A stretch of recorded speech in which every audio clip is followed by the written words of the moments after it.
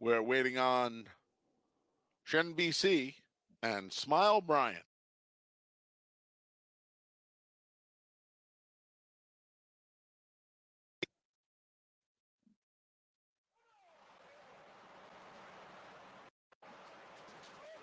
They're in the gate.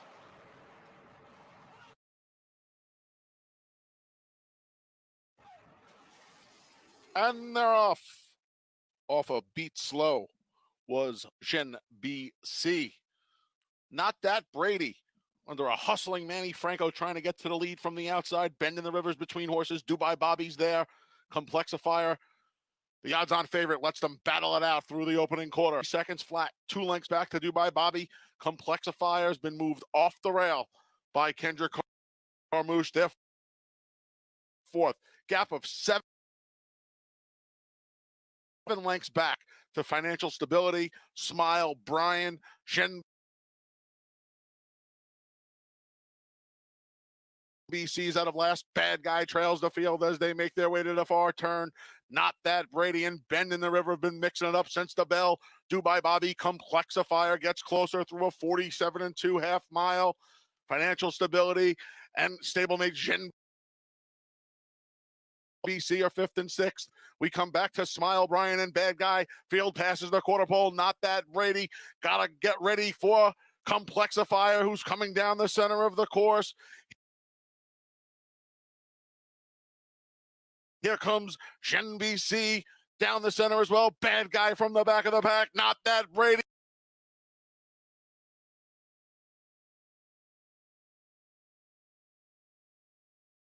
He's still holding on.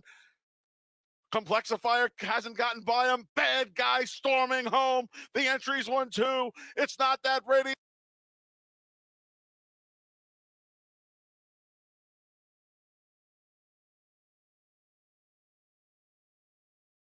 And Bad Guy, not that Brady and Bad Guy. Here's the Bad Guy to run by them all.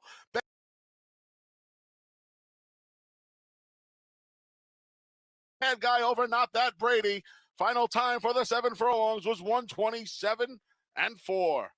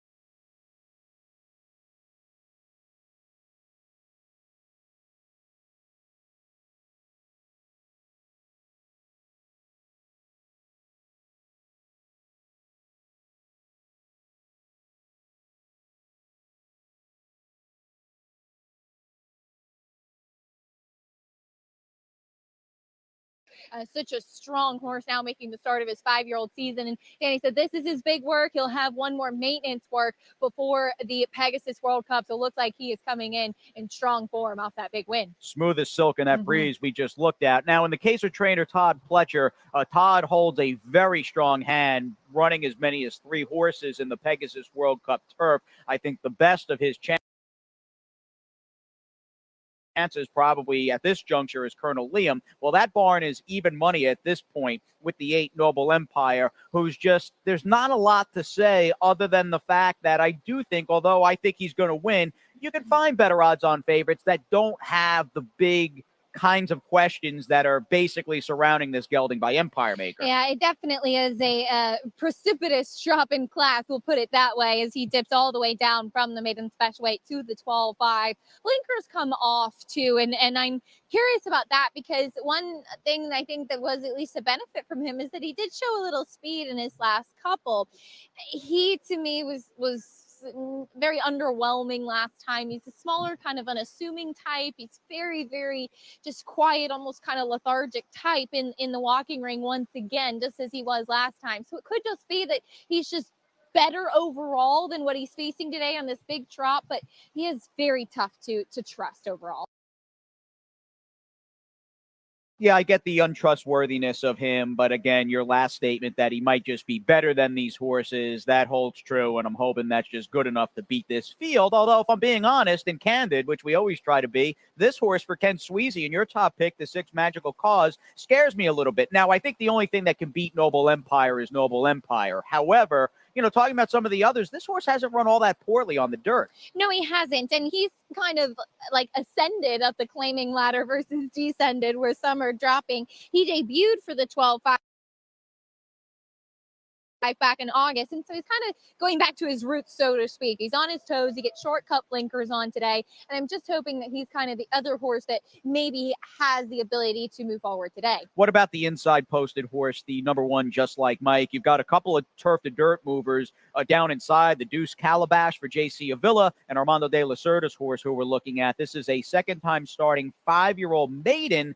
Any prospects you think looking at him for dirt racing? Yeah, it's interesting. He's taking attention at 4-1 now. I guess Louis Sai is money too, but he's a big, solid runner. I mean, he's a good looking horse, actually. He's not an overly turf looking physical. So I think that that's a positive. He does come back on dirt, and both of these siblings were minor dirt sprint winners. I think he's better suited going the mile too on the main track, though. It's a big drop in class. He's intriguing off the layoff. 3-5 in the meantime on the 8 Noble Empire as Todd Pletcher looks for win 23 this winter at Gulfstream Park. Here's the post parade for race 3.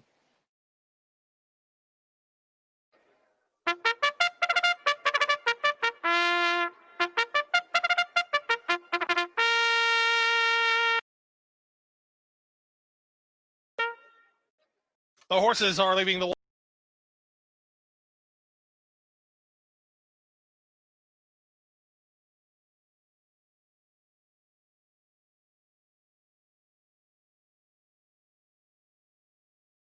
three opportunity.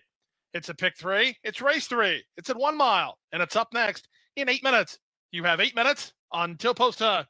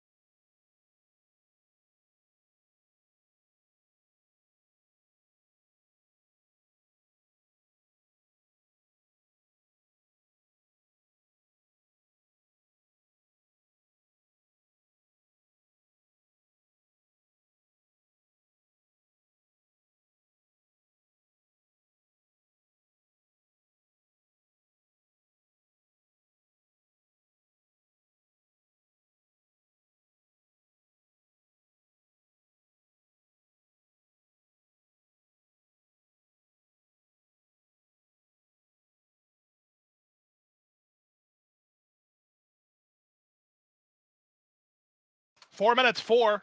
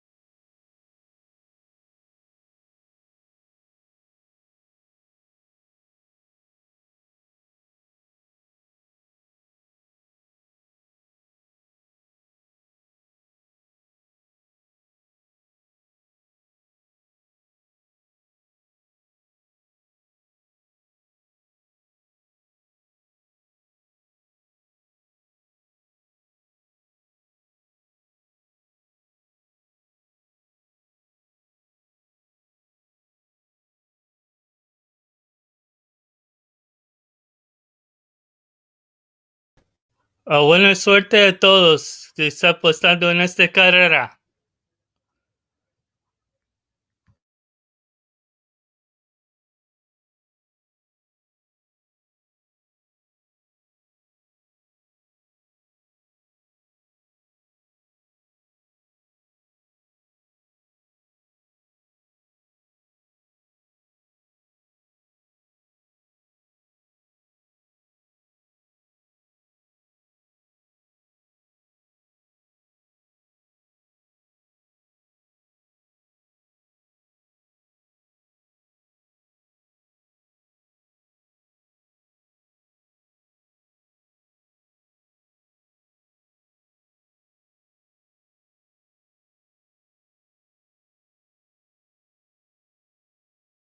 The horses are approaching the starting gate.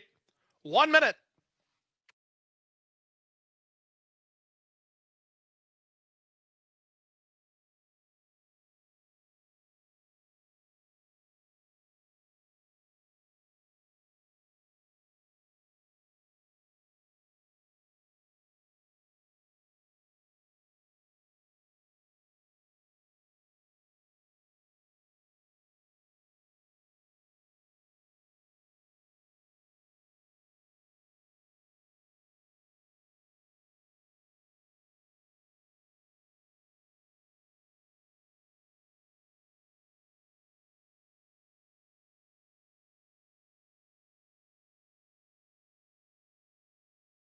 And the horses have reached the starting gate. It's now post time.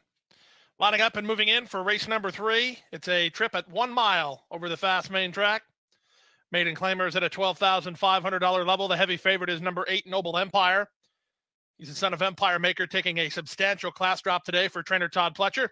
Irad Ortiz Jr. has the riding assignment. Into the gate first goes Just Like Mike. He's taken some play here. He's up at the third choice currently at 9-2.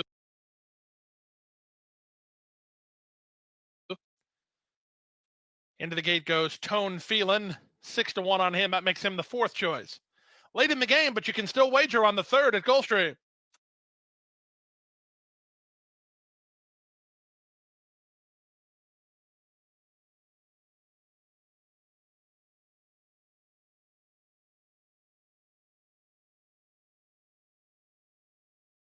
Two more waiting for Skyline View and Noble Empire.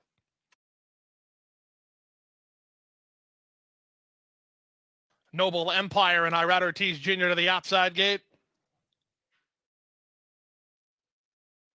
They're at the post. And they're off. Level enough beginning. Noble Empire away quickly from the outside draw. He's reaching out for early command. Sent through at the rail goes Just Like Mike. And these two race on. Just Like Mike opens up now. He leads by 2.5. And second is Noble Empire. From third, Magical Cause. Up on the outside, Liquid Louie. Skyline View is between horses alongside Tone Phelan. Then it's Calabash, and 3 to the trailer, Bellamy's Treasure. The opening quarter complete in 23-4. That's a lively pace for the level and distance. And just like Mike makes the fractions under Luis Saez to lead by 2.5. Noble Empire is second with Calabash at the rail. Out wide on the course, Magical Cause stays in range. Length better than Skyline View, then Tone Feelin' and Liquid Louie, and the trailer is Bellamy's Treasure. There's half a mile left to race, and just like Mike has the lead. Noble Empire is second, but Magical Cause clings to him. He's now third. Calabash is an all-in fourth. Skyline Views on his outside. They string out after that with Liquid Louie ahead of Tone Feelin' and Bellamy's Treasure. 47-1 for the opening half mile. Just like Mike continues to put up the numbers. Noble Empire within a half a length. He's creeping closer now. Noble Empire just ran by just like Mike. Magical Cause was with the leader at the midpoint, but he's not now as the leader starts to get away. And that leader is the big chalk. It's Noble Empire through 3/4 and 1:11-4. He's asked to finish it up here. He's an eighth of a mile from home and 5 on top. Just like Mike is second. Magical Cause is third as this leader wanders, but he wanders well clear. Irad just points him in the right direction, and it's all over. 2-5 on Noble Empire, and he's in front. Second is Magical Cause. Calabash with a good run. He dropped back and came again, and he might have got third over just like Mike in 1:37-3.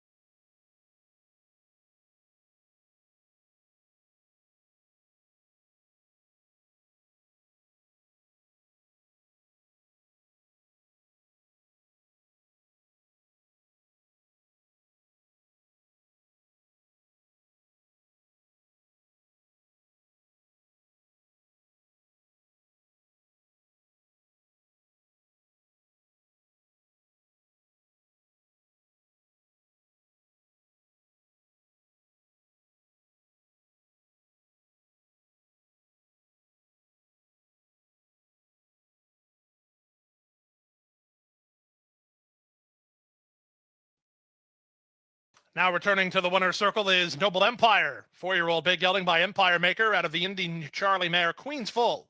Bred in Kentucky by Dr. Nayo Yoshida, Jeff Chestnut, and Dr. Eric Crawford. Owned by the Mathis Stable. Trained by Todd Pletcher. The winning jockey, Irad Ortiz Jr. 1:37-3, the final running time for Noble Empire, your third race winner. Number 6, Magical Cause was second. Number 2, Calabash did get third.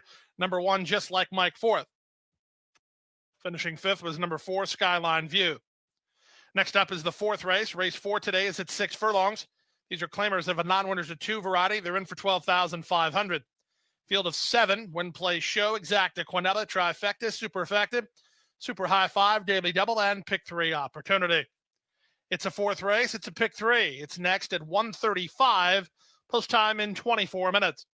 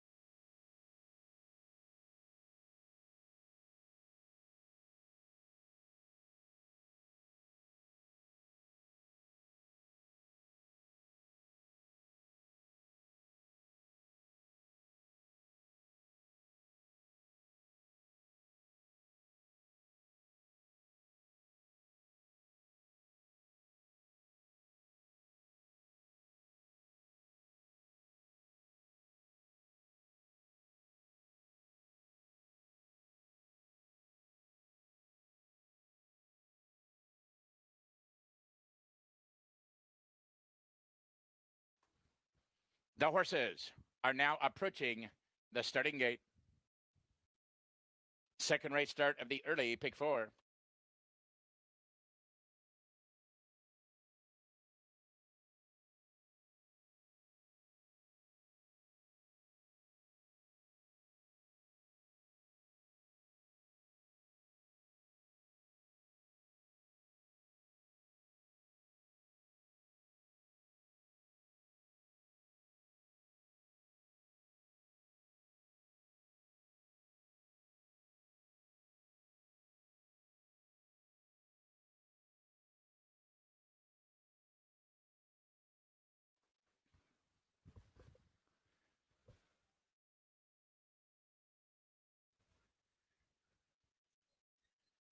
The field is now moving in line. Co-favorites on the board, number 2, Eons, and number 4, Century, both at 5-2. Turf course firm, the rail at 22.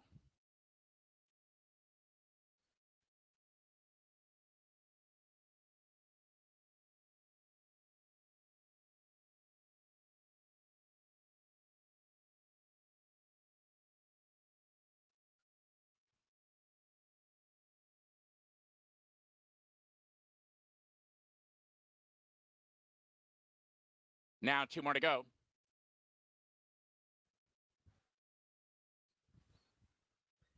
Lost in Limbo will complete the lineup. A quality field. Grand Journey is away at early, and there's Lost in Limbo from the far outside, now moving up.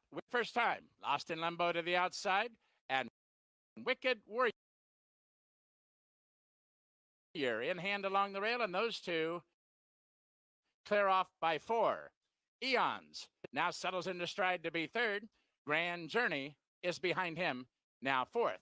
2 lengths farther back, Talker Listen is now 5th, and the trailer is Century. A strung out field, around the turn they go, and Wicked Warrior on an easy lead, off to lead now by 5. Lost in Limbo is second.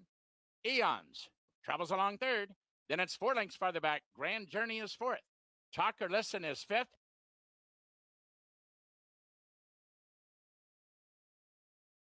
And Century will spot him about 20 lengths with a half mile to run. The Ohio bred Wicked Warrior takes them along, still has the lead by 4. Eons moves up now toward the rail second, Lost in Limbo, and while up front, Wicked Warrior still shows the way.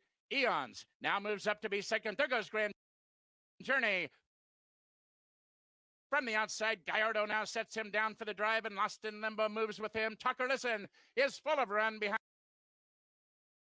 a wall of horses. Now the pace quickens and the complexion changes. They're into the stretch. Wicked Warrior is digging in gamely. Here comes Talk Journey. Talk or Listen is battling back gamely along the rail. Talk or Listen is still there and will prevail.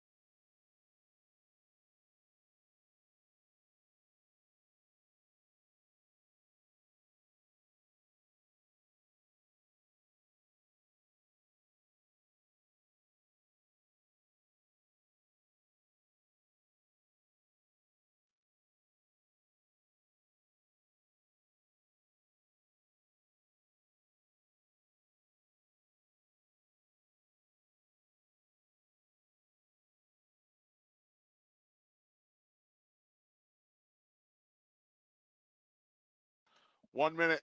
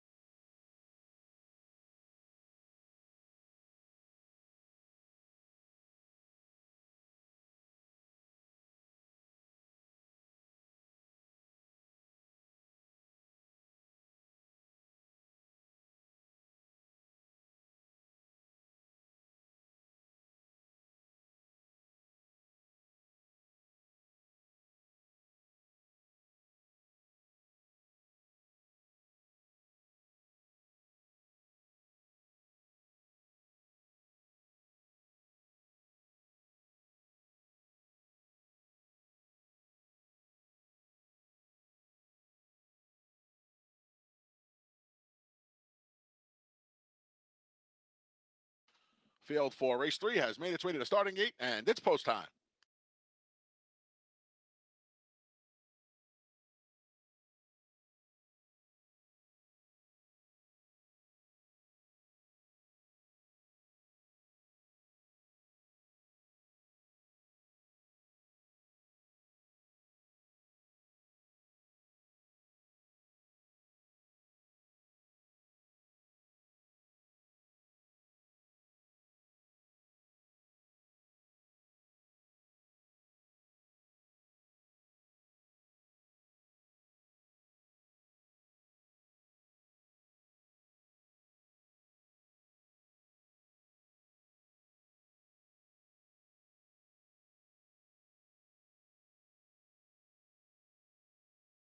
We're waiting on Dragoness and Fair Lassie.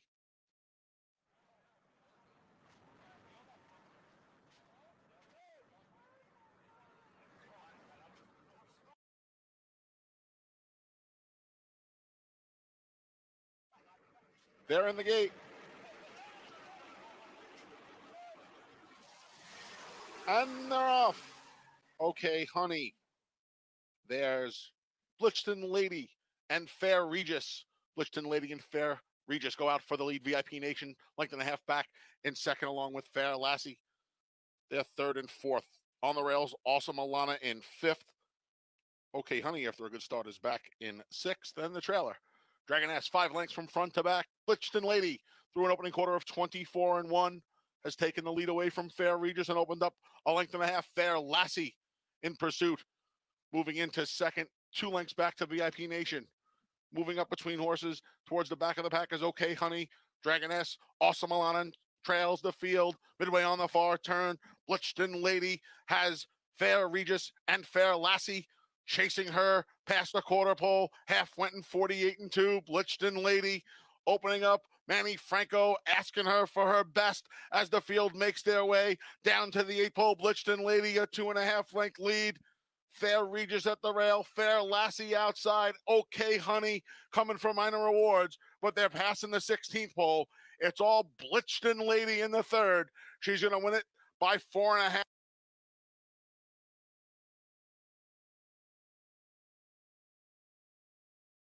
F5 on the line. Fair Regis over Fair Lassie and Okay Honey. Final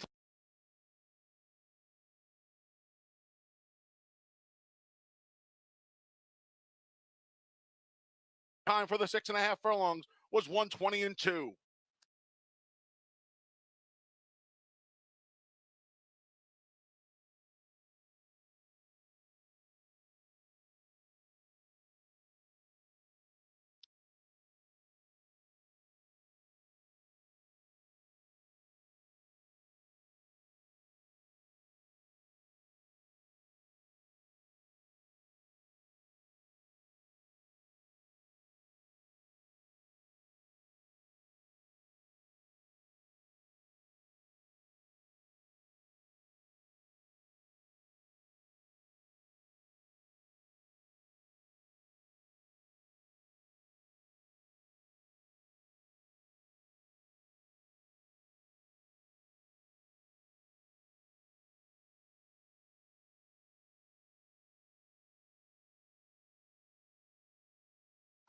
Number 3, Blitzton Lady was first.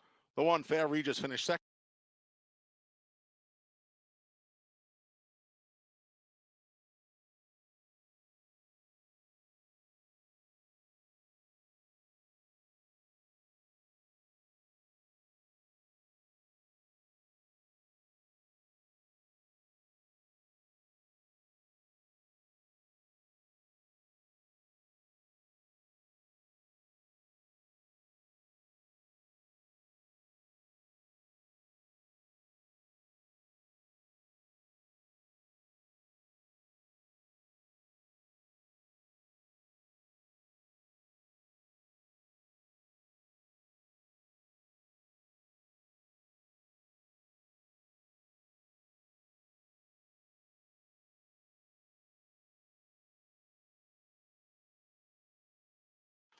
Returning to the winner circles, the number 3, Blitzton Lady.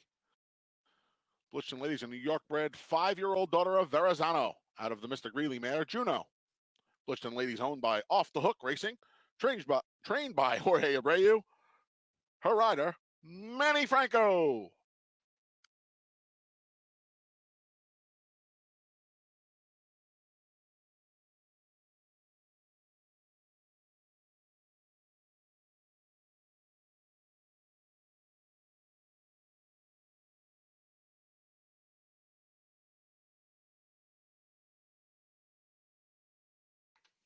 And it's official.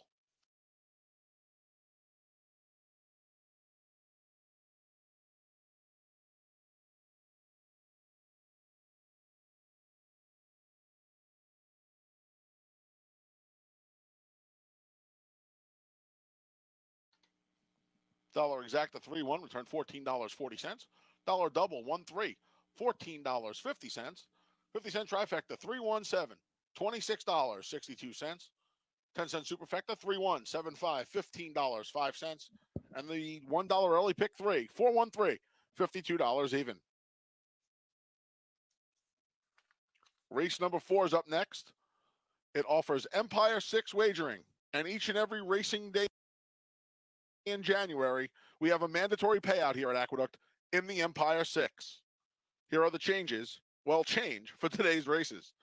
No changes here in the 4th, where that mandatory payout in the Empire 6 begins. Race number 5, the late pick 5 begins. Scratch the number 6, teetotaler. Scratch the 6, teetotaler, out of race number 5. Late pick 4 begins in race 6. There are no changes. No changes in race 7. No changes in race 8, the 7th running of the $100,000 Rego Park. And there are no changes in race 9. Again, mandatory payout in the Empire 6 each and every racing day through at least the end of January here at Aqueduct. Today, it starts in race number 4.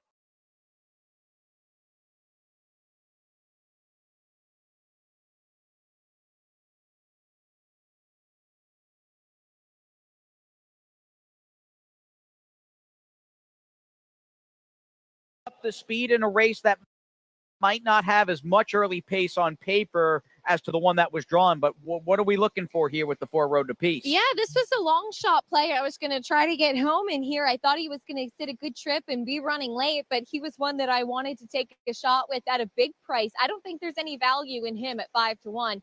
So I'm kind of discouraged by that, but it's a really interesting board. I expected him to be one of the bigger prices in the field here, but he has some okay races at the level where he could come from off of it, and that was my thinking. The pace did change with the scratch at the 7, and he's taking a lot of money. See a couple of blinkered up horses as we get set for the post parade. This is a tricky race. I know it's a lower level 12-5 claimer, Acacia, but if you're a little lucky and a little smart here, you could do okay, you know? Yeah, it seems like there is a lot going on here, and maybe this is a race where you really do have to pay attention to the board.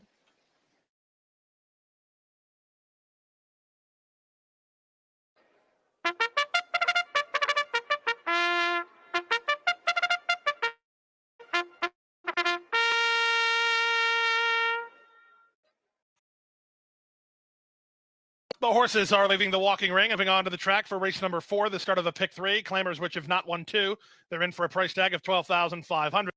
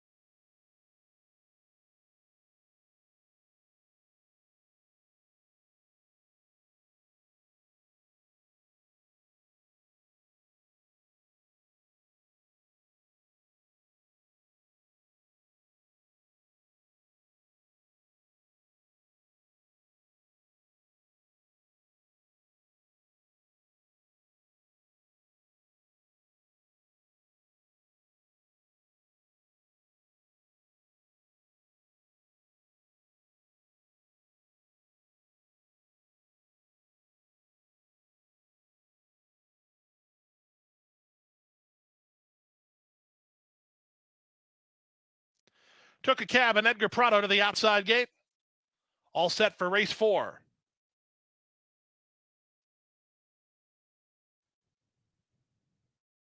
And they're off. From the inside, I Kickin' begins nicely. Up on the outside, Mr. Kelly. Diamonds Enjoy being sent through at the rail. And on the far outside, it's Took a Cab. Then it's Capitan Fofo. In between horses, all inclusive, looks for racing room. And the early trailer is the stretch running Road to Peace. Down the backstretch they go. Diamonds Enjoy has the lead a length and a half. I Kickin' second, Mr. Kelly third. Capitan Fofo next toward the rail, followed out wide by Took a Cab.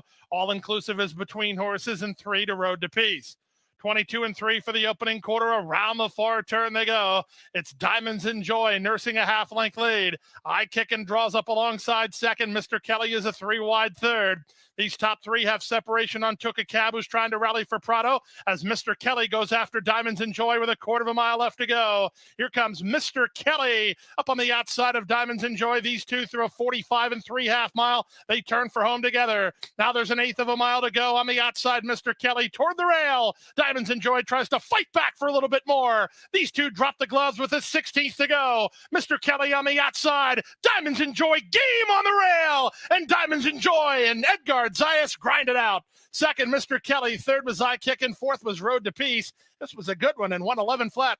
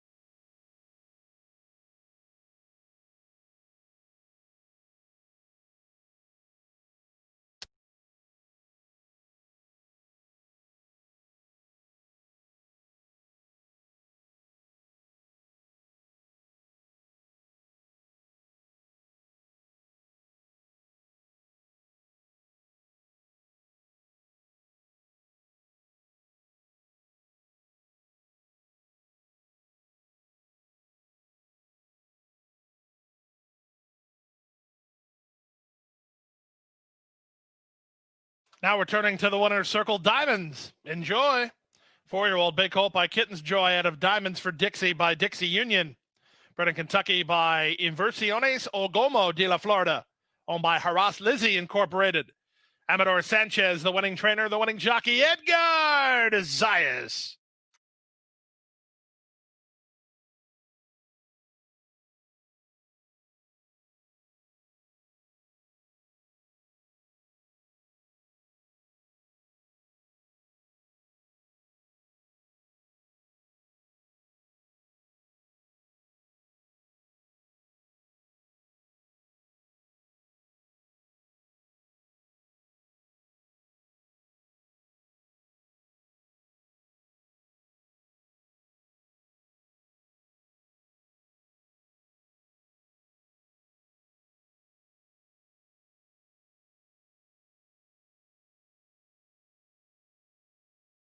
16245 official.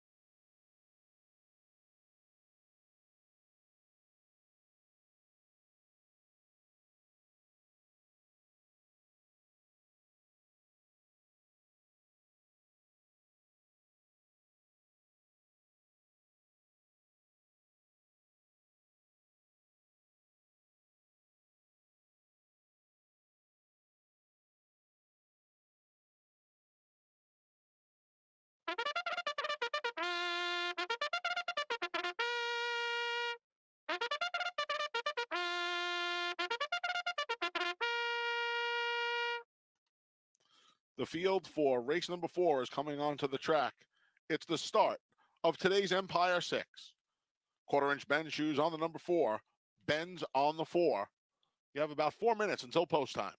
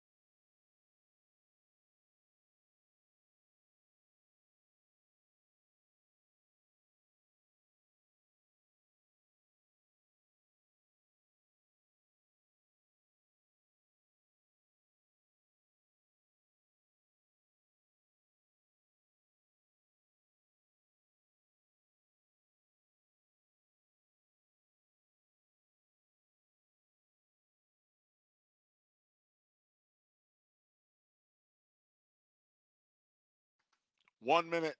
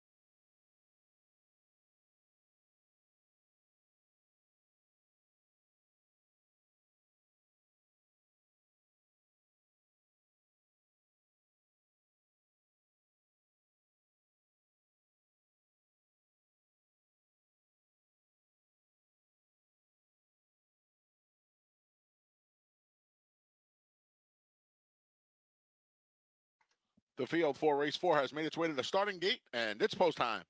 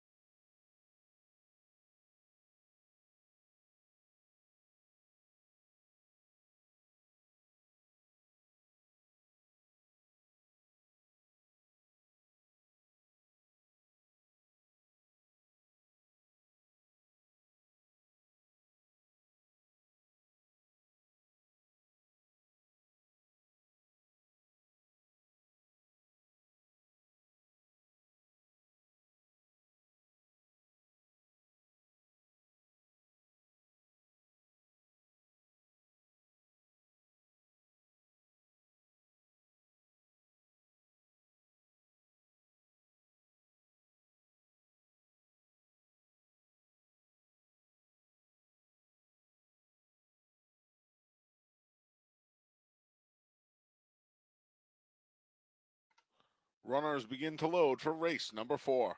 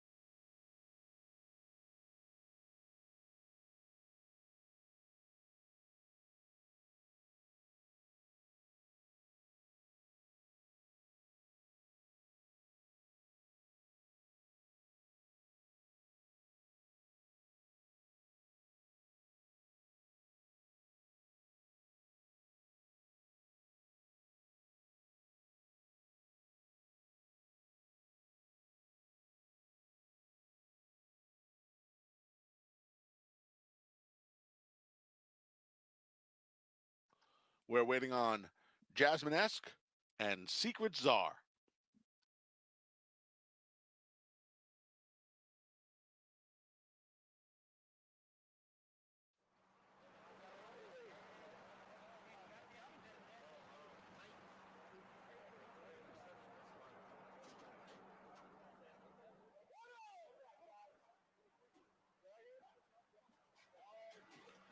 They're in the gate. And they're off. A stumbling beginning for Love Me Tomorrow. Affected Trapped in My Mind a bit. Ebo Special out for the lead. Appreciate along the inside is second. Jasmine-esque there in third. Now rushing up outside after the stumbling starters. Love Me Tomorrow has moved into second. We come back to Fun Finder. Length and a half to first Dawn. Secret Czar has one horse beat, and that is Trapped in my mind, an opening quarter of 24-2 as Ebo Special took him out of the chute and onto the oval. She's 2 lengths in front of Love Me Tomorrow, who's moved up to second. Appreciates third. Jasmine S between. Fun Finder the Grays moved up. Those 3 in a line battling out for third. They're 3 in front of First Dawn. Secret Czar 3 lengths behind her. And Trapped in My Mind's made up some ground. The half went in 49-1. Ebo Special has been there from the start. Fun Finder moving up now. The Gray Filly is within 2 lengths of the lead. Appreciate and Jasmine-esque is under a ride. She's in fourth. From the back of the pack, Trapped in My Mind is lodging a bid. Along the inside, Secret Czar moves up. The field makes their way to the quarter pole. Ebo Special still trying to take them gate to wire through 1:15 and 2 for the 3/4. Fun Finder trying to gun her down in the latter stages, and they come to the 8th pole. Fun Finder has the lead. Jasmine-esque is coming. Trapped in My Mind from last is coming down the center of the track. 16th pole, Fun Finder, Jasmine-esque, Secret Czar up the inside, coming to the line. Fun Finder a length and a half. Jasmine-esque was second, Secret Czar third. Final time for the mile was 1:43-1.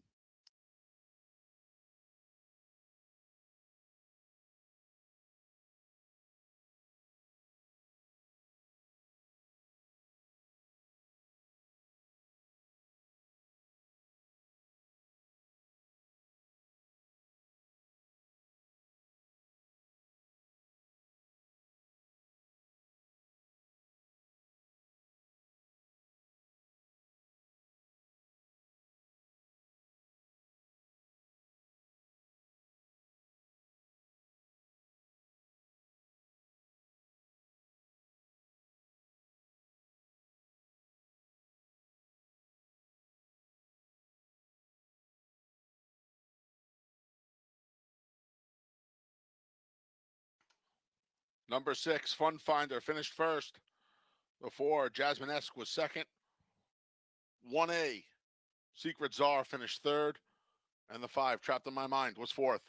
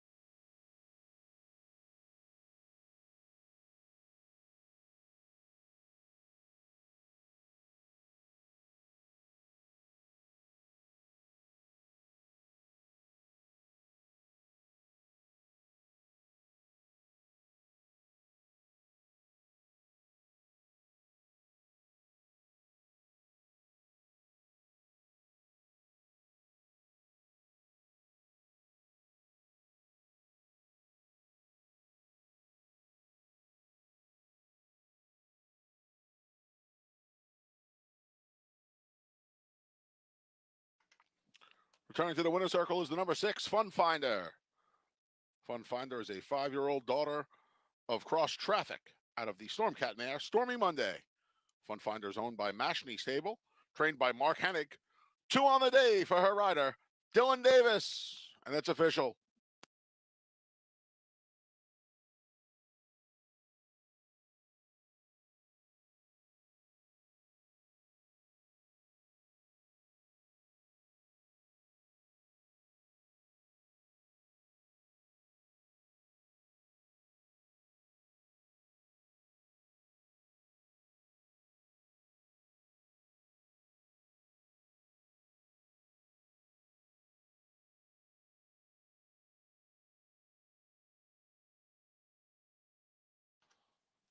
Dollar Exacta 6-4 returned $15.40. Dollar Double 3-6, $11.20. Dollar Quinella 4-6, $9.40. 50-cent Trifecta 6-4-1, $15.37. 10-cent Superfecta 6-4-1-5, $16.70. And the dollar pick three, 136, $53.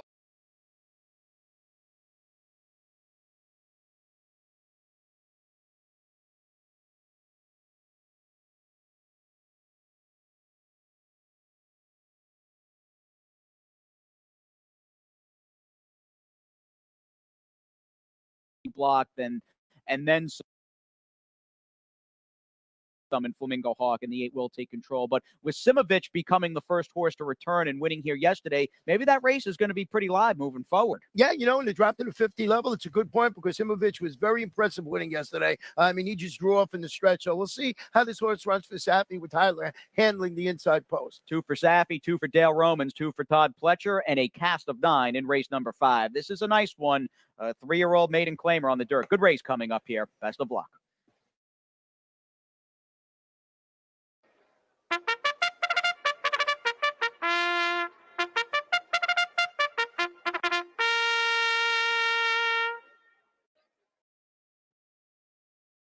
The horses are leaving the walking ring and moving on to the track for race number 5, the leadoff leg of a pick 3, a 1-mile trip over the fast main track with maiden claimers at a $50,000 level. Field of 9, win, play, show, exacta, Quinella, trifecta, superfecta, super high 5, daily double, and pick 3 possibility. It's a pick 3. It's race 5. It's up next in 6 minutes.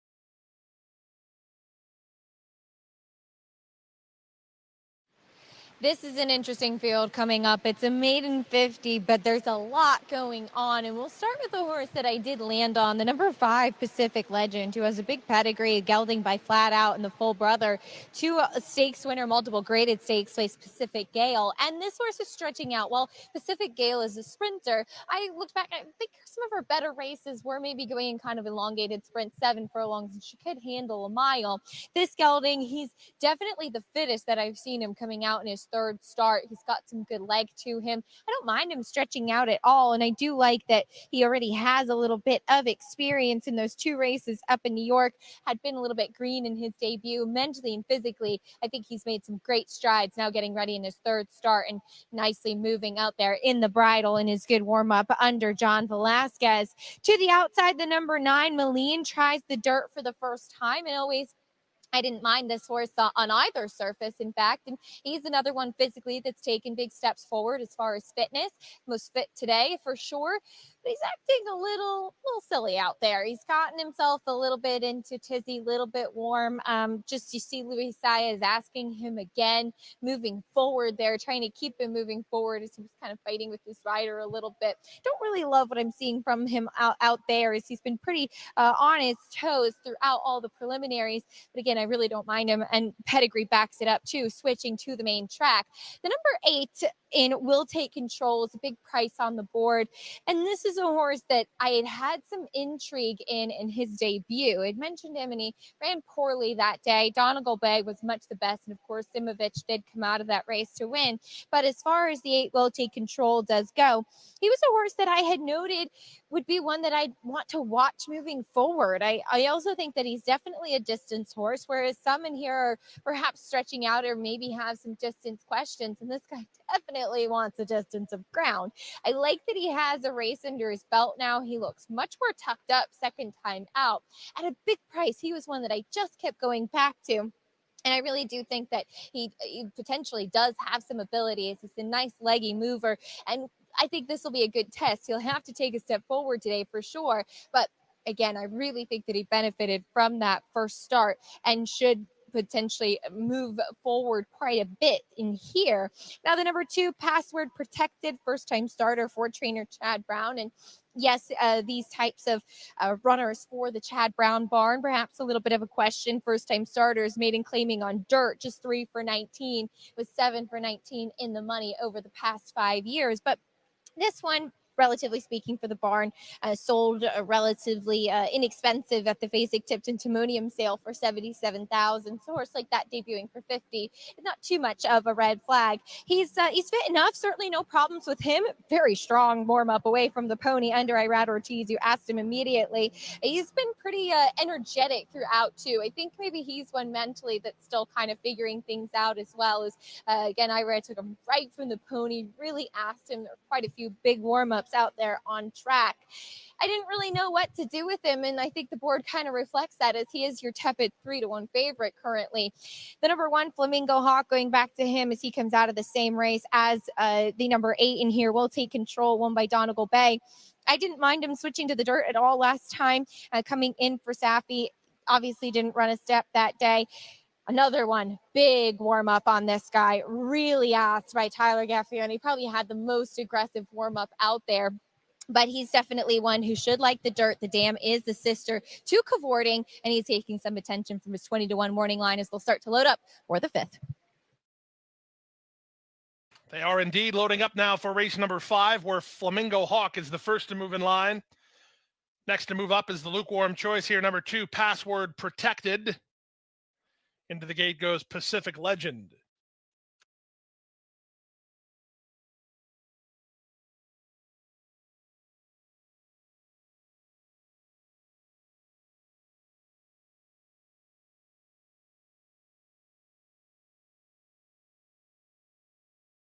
Stepping forward now is Now a Jaguar. Union Gap and Houdini's Awesome. The last 2 up are Will Take Control and Maline.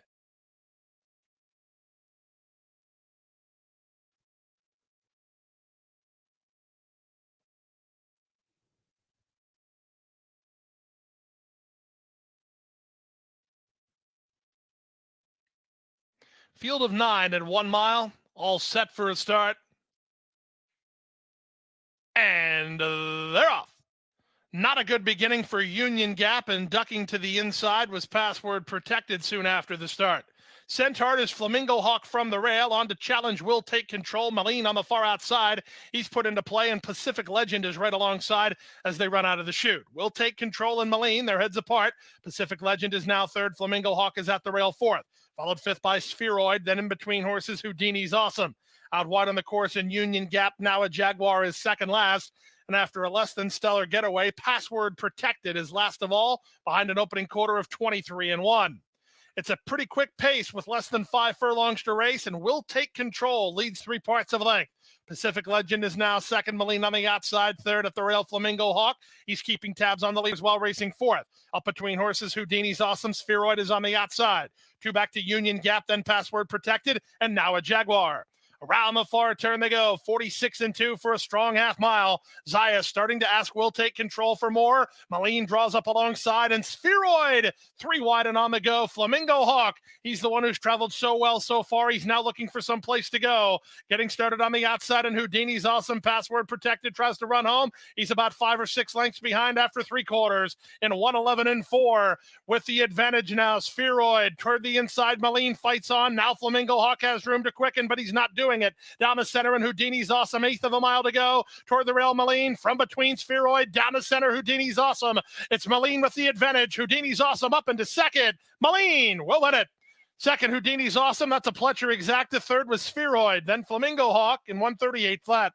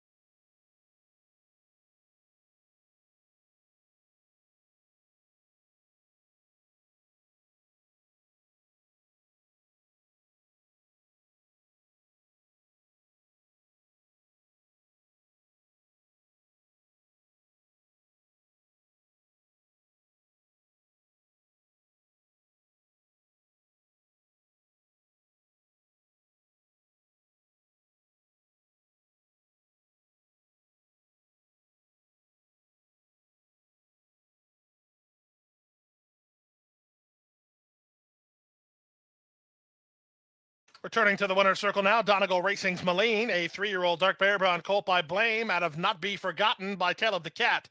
Bred in Kentucky by Sierra Farm and trained by Todd Pletcher. The winning jockey, Luis Saez. Pletcher completes the exacta with 4. Houdini's Awesome, who was second. Number 6, Spheroid was third. Number 1, Flamingo Hawk was fourth. The 8, Will Take Control, completes the high 5, and they covered the mile in 1:38-18, 100 seconds. Race 6 is next, the start of the Rainbow 6, a mile and a 16th on the turf, allowance optional claiming horses. Fillies going postward here, 3-year-old fillies, in fact, with a field of 6. Win, play, show, exactic, went out of trifecta, superfecta, daily double, and pick 3 opportunity, as well as the start of the Rainbow 6. There is a guarantee in the Rainbow 6 today, $100,000 in guaranteed money. Yours for the taking for just 20 cents.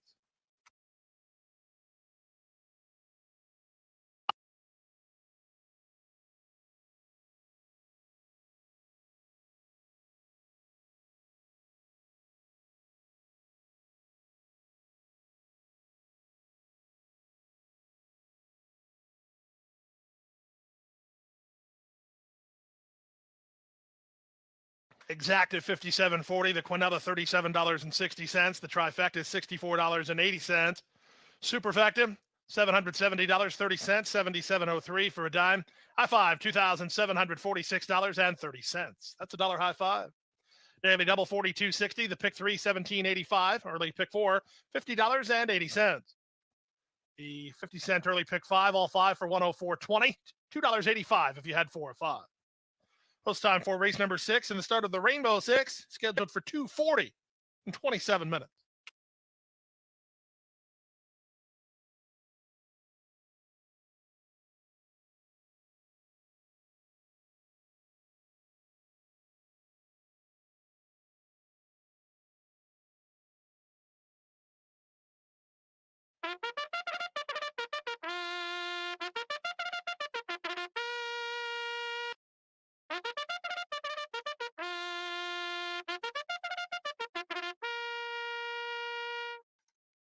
Field for race 5's coming onto the track.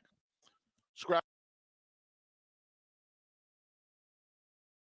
the 6, teetotaler. Quarter-inch bend shoes on numbers 1, 4, 5, and 7. Bends on 1, 4, 5, and 7. Grand Slam and late pick 5 wagering start here. Post times in 5 minutes.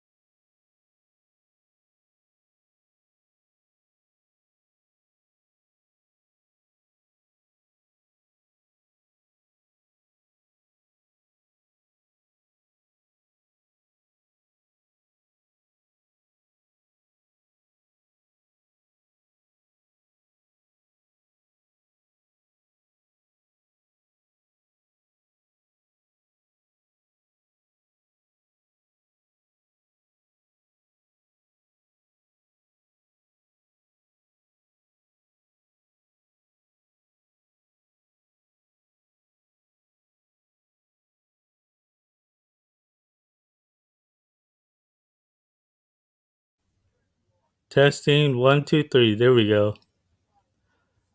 Here I like the 237, although the 7 coffee bar looks like the obvious winner, but I'm just gonna play the exacta here at Aqueduct 237. Good luck to everyone here at Aqueduct. Buena suerte a todos acá en Aqueducto.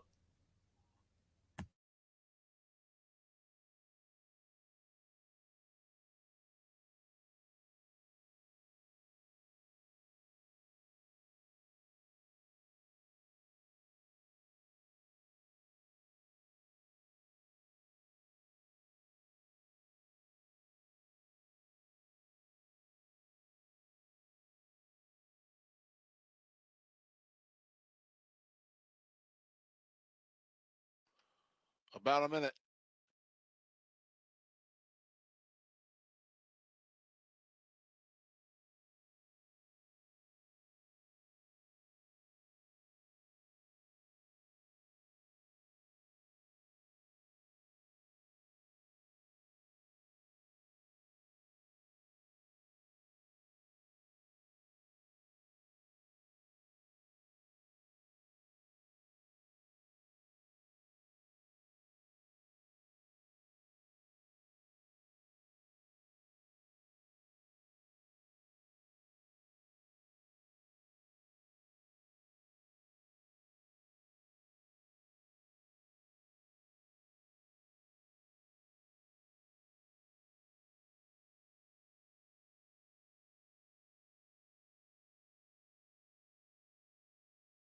Buena suerte a todos acá. Good luck to everyone here at Aqueduct.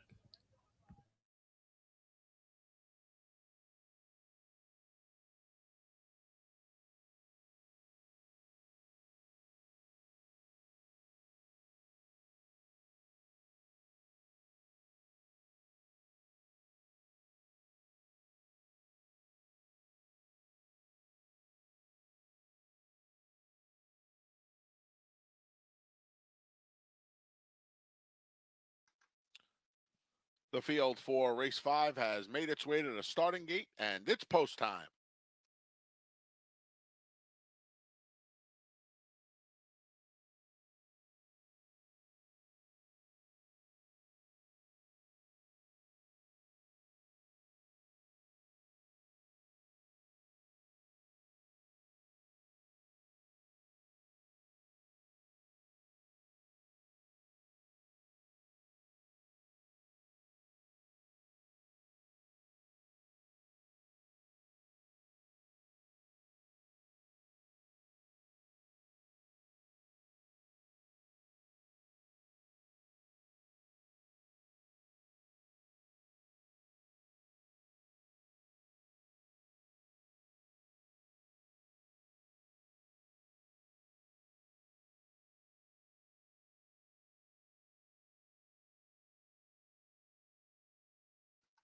We're waiting on Coffee Bar and Cosmic Kitten.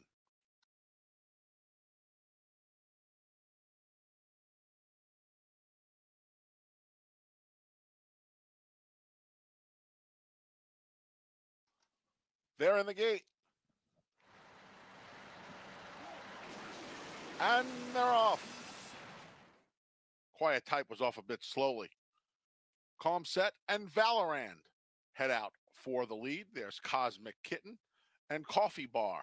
Pop the Bubbly moves up into 5th. Then we come back to Stormy Cat Lady, and Quiet Type trails the field. Calm Set leads him out of the chute and onto the oval, a half length in front of Valorand, who's a length in front of Cosmic Kitten. We come back to Coffee Bar, who's made her way to the inside in 4th. Pop the Bubbly is 5th. Gap of 4 back to Stormy Cat Lady, a long way back to Quiet Type. The opening quarter went in 23 and 4. Calm Set, Valorand a little bit closer now. Cosmic Kitten a length behind in 3rd. Coffee Bar a length and a half off of Cosmic Kitten in 4th. Gap of 3 to Pop the Bubbly. Jose Lezcano asking her for a bit more. Stormy Cat Lady and Quiet Type still trail. Valorand has taken the lead away from Calm Set. Cosmic Kitten moves into 2nd. Coffee Bar moving up along the inside. Kendrick Carmouche sees the seam and sends Coffee Bar right on through. Coffee Bar and Valorant, they hook up as the field makes their way to the quarter pole. Pop the Budley trying to re-engage in third, but Coffee Bar leads him into the stretch, a length and a half in front of Valorant. Stormy Cat Lady along the inside. Pop the Bubbly wanders in the middle of the course. Coffee Bar trying to see it through now and is starting to draw away. Coffee Bar edges away and opens up a big lead, a daylight score for Coffee Bar. Valorant 8 lengths back in second. Pop the Bubbly third. Quiet Type from a long way back rounds out the super. Final time for the mile was 1:42.1.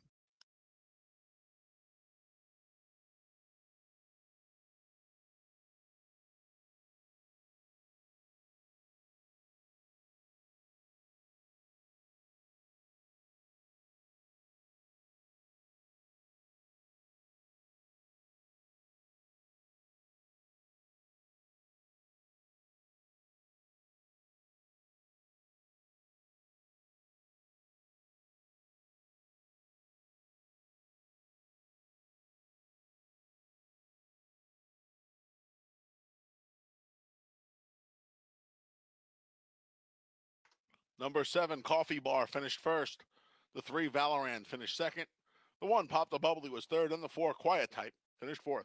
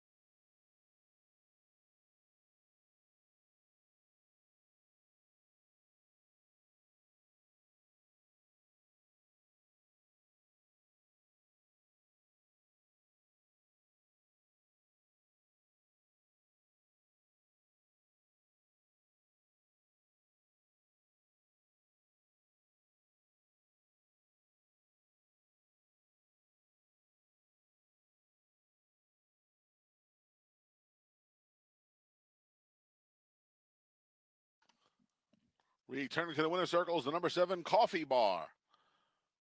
Coffee Bar is a 3-year-old New York bred daughter of Outwork out of the tail of the cat mare, Short Iron. Coffee Bar is owned by Rapoli Stable, trained by Todd Pletcher. Her rider, Kendrick Carmouche. And it's official.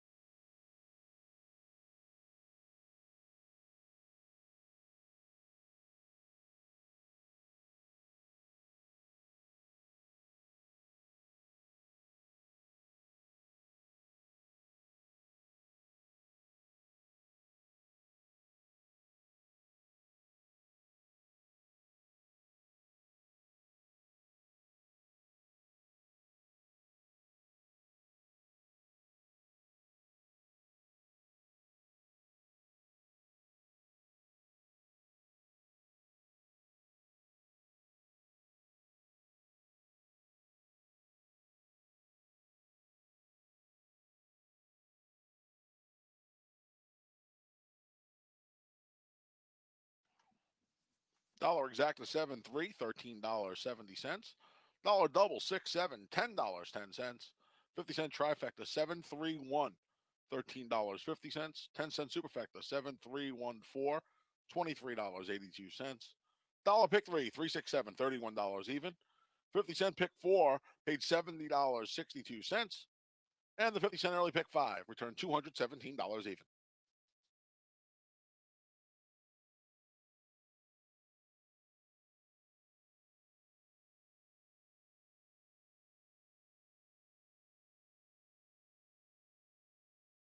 solid way to end her 2-year-old season here in mid-December. I'm going to say she improves off that race as she gets firm ground. She's going to stretch out to the mile in the 16th and adding Lasix after debuting locally for Bill and finishing second behind. And the next out, Ginger Brew Stakes winner Con Lima, and that was going a mile. You get Luis Saez in the saddle today, and I just thought, was flattered with that performance last time out, the stretch out. All things looking positive for the number 5 Runaway Rockhead. They are. She's going to need a good effort, though. This is a pretty deep field. I get it's a compact, more or less cast of 6, but I get a sense there's at least a couple of fillies lining up in the gate against Runaway Rockhead who are very much on the improve, and one of those fillies is the speed that I picked in the 1 Phantom Vision. Firepower she's meeting first and foremost here. I get this is a way more difficult spot than the 2 fields she comes out of. But I look at her with the declaration of war, Flower Alley pedigree. I feel like as well as she's run to this point, and she improved a lot just in the greenness department, first to second start, I feel like those races going 5 are a bonus, and she may find her true calling actually routing here with that big white face of hers. Yeah, she's got the inside post. She's got speed. She's got the breeding, certainly, to handle this mile in the 16th distance and beyond. The 4 Mia Martinez, another like my top pick, JBM in this race, as she comes out of a maiden win at GPW. Promptly off that race, and she was one of 28 winners for Freshman Sire in 2020. Not this time, but she was purchased in part by Eclipse Thoroughbreds, sent over to H. Graham Motion, and I have no knock on her. She's got the same, Ronnie, questions to answer that my filly does, stepping up and trying winners, but her debut was legit. Yeah, it was a good performance. She came from way off the pace. She's getting Lasix this afternoon, of course, trying this 8.5 for a long distance. Director's cut we saw here over the summertime. I guess if you can't beat them, join them. She was beaten by Mark Cassie's Spanish Love Affair in the Sharp Susan, and promptly switched over to Mark Cassie's barn after that race. I don't care about the Miss Grillo. She's had some time since then. I'm curious to see how Director's Cut runs here. Yeah, just keying off that performance when she did run second in the Sharp Susan. She was 5th in the Grade 2 Miss Grillo, as you said. I didn't put much in that. I think she classes up perfectly in this spot today. No, I'm with you. A good test for her, even though she stacks up nicely. And how about a quick pop to the 2 Yafa, who's a Florida bred, really trying the big girls in this open allowance race? Well, she ran really nice last time out to be second in the juvenile turf for Crosstown at a mile distance, getting Lasix this afternoon. And she's a horse that I think is going to run well here in the price, and she's 11-1. Real nice race, isn't it, to start the Rainbow? Absolutely the best way to start it. Yeah, no doubt about that. Post Parade and Acacia and Pete coming up next year with 9 on the clock.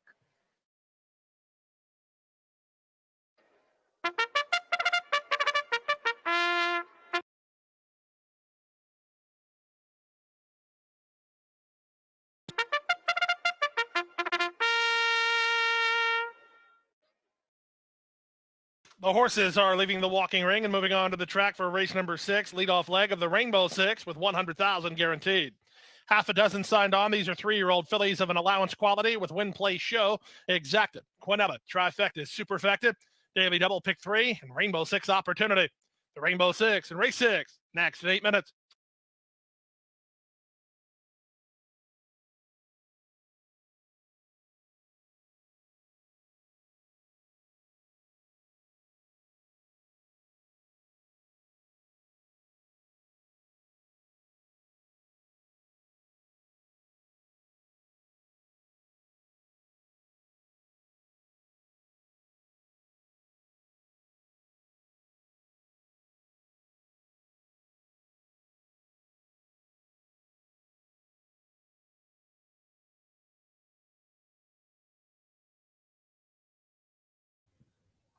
Hola a todos, ahí está mi escogida para el Ghost Stream.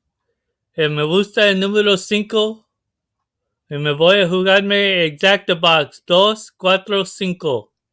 Buena suerte a todos. For those, I'm going to be playing Ghost Stream Park. I'm going to play the 5 across the board. And I'm going to be playing the Exacta Box 2, 4, 5. Good luck to everyone. Buena suerte a todos.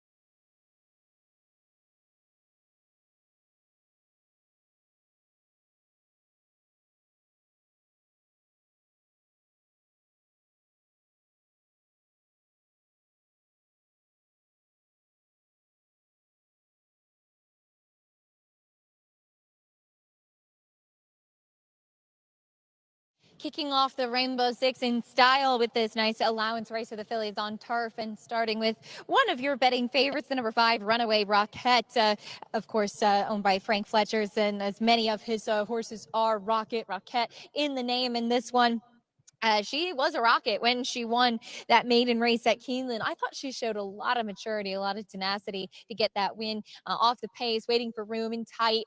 Just a compromising spot to be for a young and experienced filly, and she showed a lot of professionalism that day. I had liked her last time, though she did run into Conlima, who wired the field on a good turf course that day, then came back to wire the field in the Ginger Brew and getting an 80 by her speed figure. So I like that filly that beat her went on to become a stakes winner while she was a distant second place finish that day. I think that she's actually even filled out a little bit since then, even to my eye, and she's very, very fit, but it looks like she might have even put on some weight, which is a big benefit for me. She's a good sizable filly, and I think may even want a little bit longer than this down the road, but she looks like she's coming in good form for her second start here in Florida. The number 1 Phantom Vision broke her maiden last time. She looked like she was still figuring things out in her debut. A little bit late, swapping over to her outside lead, maybe just kind of getting the knack of what was expected from her on track. Very professional performance last time, and she does stretch out in distance. Well, the mare was good on the dirt. Her best races were going long on dirt, and she was a multiple stakes winner. Of course, she's by declaration of war.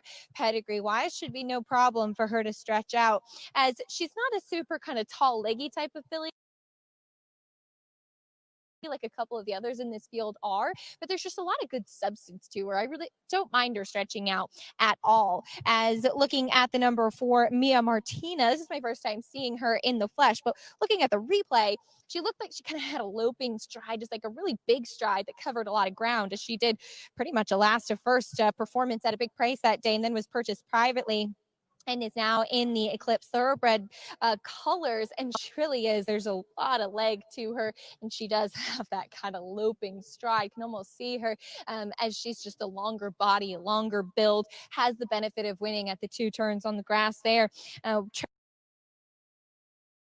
Training up at Palmettos with no real pressure kind of applied, and she runs with her head low in that style. She is by Not This Time, has that Giant's Causeway influence. I like her. I think that she's a really pretty filly, and she just really seems to cover ground very efficiently because her stride is so big. To the outside, the number 6 Director's Cut. She's certainly been the most exposed as far as company that she's faced, running second in the Sharp Susan behind Spanish Love Affair, then facing Plum Ali last time in the grade 2 Miss Grillo, where she was well beaten. But she has been freshened up since then, has been training well at Palmettos. She's on her toes. She's dappled out all behind too. She looks really, really healthy coming in. And I do think this is, of course, a significant class relief for her, but she's very fit off that slight layoff too since October.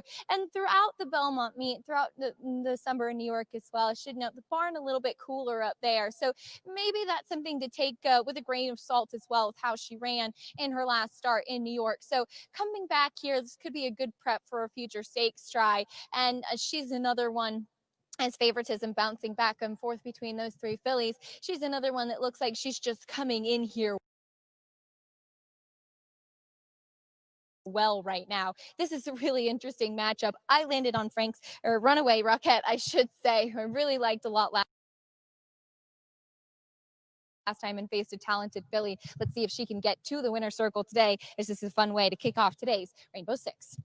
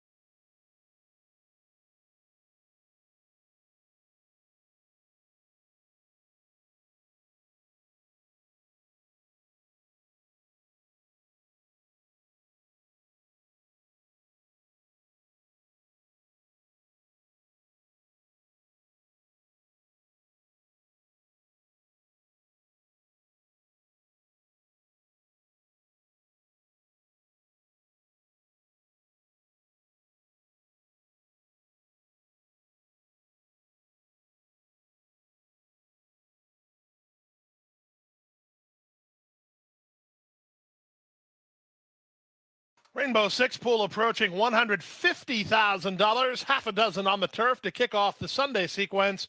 Race number 6 in 1 minute.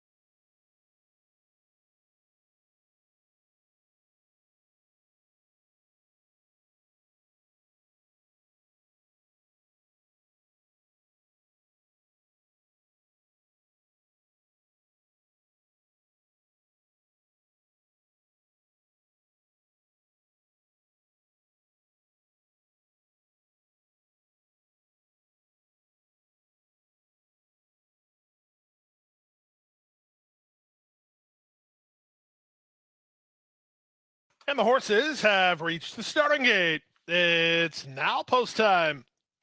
Lining up and moving in for race number 6, where half the field is within half a point of each other in the betting. 1, 5, and 6 taking the play here. Phantom Vision, the first to move in, with Yafa moving in. Miss Adeline. Then Mia Martina.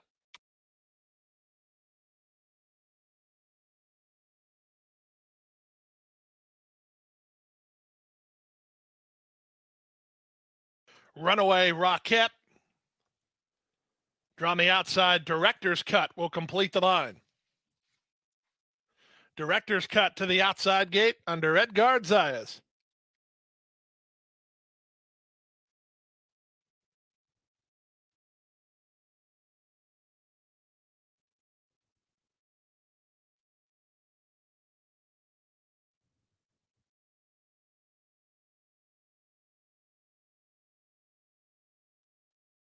All set.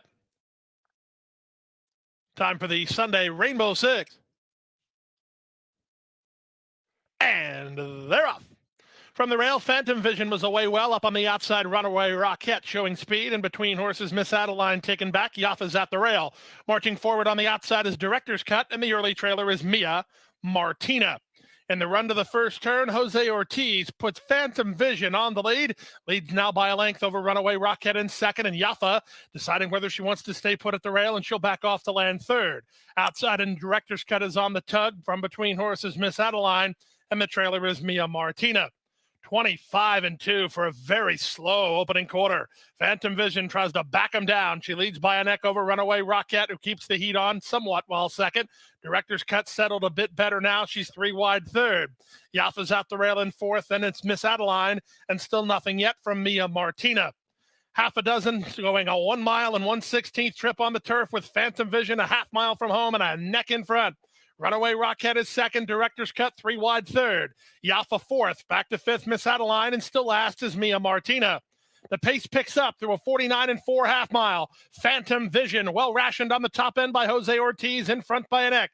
Runaway Rocket and Luis Zayas clinging to her. 3 wide. Director's Cut let go by Zayas for a run. These 3 across the course. Yafa is next. Mia Martina swings into action on the far outside as they turn for home. Phantom Vision confronted by Director's Cut. They exchange blows with 1/8 of a mile to go. Director's Cut on the outside. Phantom Vision toward the rail. Here's Mia Martina storming home. She runs them both down. Mia Martina and Irad Ortiz Jr. going away. Director's Cut was second, Phantom Vision third, then Yafa. Big run from the winner off slow splits, went last to first in 142-2.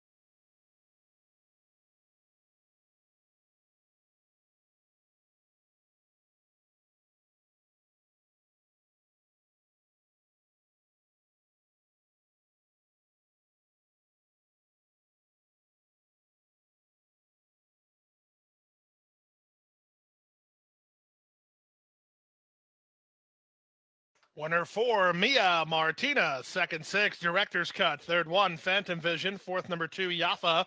Fifth number 3, Miss Adeline. 4, 6, 1, 2, 3, and 142 and 2.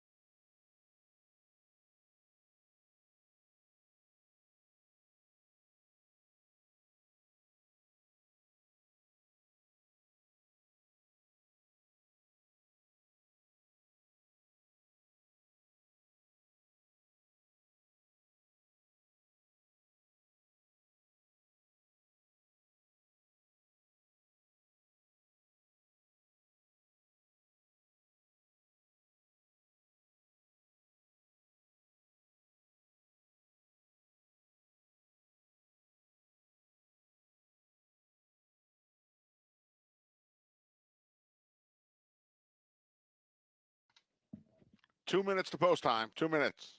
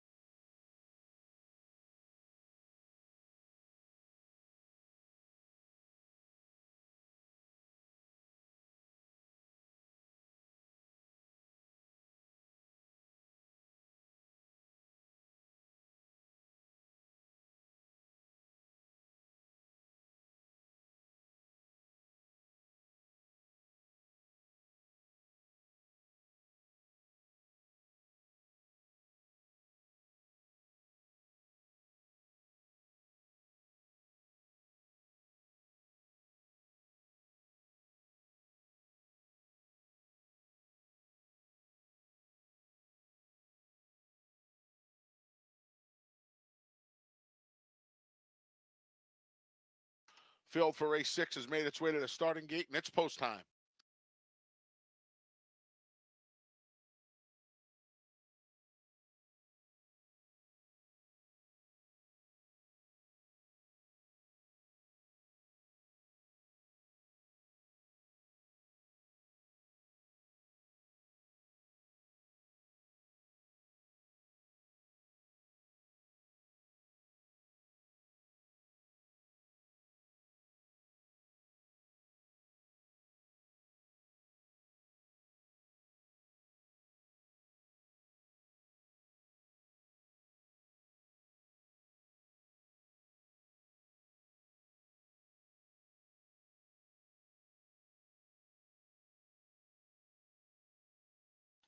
We're waiting on Sister Patricia and Dirty Bird.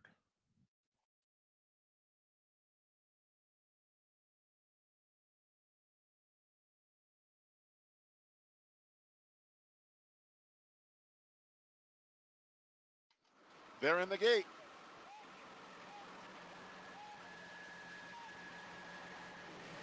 And they're off. Zeka, there's Citizen Matza in between horses. That's Sister Patricia at the rail, Movie Score, and Cinderella. Mad scramble on for the lead. Movie Score gets it. She's a length in front of Sister Patricia. Cinderella along the inside is third. Amers moves up, as does Dirty Bird.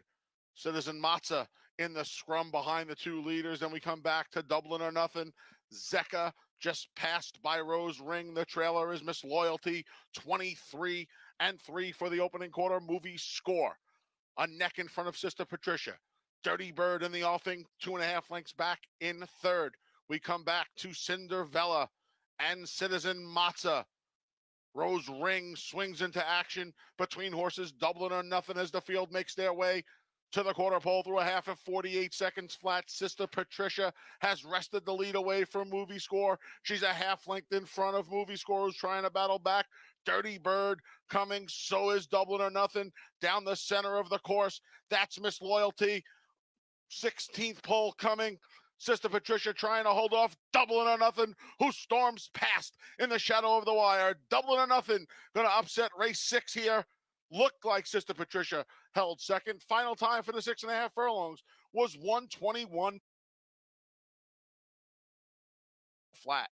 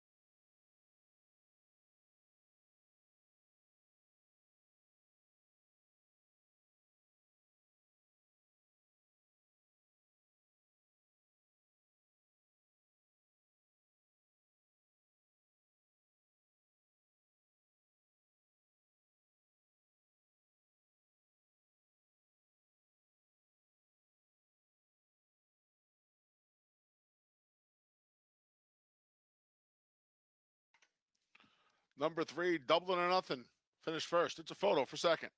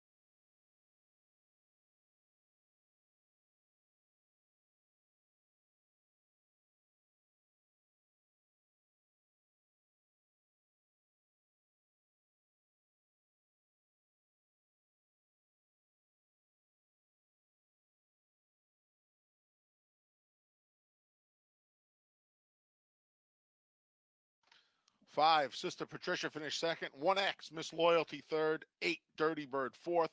Returning to the winner's circle is the number 3, Dublin or Nothing. Dublin or Nothing's a 5-year-old New York bred daughter of Dublin out of the hook and ladder mare, Shay Goodbye. Dublin or Nothing is owned by David Kramer and Anthony Spadilla Jr. She's trained by Carl Gruzmark. Her rider, the apprentice, Louis Cardenas.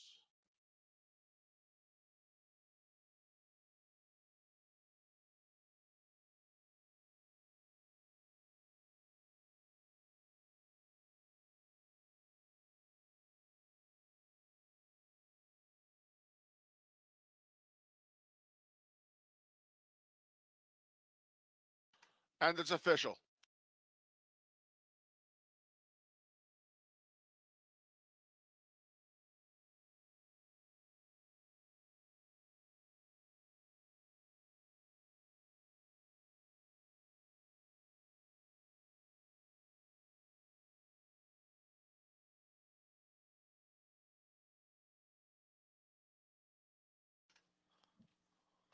Dollar exact to 3.5, $166.50. Dollar double 7.3, $38 even. 50-cent trifecta 3.51, $216 even. 10-cent superfecta 3.518, $242.60. And the $1 pick 3, 673, $107.25.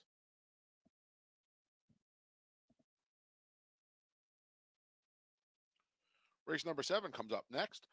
Final pick 3 of the day kicks off in race number 7. No changes for the remaining 3 races on the card. Post time for race 7 comes your way in 21 minutes at 3:20.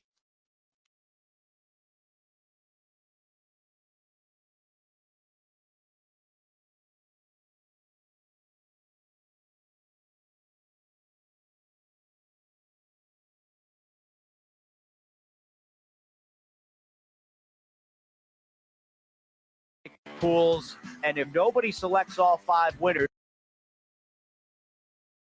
it's coming up next here at Gulfstream. And we continue on. This is an action-packed late pick 5 sequence here at Gulfstream. I mean, we really don't miss a beat off a good-looking Mia Martina from basically last to first with that powerful closing kick on the turf in the 6th. I mean, Ronnie, you've got a maxed-out field of 12 forthcoming. And how about Mia Martina? Look pretty good. Look pretty good. Graham Motion, first time for him in the barn, and I think the horse has got a bright future. Yeah, it seems like Eclipse Thoroughbreds because they also privately purchased Con Lima here over the summer meet. They've got 2 very talented 3-year-old turf fillies moving forward, and who knows, maybe 2 horses forthcoming in the Here Comes the Bride at Gulfstream Park next month. In the meantime, we won't have to wait till February to see which 3-year-old filly might be the best on the grass on this circuit for this beat because we've got the late pick 5, and I'll take a little bit of a swing off the bat. And I don't know, Acacia and I talked on the morning show, and I didn't totally disagree with her somewhat surprising response that, wow, you're standing alone with the 8 speeding in this race because it is a difficult field, but I think the 8 speeding ran well enough here over the summer. You'd like to think, or at least I do, that maybe she just needed a little bit of time to grow up and get a little bigger and a little more mature. And I ran into the dilemma wanting a lot of breathing room in the 4 subsequent races following this 7th, that the ticket was just getting out of hand in terms of cost. So I'm going to single a horse who, Ronnie, you and I got mic'd up and we were talking shortly before we came on the air. We're both a little surprised to see just how short a price the 8 speeding is, but I'm happy that you picked her as well because I ran into this like mind game when I did the race a few days ago. Am I overrating this filly potentially in what could be a very deep field? But, again, for me, the end of the story was I really like that turf race against what I think might have been the best turf 2-year-old filly. The maiden field we ran during the summer meet when she was 3rd behind Fuzia and Mona Stella. Yeah, $300,000 daughter of intermission showed promise, as you mentioned, both sprinting on both turf and dirt here during the summer. Returns to action, getting Lasix this afternoon. I think this one is part of the pace. You're getting Jose Ortiz in the saddle, and I was, like you said, a little shocked that this horse is even money because at the top you said it's a 12-horse field. It is a 12-horse field with 2 Pletcher horses, a couple of horses coming south from New York, including the Danny Gargan trained filly by Constitution on the outside, and the 12 simply the best. The post in the end, I think, was what scared me the most with this filly. But I can't deny, Ronnie. I mean, she improved. And, here's the thing. Not only was it improvement first to second start, she did so turning back to a turf sprint. Did she tip her hand that she just wants to be at this stage of the game more or less a turf sprinter? What do you think? Yeah, I thought she was okay, both going long and going short on the New York turf circuit. And daughter of Constitution going to get the Lasix, has Miguel Vasquez outside draw this afternoon. But how good has this barn been going all meet long? So you just got to give him respect. He's got to carve out that tough trip from post 12. She's got to carve out that tough trip from post 12. But I couldn't leave her off my exacta ticket. All right, for a barn that is bound 13 days from now in the Pegasus World Cup dirt with Tax, who was really good here back last month, winning the Harlan's Holiday. Speaking of the Pegasus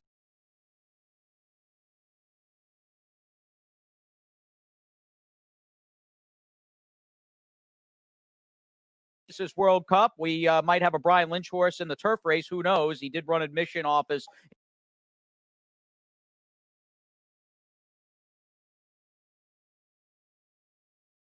in yesterday's Tropical Turf. The bar got a blue chip prospect in terms of pedigree here with the 7. Caribe being Saturday, December the 5th. Found the stat. It is a very second out turning back maidens for Brian Lynch. Not only have gone 3 for 5, they've done so at very big prices. And I think we're probably looking at a filly that may not win today, but I think, truth be told, runs a lot better than she did in her debut. Not that she ran poorly in that race, but I think the 7's an interesting 10-1 shot. And then, Ronnie, we've got the 2 Pletcher firsters, including the number 1 First Hour, who is a Speightstown filly out of a very prolific dam who's already foaled 8 winners, which is pretty unbelievable. Yeah, daughter of Speightstown makes a debut with Lasix. You got Louis on the inside, and she's bred to love both the surface and the distance. So, Louis Saez, hard to leave him off taking that money at 5-1. Reminded of Goldie Kova, looking at those blue and white colors of Wertheimer and Frere. They've got their homebred, the number 4 Zapping, who's a Ghost Zapper homebred of theirs out of a dam, who did win a couple of times on the dirt. First foal out of Lucky Folly, in fact, and that horse a pretty big price currently at 15-1. As the other Pletcher firster, the number 1 First Hour with Louis Saez, leads the field onto the track. Race 7, post parade up next as we start the late pick 5.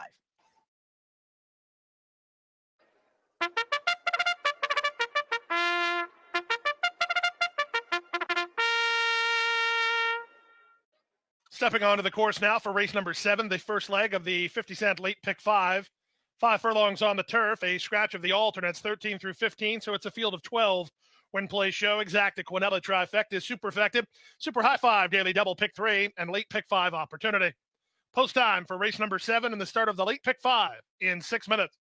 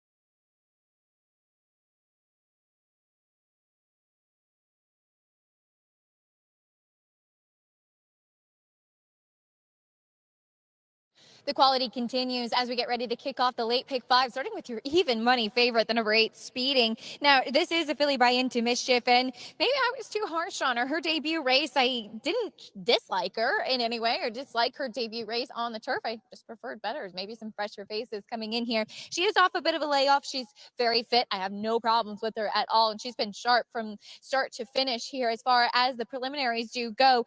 Did have some trouble there, but she showed speed in her second start on the dirt, back on the turf today. And as I always say, I really don't mind Into Mischiefs on the grass either. I, in fact, like them on both surfaces. Very, very versatile stallion. Maybe the money's right about her. She is taking a lot of attention at even money. I did, however, land on the 7 Caribe Bean Mocha, who's was 20 to 1 on the morning line. She's still a nice price at 10 to 1. And I had liked her first time out in what I do think was a live race here, opening week of the championship meet. Queen of the Green came back to win at Tampa, and we saw Kara Katsy go head first right into Stakes Company and actually ran a sneaky, respectable race that day. This filly, watching her race and then looking at her physically, she wanted some less ground. So she's going to turn back in distance today, showed speed and then wasn't able to sustain it. She is out of Coffee Click, who was a very good turf winner, multiple graded stakes winner, including the grade 1 Just a Game. Just a smaller build. She is all dappled out today. I'm hoping with that pedigree and now having a race under her belt, she is one that will take a step forward today, and I like the price that I'm getting on her. To the inside, the number 1 First Hour is one of 2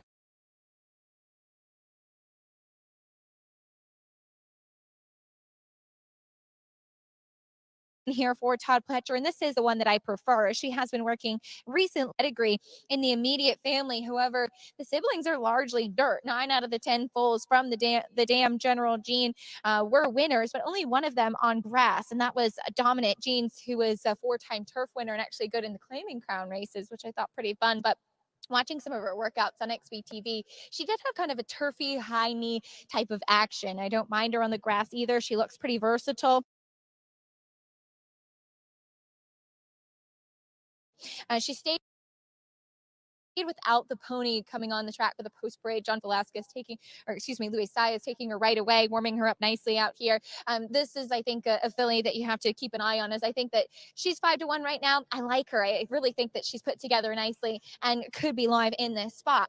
Looking at a couple of others now, a first-time starter, another firster is the 6 Mademoiselle Nova. This is the other Mark Cassie, and she's 7 to 1 up there now on the board. And I know that this is perhaps typically a barn where you want to see them maybe a second time out or have a race underneath their belt, but she's been working really well in the mornings. She was working in that last work with Director's Cut, who we just saw in the last race. Didn't win, but she did put in a bit of a layoff. And this one, she's another Into Mischief, in fact, half to multiple stakes place Exchange Cat, who won on the turf as well. Looks like she's well spotted and certainly got on her toes. Very, very pretty put together filly by Into Mischief. And finally, wanted to mention the 12, Simply the Best. I have to say, just based off of what I'm seeing, this horse looks the best. She does have to deal with an outside post at a big field of 12 with an even money favorite who has some speed off the layoff, but there's a nice pedigree on this one. She's half to grade 3 winner, Guns Loaded.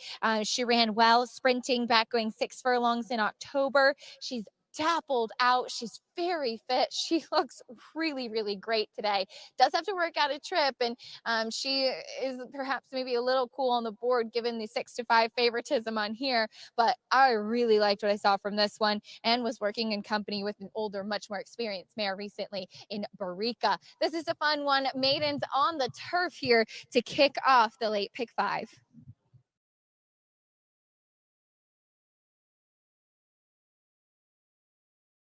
And the horses have arrived at the starting gate. It's now post time for race number 7, first leg of the late pick 5. Big pool in the late pick 5 today, over $400,000. 6 to 5 here on number 8, Speeding. Jose Ortiz for Mark Cassie.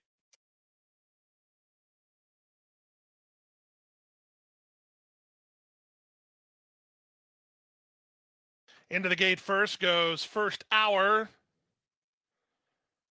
Caribe Bean Mocha going forward for Brian Lynch and Julian Leparoux. Here comes Bree Hazel, Speeding in the crimson colors of the DJ Racing. Strong Moment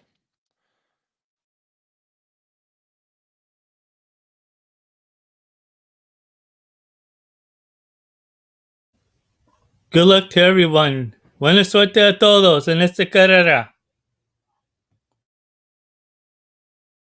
Horse get loose behind the starting gate. There'll be a delay here.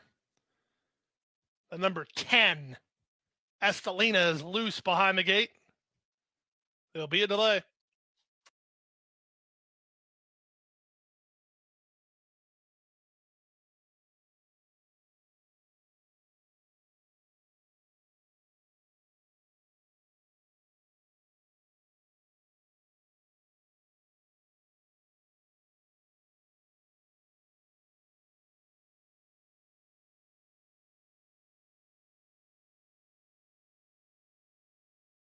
Again, ladies and gentlemen, momentarily delayed before the start of race number 7 as number 10, Estelina, got loose from the handlers and is currently on the outer turf course halfway around the first turn. Wagering windows remain open.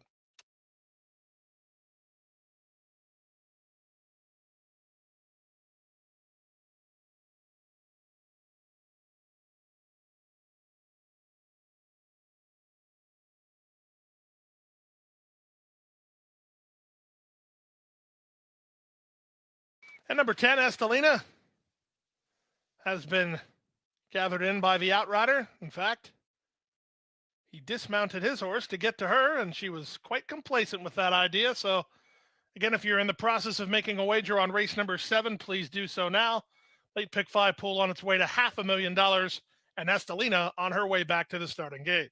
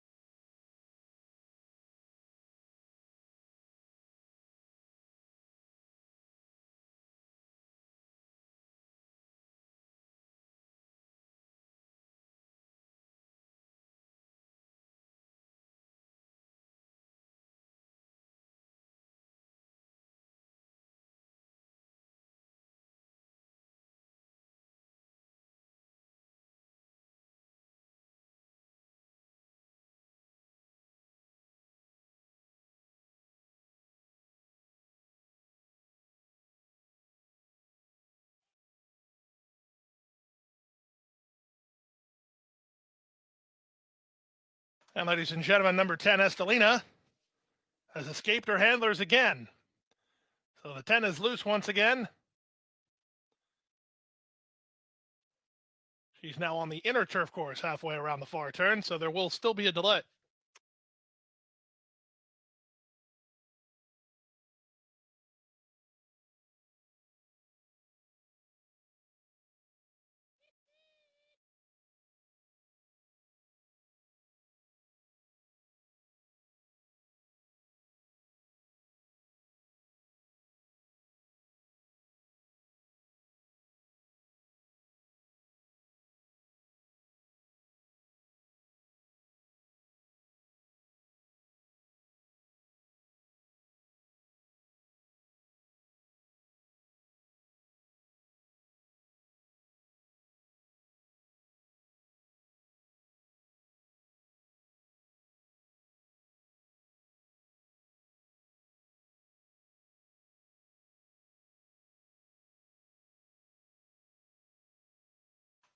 Number 10, Estelina, has once again been apprehended by the outrider. She pranced away, didn't get into a canter, and waited to be apprehended. So 7th race, Field still behind the gate. Estelina has been corralled. Hopefully she's done with her antics, and we can start the late pick 5.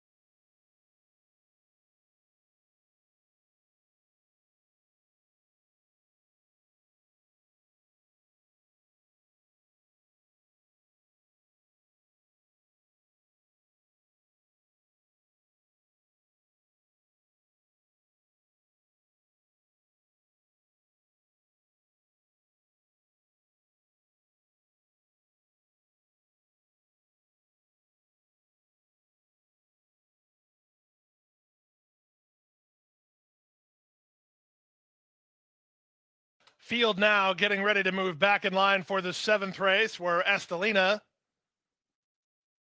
got loose twice before the start of the race. There's a look at her. She's been the troublemaker.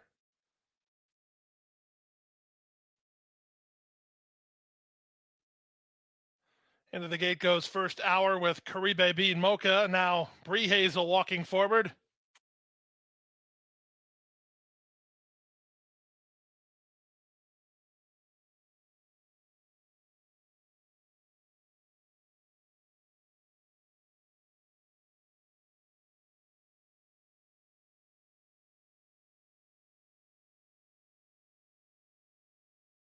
Here's Zaffing moving into line.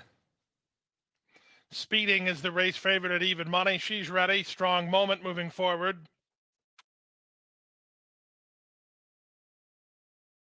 Estelina. She walks right into the starting gate after all that.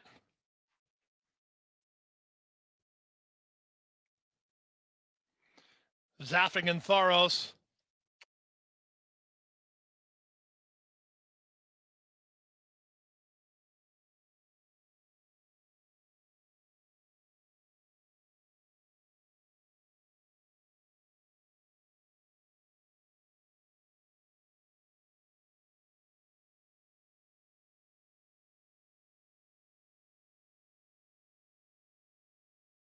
Madeira Wine and Simply the Best.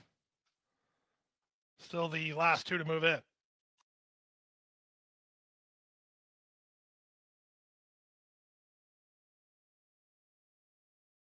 Simply the Best. Danny Gargan does the training. Miguel Vasquez on board. It's a field of 12 to start today's late pick 5.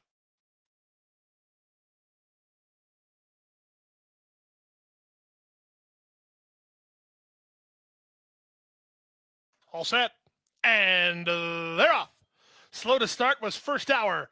Quick to start was Caribe Bean Mocha, and speeding down at the inside, Mademoiselle Nova moving up. Far outside goes Simply the Best. Off the speed is Bree Hazel with Madeira Wine on her outside.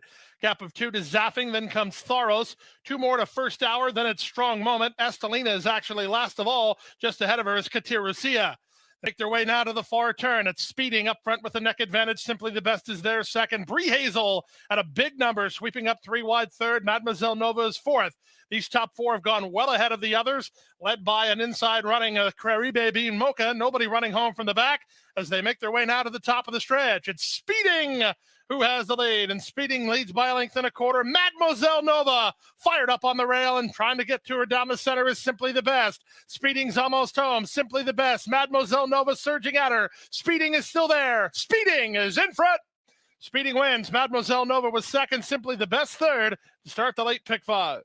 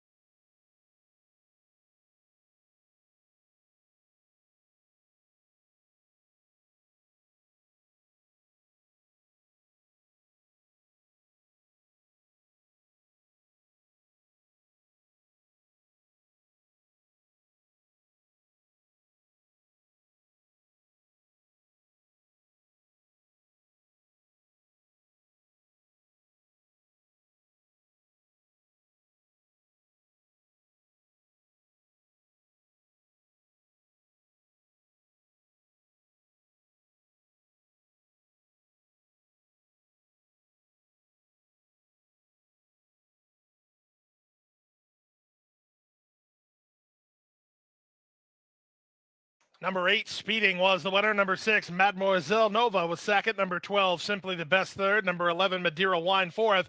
Number 2, Bree Hazel ran fifth. It's 8, 6, 12, 11, and 2.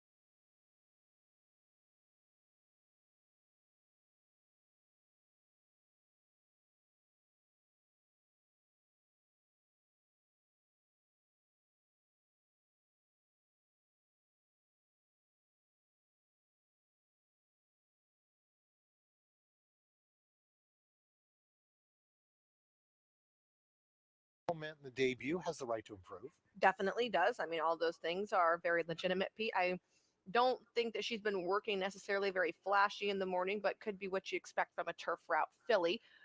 Do want to point out the first index right now, the value bet. Anything over about 60 is good. And the number 7 horse, Malibu Hannah, is sitting there at 70, oh, now 74. I thought it was 80. I swear it was.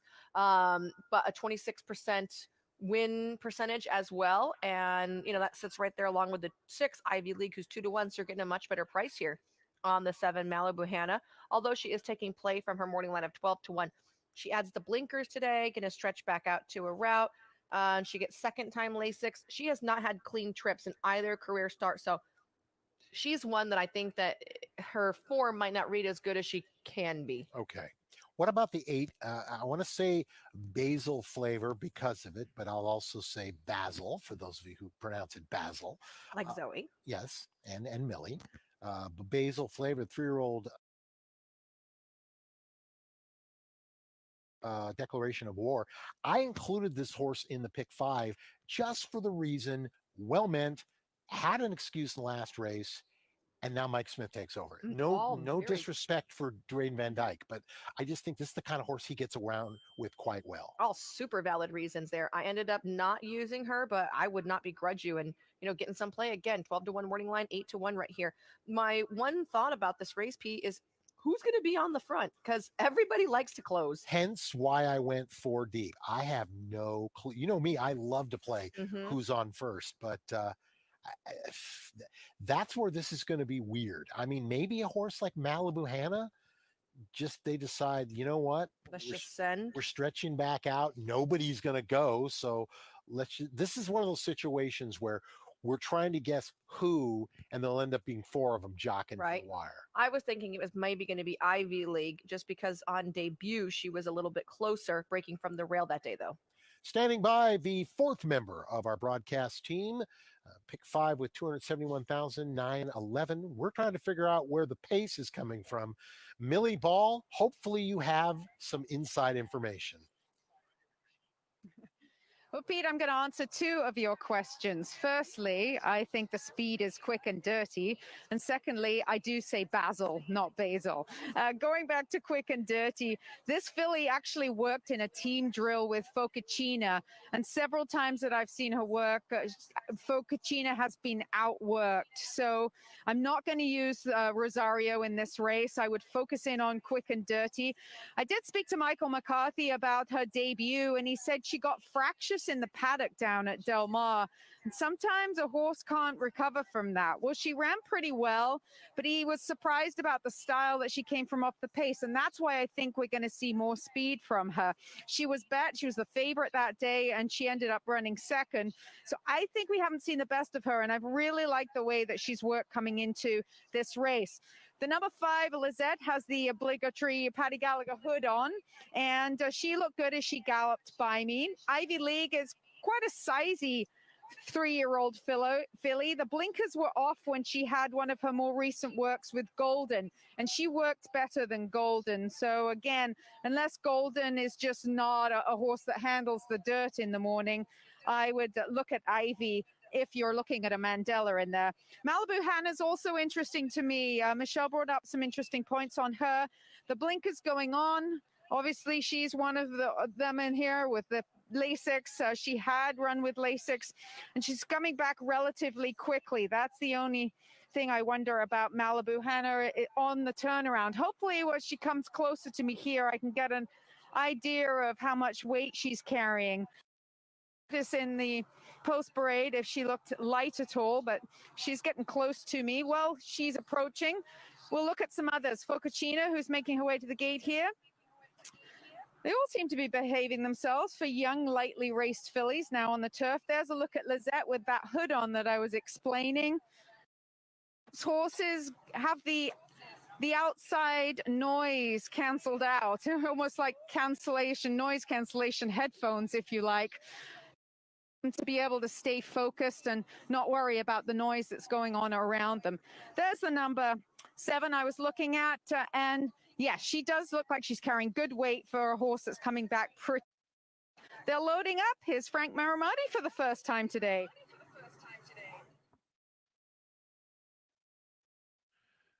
Thank you, Millie. It's post time for today's first race. They are moving in. Start of the 50-cent early pick 5, as always. And that pool is over 423,000, still continuing to grow. Here's the second of the L&J fillies, Ivy League. Chrome of our own. Golden taking up her spot. Quick and Dirty. Malibu Hannah.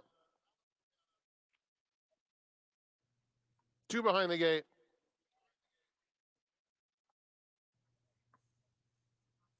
Waiting on Quick and Dirty. Right up to the gate.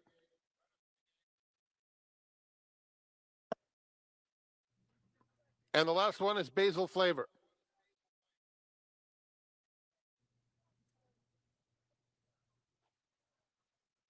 They're in the gate. And they're off. Fast beginning for Golden, but it's Quick and Dirty who now sprints up to take the lead. Malibu Hannah is showing plenty of early gas too, and Malibu Hannah puts her neck in front. Ivy League is going to settle in the perfect spot third. Focaccia is now fourth. Golden toward the back of the field fifth. Lisette is next on the outside of Chrome of Our Own. Basil Flavor wide and last. Malibu Hannah leads it by 2 lengths rounding the first turn with Quick and Dirty clearly second. Another 3 to Ivy League by herself in third, and then Focaccia, followed by Golden, the first 5 in single file as they swing on to the backstretch. Chrome of Our Own and Lisette are side by side, and then Basil Flavor. Field heads toward the half-mile pole with Malibu Hannah to catch. A length and a half. Quick and Dirty is tugging nicely in second. 2 more to Ivy League in third. They're followed by Focaccia racing in fourth, about 4 or 5 lengths off the lead. Then Chrome of Our Own inside Golden, 2 clear of Lisette and Basil Flavor. Around the far turn, Malibu Hannah, Quick and Dirty has been a menacing presence throughout, and Ivy League to their outside, making her move third. Focaccia is down at the rail. Golden in striking range, just 2.5 lengths off the lead. Yellow Cap swinging to the outside as the field turns for home. Ivy League will have to hold off Golden. Ivy League, the new leader. Golden coming to her on the outside. These two pass the 8th pole together. Golden now puts her head in front of Ivy League. They're in close quarters. Golden getting the upper hand in the final stages, and it's going to be Golden. Golden wins it by 1.5 lengths. Ivy League was second. Focaccia third. Then Lisette and Quick and Dirty.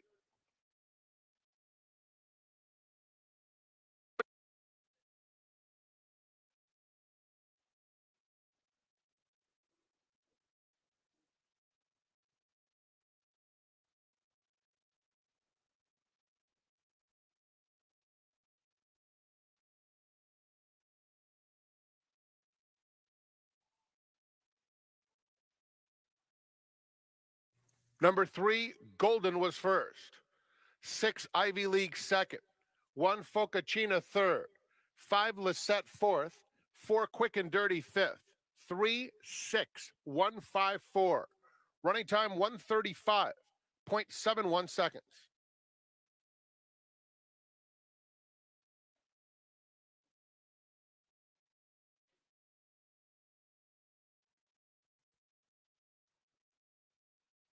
Ladies and gentlemen, there is a steward's inquiry. It does concern the top 2 finishers in the first race. Steward's inquiry, stretch run, involves the first 2 finishers.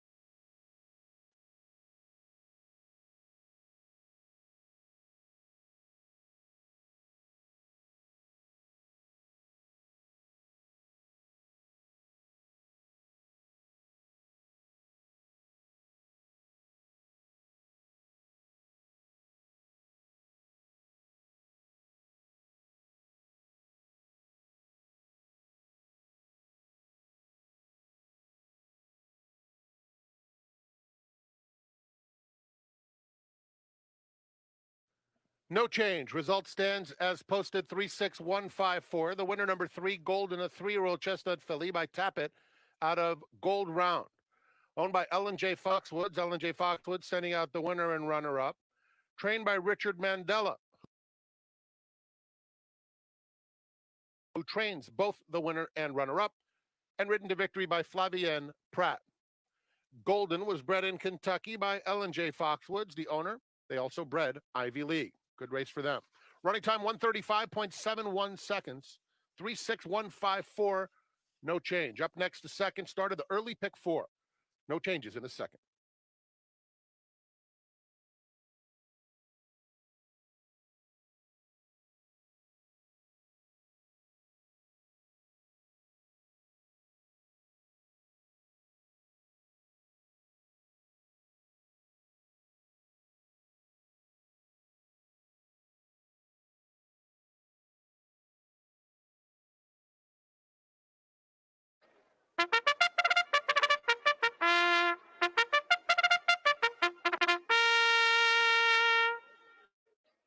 Race, first leg of the late pick 4. Claimers at a price tag of $6,250. It's a field of 11. Win, play, show, exacta, quinella, trifecta, superfecta, super high 5, daily double pick 3, and late pick 4 opportunity. It's a late pick 4. It's race 8. It's up next. It's 3 minutes away.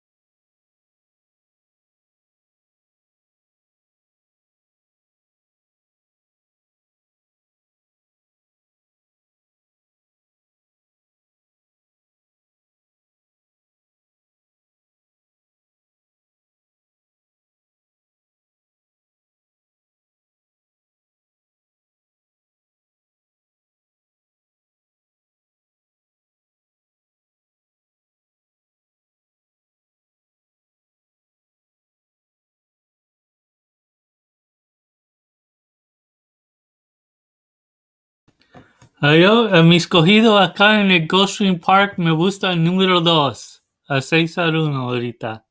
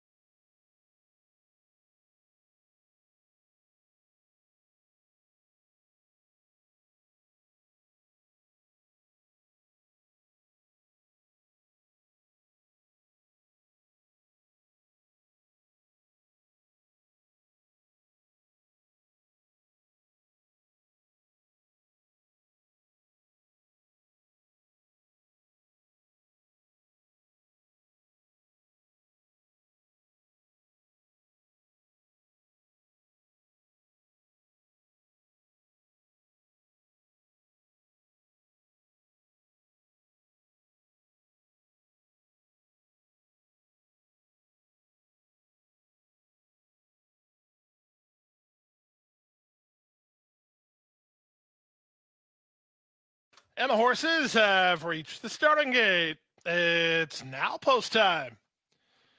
Field of 11 doing battle here. These are veteran campaigners, and as the analysts were talking about, you can make a case for just about everybody here. 5-2 race favorite is currently the 7 Karen's Cove for owner-trainer Rohan Crichton. Tyler Gaffleone has the call.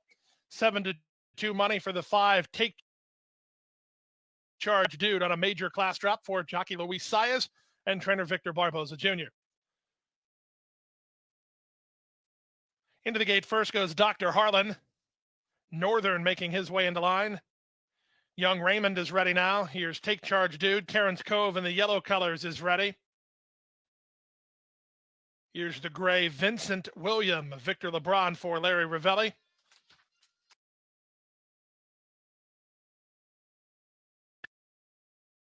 Weiser making a huge class drop off an extended vacation. First time in the Gilberto Zerpa shed row.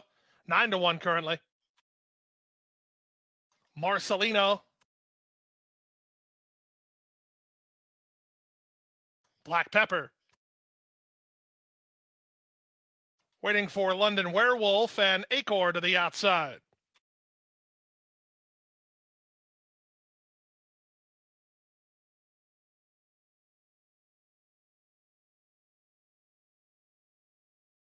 Acor Christian Torres to complete the line. It's time for the late pick 4. All set. And they're off. Black Pepper missed the start. Take Charge Dude away quickly. So was Weiser and Vincent William. Down at the rail, it's Northern. On the far outside, London Werewolf, and a real scrum for early supremacy. It's a gap of 2 to Dr. Harlan. Then it's the race favorite, Karen's Cove. Yellow colors about 5 lengths behind. Marcelino is next with Acor out wide, then Young Raymond, and after blowing the brake, Black Pepper is last.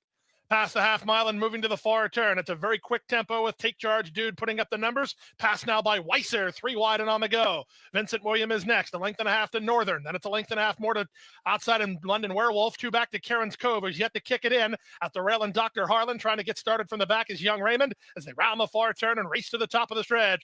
Take Charge Dude tries to fight back inside of Weiser. Northern is next, then Vincent William. Gaffleone asking the favorite to kick on. He's not doing it. 3/16 left to go. Weiser off the long layoff. The classy individual has the lead with 1/8 of a mile more to get. Toward the inside, Take Charge Dude has been defeated. Northern trying hard, but he's making no late impression on Weiser, who's clear to the finish. Weiser well prepared off the long layoff. He'll win by 1.5 lengths. Northern is second. Third to Karen's Cove. Very close for fourth, either Dr. Harlan or Acor.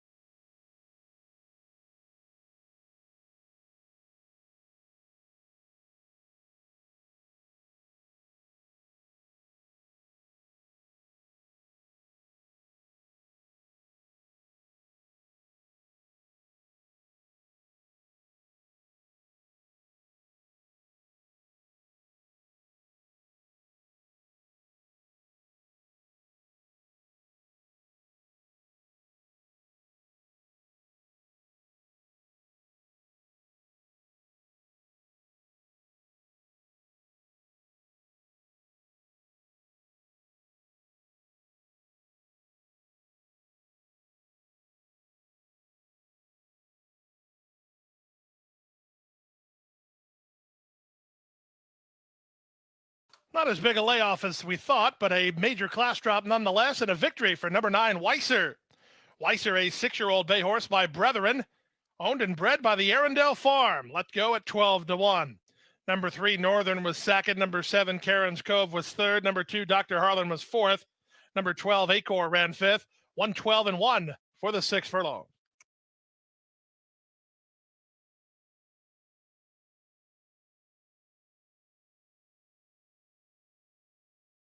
Now returning to the winner's circle is your 8th race winner, number 9, Weiser. 6-year-old bay horse by Brethren out of the Red Bullet mare Darby Rose. Owned and bred by the Arundel Farm. Trained by Gilberto Zerpa. And the winning jockey, Amisael Jaramillo.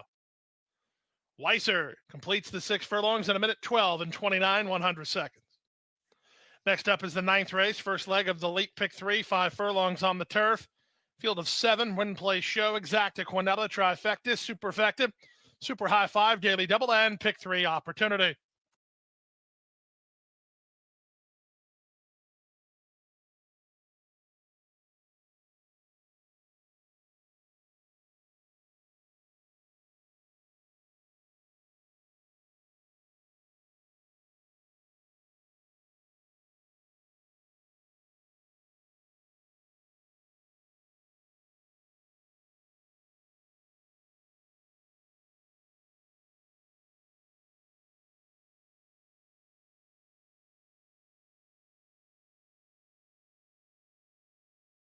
Quinella 127.40, exacta $213.80. The trifecta $306 and a nickel. The superfecta $2,704.40. $270.44 for dime. High 5, it did not get hit. 4,500 and a high 5 carryover. That's a nice high 5 carryover as we march forward. Daily double $55. The pick 3 $130.50.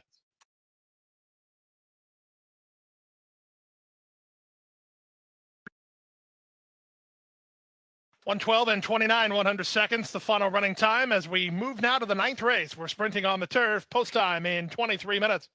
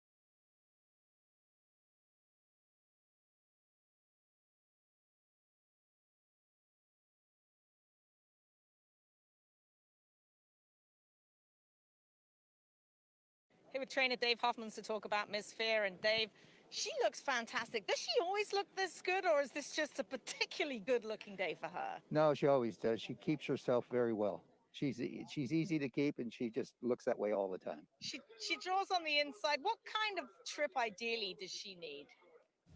Acá en Santa Anita me voy a jugarme una exacta box. Es 1, 3 y 4 exacta box.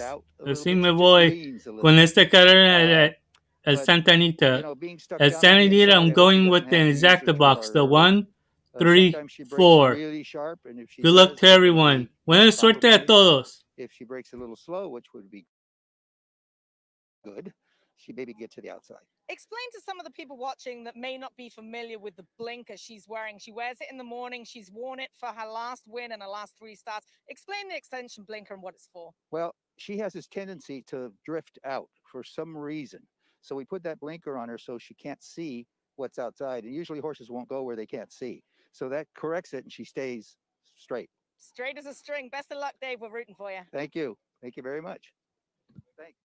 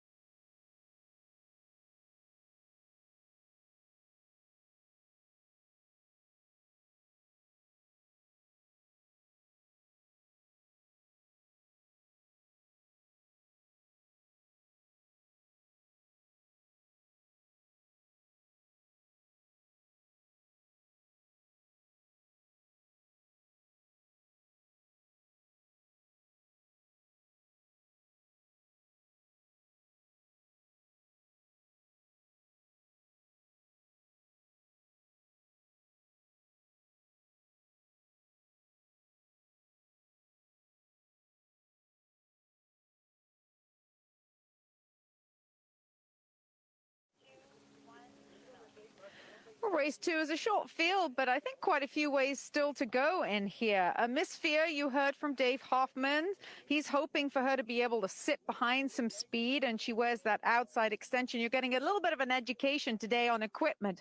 You heard about the hood, then the outside extension, and then also in this particular race, the number 5, Hoditude, is wearing a breast strap. Now that goes in front of the chest of the horse and is attached to the girth, and it just helps the saddle from not slipping back. Some fillies or horses have narrow withers, and those saddles on the impulsion to jump out of the gate can slip back, and that's the breastplate there helps keep that saddle in situ. As the horses are approaching the gate, Adorably Sweet looked very good in the coat, got big dapples on her. She looks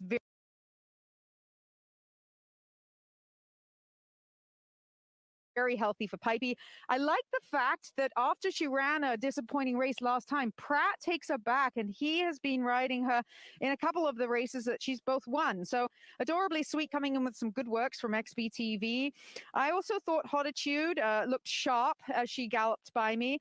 Handicappers report said that in her most recent work on the 4th of January, she actually galloped on out to the 7/8 pole in 1 minute and 3. So that's a pretty good time for Hoditude in that particular work.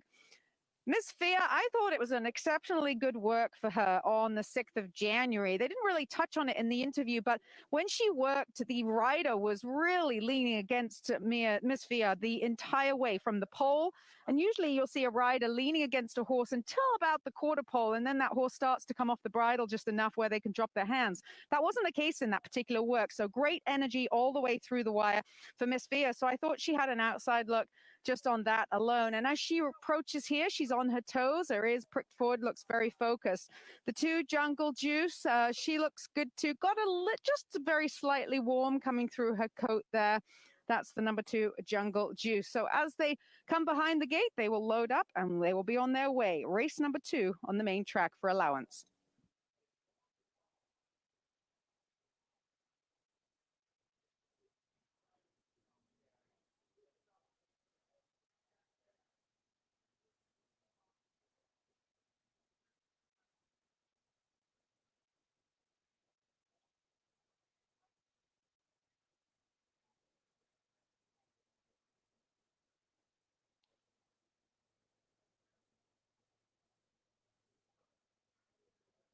Field is nearing the gate for today's second race, start of the early pick 4.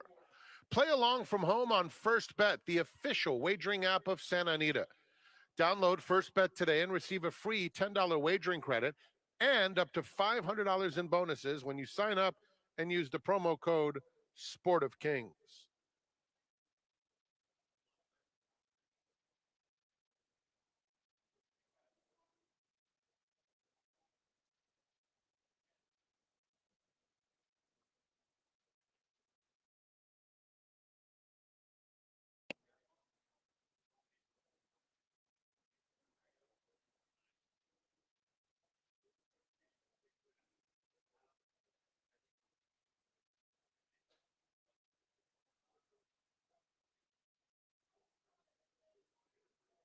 It's post time for the second.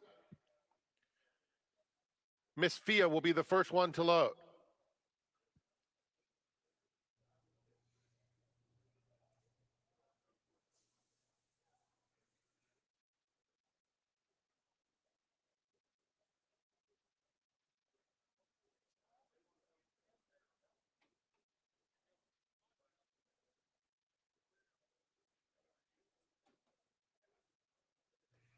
Jungle Juice, Adorably Sweet, Gidgetta, and Hotitude.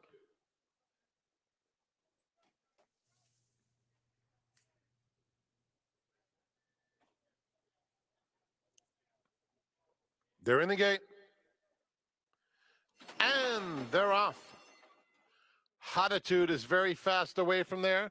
Miss Fia at the rail is flashing plenty of early speed too. Gidgetta is up close in between horses. Jungle Juice is down at the rail. Adorably Sweet is now 4th. Miss Fia is suddenly at the back, but it's only 3 lengths covering the entire field. Jungle Juice has a narrow lead with a half-mile left to run. Hotitude is a neck back 2nd, then it's Gidgetta. Only about a length and a half off the lead. Adorably Sweet is making an early 3-wide bid, while in hand, Orange Colors just a half length off the pace. Miss Fia trails, less than 3 furlongs remain. And it's Hotitude and neck in front. Jungle Juice 2nd. Adorably Sweet to their outside in 3rd.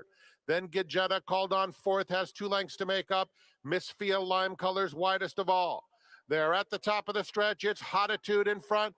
On the extreme outside, Miss Fia starting to kick in. Adorably Sweet. Gidgetta comes one from the rail. They're a furlong out. It's Hotitude trying to hold off Miss Fia, who keeps coming, and Gidgetta firing at the rail. Hotitude clinging to a narrow lead. Hotitude asks for everything she has, and Hotitude prevails. Miss Fia ran well in defeat. Gidgetta was 3rd. Adorably Sweet ran 4th.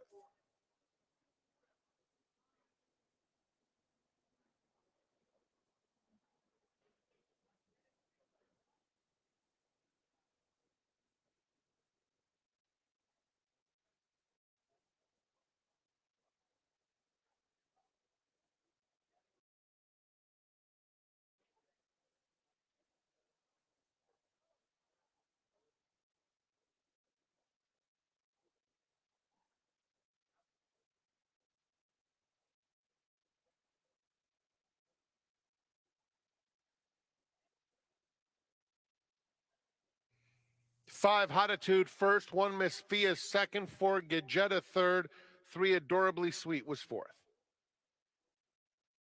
Running time 110.64.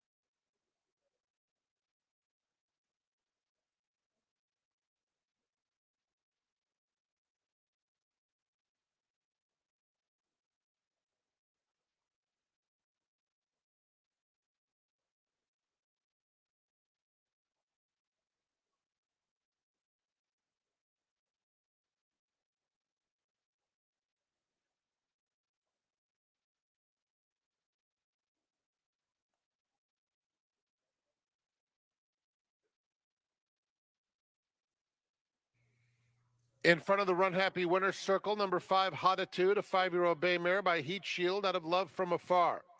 Owned by Twilight Racing and Top. Trained by Kristen Mulhall. Ridden by Joel Rosario. Hoditude, bred in California by Kristen Mulhall. Congratulations to Kristen Mulhall as the winning co-owner, the trainer, and breeder of Hoditude. Today's second race, official winner. Running time 110.64.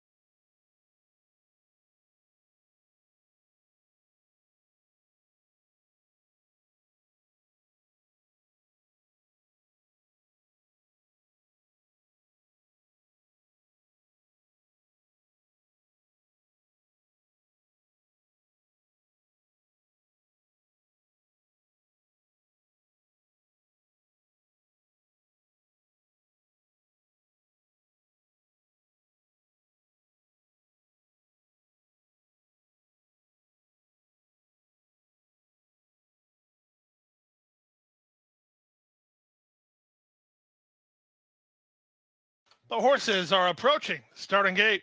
1 minute.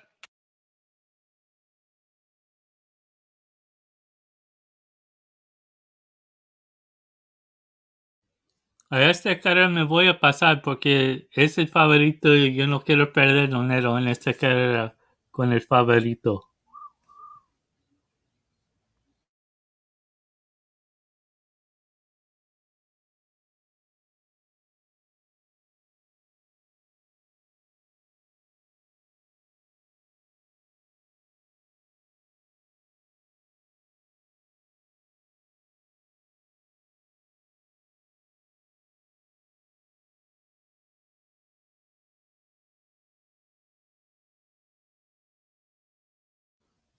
Vamos a jugar una exacta de 4, 6 y 7 exacta box acá. Es todo lo que veo.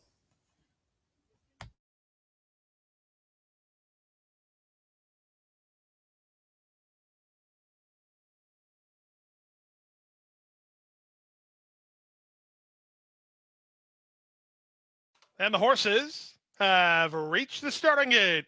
It's now post time. Lining up and moving in for race number 9, first leg of the late pick 3. 5 furlongs on the turf, a field of 7. 7-5 on At Nadine. 2-1 on Roman Doro.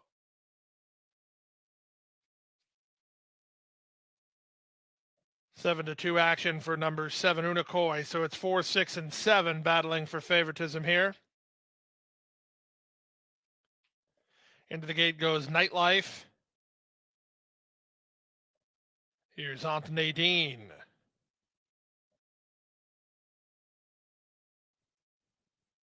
Queen of A buena Shades. suerte de todos jugando en esta carrera. Good luck to everyone that's playing this race at Gulfstream.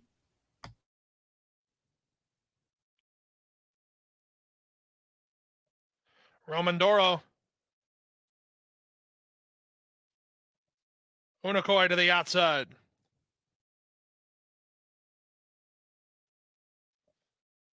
All set. And they're off. From the center, that's Queen of Shades, who heads off for the early lead and quickly opens 2.5. Unikoi second. Roman Doro had to check for a stride or two. Moving out the rail, that's Choose Joy. Splitting horses in Nightlife. Aunt Nadine trying to keep close to the embattled action up front, and the early trailer is still alive. They make their way to the far turn. Queen of Shades on top at a big number. Leads a length and a half. Unikoi second. Choose Joy third. Nightlife fourth. Aunt Nadine will have to pick up her feet in a big way as Roman Doro just ran by her, and at the back is still alive. 23 seconds for a reasonable posted opening quarter as Queen of Shades still has the lead. Roman Doro, she's the one to worry about if she can find room, and she just found room. She cut the corner nicely, and she has room inside of the leader with 1/8 of a mile to go. Queen of Shades, she leads a length and a half. Choose Joy second. Roman Doro didn't fire through there when she had an opportunity. In deep stretch, Queen of Shades trying to hold off Choose Joy, who's lifting late on the outside. Photo finish. Did Queen of Shades hold on, or did Choose Joy get her? It's an upset either way in 56 and 2.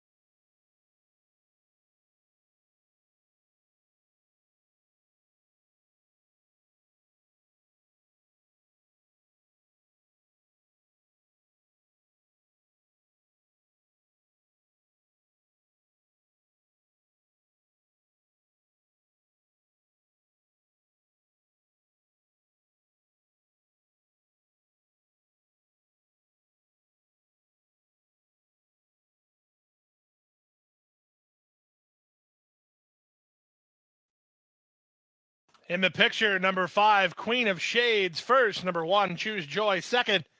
Number 6, Roman Doro third. Finishing fourth, number 3, Nightlife, and fifth was the 2, Still Alive. 56 and 44, 100 seconds for the upset winner. She went gate to wire. Queen of Shades.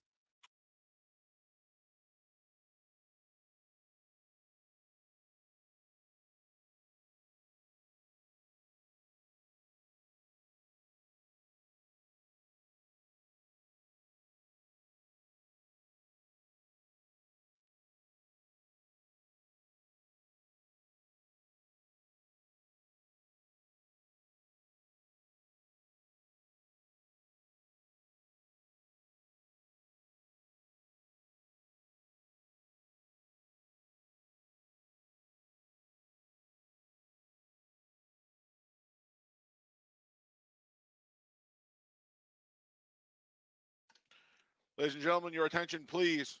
On advice of the track veterinarian, stewards have scratched the number 6, Roma Carpe. Late scratch the 6, Roma Carpe. Win, play, show, exacta, trifecta, superfecta wagering that involves the 6, Roma Carpe, will be refunded. If you use this horse in the late double or pick 3, you'll get a consolation double in pick 3. And if you use this horse in the late pick 4, late pick 5, or Empire 6, you'll get the favorite at final odds. Again, on advice of the track veterinarian, scratch the number 6, Roma Carpe.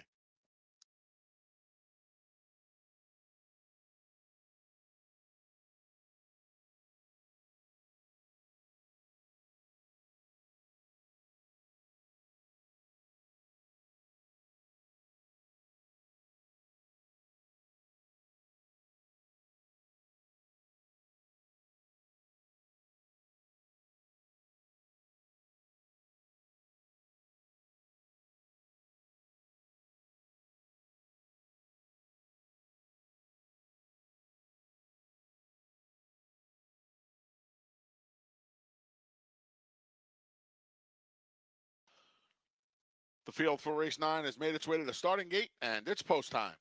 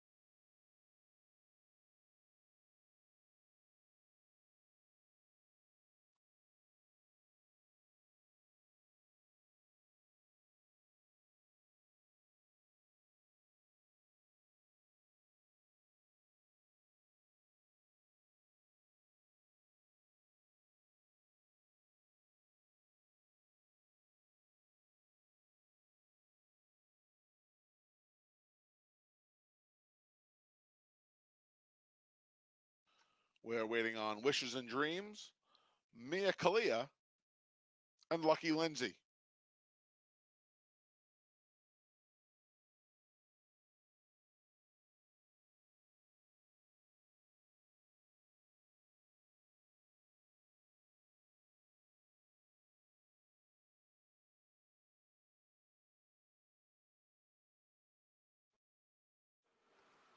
They're in the gate. And they're off. Wishes and Dreams off a beat slow. There's Lucky Lindsay from the outside. Women Not Easy along the inside. And losing the rider was Bastet. Bastet lost rider Jose Lascano at the start. And she is racing along the inside. So the rest of the field with the odds-on favorite losing the jock makes their way to the far turn, led by Women Not Easy. She's 3/4 of a length in front of Lucky Lindsay. It's Women Not Easy and Lucky Lindsay.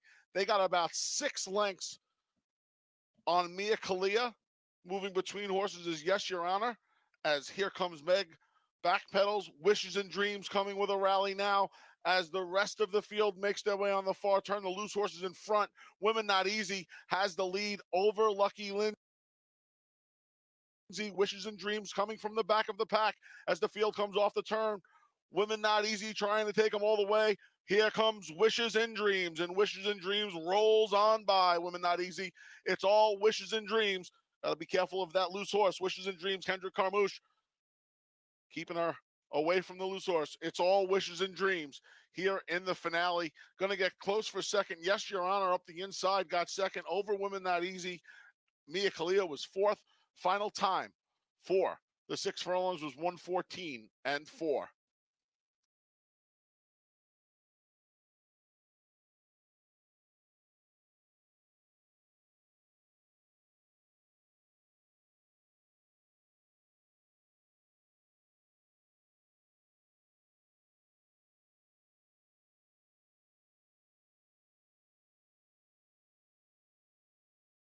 Stewards inquiry into the start of race 9. Hold all tickets. Stewards inquiry into the start of race number 9. Number 5, Wishes and Dreams, finished first. 4, Yes, Your Honor, second. 3, Women Not Easy, third. 7, Mia Khalifa, fourth.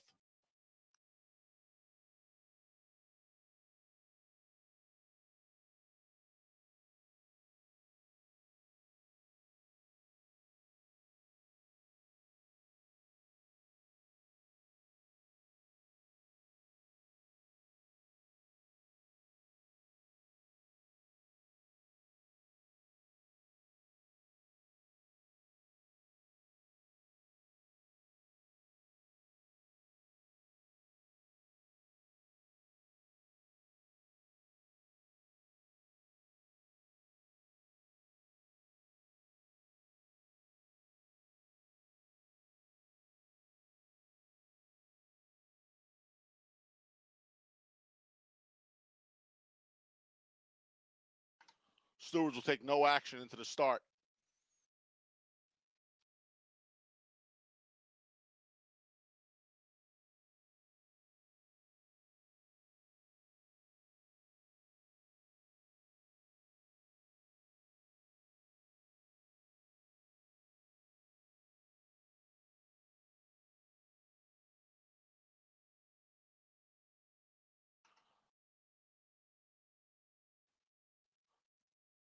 Returning to the winner's circle is the number 5, Wishes and Dreams.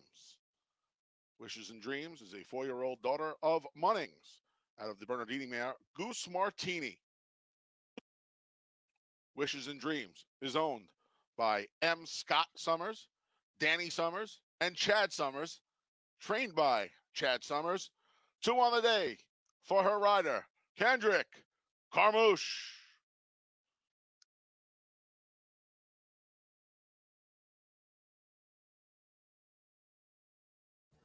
The exact will pay okay with that big long shot on the bottom.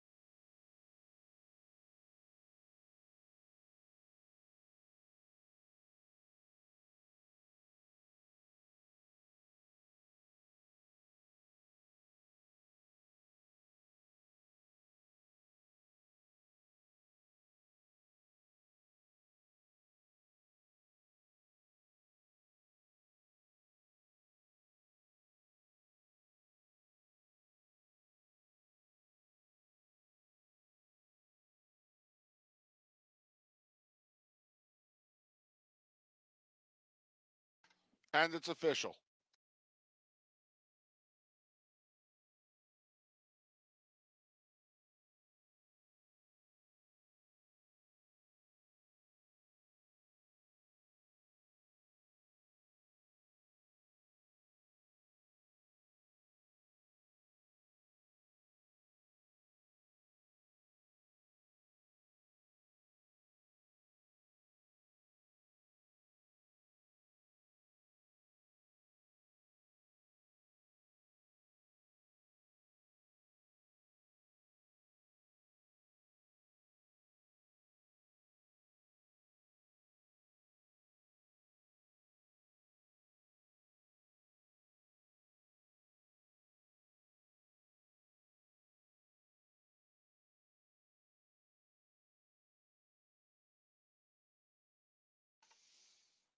Dollar exacta 5-4, $184.50.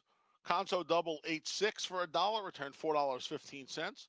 Dollar double 8-5, $22.60. Hey, the exacta paid better, so I guess it's a little ching ching and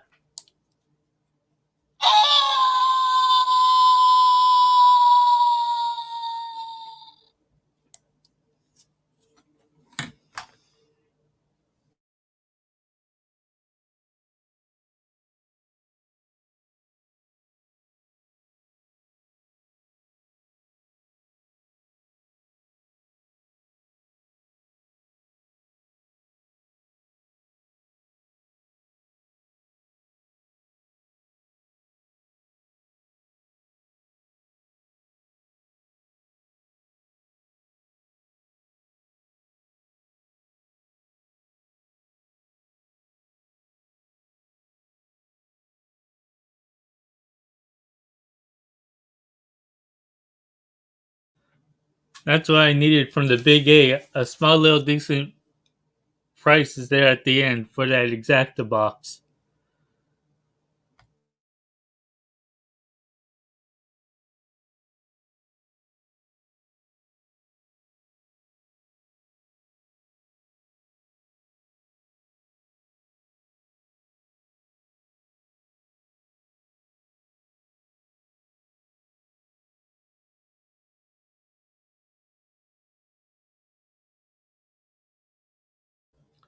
Well, I haven't been. That was the one of the 2 of the 3 hits that I had today, but it wasn't paying that much. This one paid good.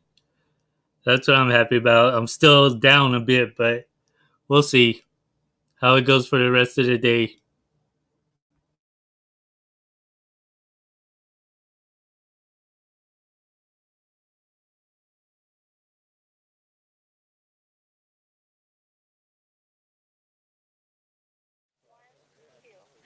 Maiden special weights coming up next on the dirt, going 3/4 of a mile in race 3 here at Santa Anita. And I thought this was wide open, and speaking to some of my handicapping friends, they felt the same way too. Let's go through the field, starting with the 1, and that's Adana. Notice all the gate drills. I spoke to the barn and they said she just performs better in the morning when you can get her out of the gate working. So that's why you see all the gate works. Her 3rd of January, we recorded that on XBTV. I thought it was an okay work, not a brilliant work, but an okay work. Lady Mystify, we don't have any works on her, but I did read the handicappers reports, and it sounds like she's been working very well. One thing I'll note is that Flavian Pratt gets off Donabella, and he rides quite often for Simon, and he goes with Lady Mystify. So I'm kind of following the jockey element there with the number 2. The number 3, Honor America. She should really appreciate the distance. She's by Into Mischief, and she's out of an Honor and Glory mare. Shelby Ruiz started off the meet really well here. So this game being cyclical, sometimes that can continue. And I think Honor America in her work on the 3rd of January, she really responded well. It was a gritty work. She was in company, and the rider kept asking her for more, and she kept her head in front of her work company the whole time, and she just kept producing more. So I liked that work, that grit that she showed most recently. Class reunion for the Bob Baffert barn. Of course, you can never count out Bob Baffert with his 3-year-olds debuting. This 3-year-old filly, I think she's going to be the speed along with Honor America. I watched her work with As Time Goes By, and Time Goes By has run 3 times already, so a little unfair to compare the two, but As Time Goes By was certainly the more dominant of the 2 working that morning. I think you've got to look at her, but I think there's also this race is open up enough to go somewhere else. The number 7, Donna Bella, she ran just the 1 time at Los Alamitos, and to me, really, the race woke her up in her work since then. She gets a good post on the outside as well. She's one of those really nice, sturdy looking fillies. Got a lovely hip on her. Looks like she's got a bit of a powerhouse in her rear end. So I like that for sprinting on the dirt, and very nice chest on her too. Good, good strong chest on her. So overall, I would say she is the pick of the field in here. I would give Honor America a look from that workout, but a wide open event in race number 3.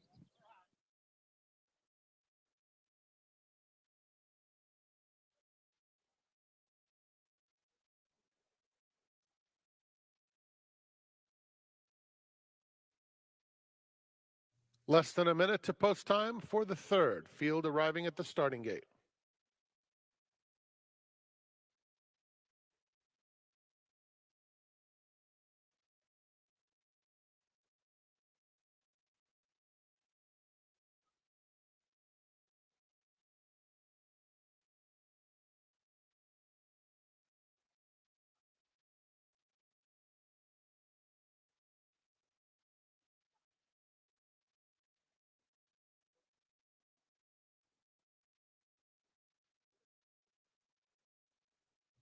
It's post time. They're moving in for the third.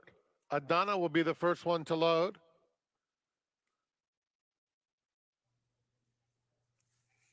Midnight Diva. Lady Mystify is next. Class Reunion. Mischief Free.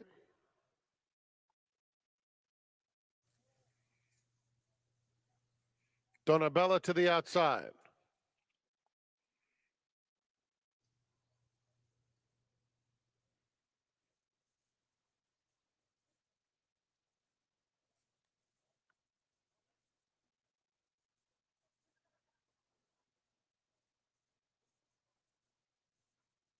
They're in the gate. And they're off. Mischief Free was very quick out of there, but it's now Honor America and Donabella 1-2. Lady Mystified joins them from the inside. Midnight Diva fourth, about 3 lengths off the speed. Then it's Adana racing on the inside of Class Reunion and another 2.5 back to Mischief Free. They're coming to the half-mile pole. It's Honor America leading by a neck. Donabella up alongside. Then Lady Mystify and Midnight Diva, who's only 2 lengths off the lead. A gap of 3 back to Class Reunion, who's 2 in front of Adana and Mischief Free. Around the far turn, Honor America has been prominent throughout. Donabella pressing on the outside. Donabella just in front. Lady Mystify angles out in third. Down on the inside, Adana, Midnight Diva, Class Reunion, very wide. They're at the top of the stretch. Donabella on the outside of a stubborn Honor America who will not bow down. 2 more back to Lady Mystify in third. Coming toward the 16th pole, Honor America, Donabella head and head for the wire. Lady Mystify trying hard in third. It's Honor America or Donabella. Honor America. Honor America held on. Donabella could not get by her. Then it was Lady Mystify in third, followed by Class Reunion and Midnight Diva.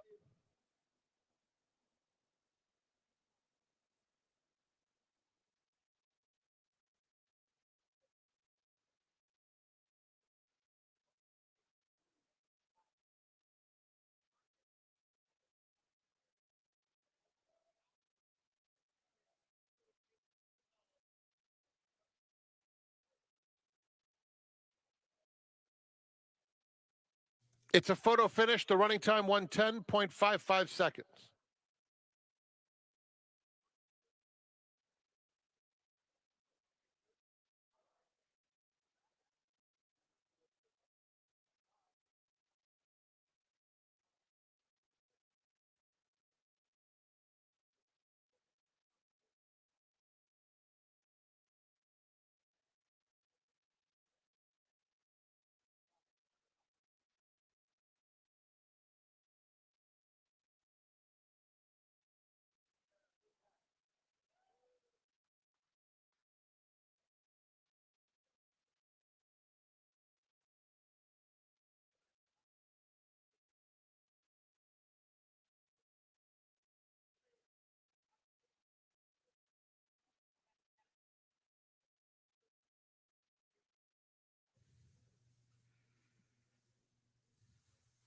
Number 3, Honor America was first.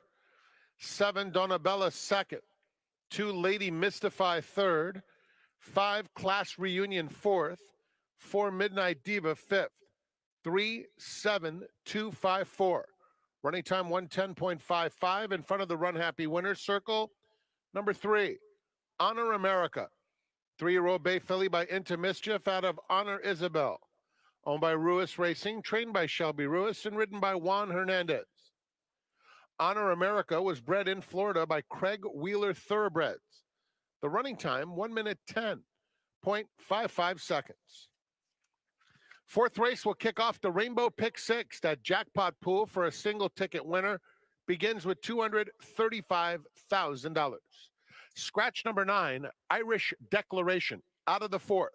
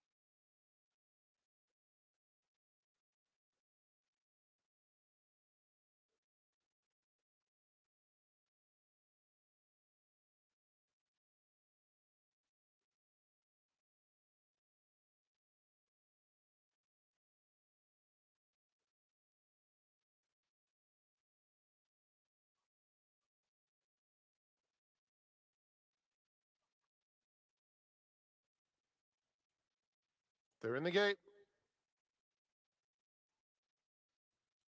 And they're off. Mischief Free was very quick out of there, but it's now Honor America and Donna Bella 1-2. Lady Mystified joins them from the inside. Midnight Diva fourth, about 3 lengths off the speed. Then it's Adana racing on the inside of Class Reunion and another 2.5 back to Mischief Free. They're coming to the half-mile pole. It's Honor America leading by a neck. Donna Bella up alongside. Then Lady Mystify and Midnight Diva, who's only 2 lengths off the lead. A gap of 3 back to Class Reunion, who's 2 in front of Adana and Mischief Free. Around the far turn, Honor America has been prominent throughout. Donna Bella pressing on the outside. Donna Bella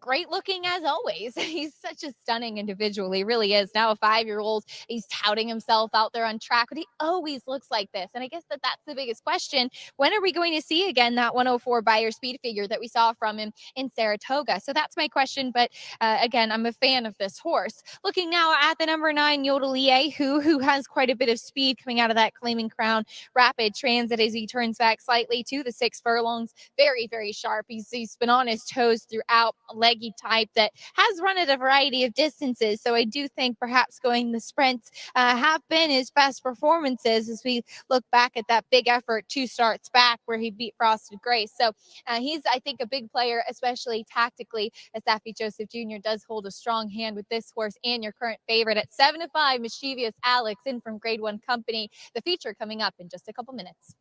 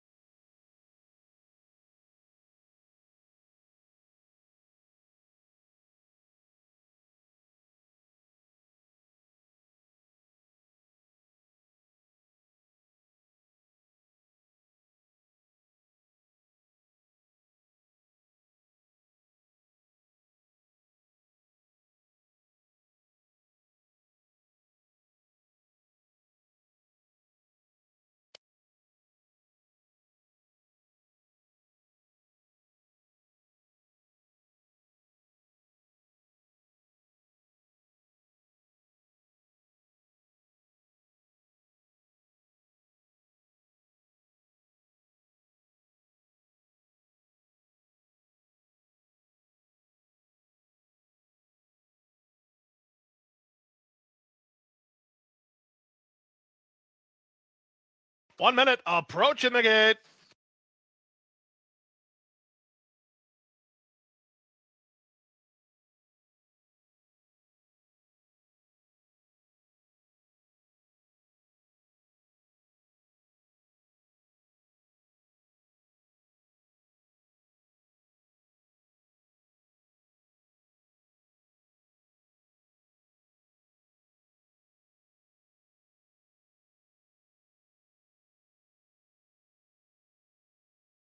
And the horses have reached the starting gate. It's now post time. Lining up and moving in for the first of the afternoon, or the 10th of the afternoon, rather, the first half of the late daily double. It is the feature race today, and the 7-5 race favorite is number 1, Mischievous Alex. Safi Joseph Jr. trains with Irad Ortiz Jr. riding. Epic Dreamer is in line. He's taking some play here. He's down to 7-1. 7-2 second choice action in the form of number 8, Sherles Spite. John Velasquez for Roger Atfield. 5-1 for the 9 and the 10.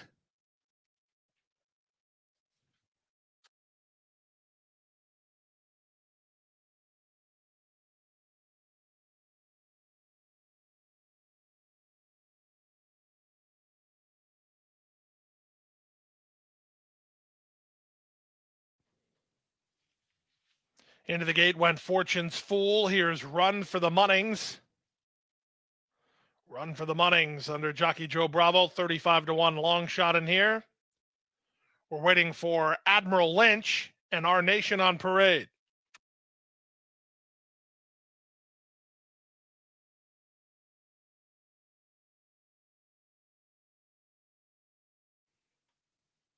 Our Nation on Parade will complete the line.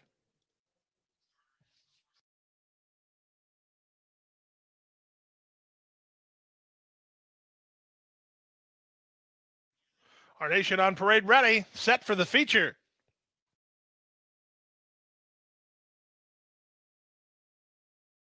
And they're off. Missing the start was Run for the Munnings. Winning the start was Yodelehihu, who's headed off for the early lead. On the outside, Our Nation on Parade. Centaured between is Shot Tanker into third. Mischievous Alex is going to get put in tight. He's going to have to back off and race from fourth. Length and a half to Admiral Lynch. Then comes Fortune's Fool. Epic Dreamers in the black colors nearest the inside. Sherles Spite is second last, and after a bad break, the trailer is Run for the Munnings. They make their way to the far turn, and up front, the leader is Yodelehihu on top 3 parts of length. To the outside and second, Our Nation on Parade. Admiral Lynch, let go 3 wide for a run third. Shot Tanker fourth. Mischievous Alex still patiently handled while fifth. Trying to run home for the back is Epic Dreamer. Nothing today from Fortune's Fool or Run for the Munnings as they run to the top of the stretch. With the advantage, it's still Yodelehihu trying to repel challenges as Mischievous Alex is launched 4 wide, and he's hitting high gear now. Top of the lane, and here comes the big favorite, Mischievous Alex, up to take on the leader, Yodelehihu. These two have kicked on, but Mischievous Alex going 2-1 of his second rival as they come home for the money. Mischievous Alex back on his game, and he's sharp in victory to win going away. Yodelehihu completes the Safi Joseph Exacta. Third was Admiral Lynch, and then Our Nation on Parade.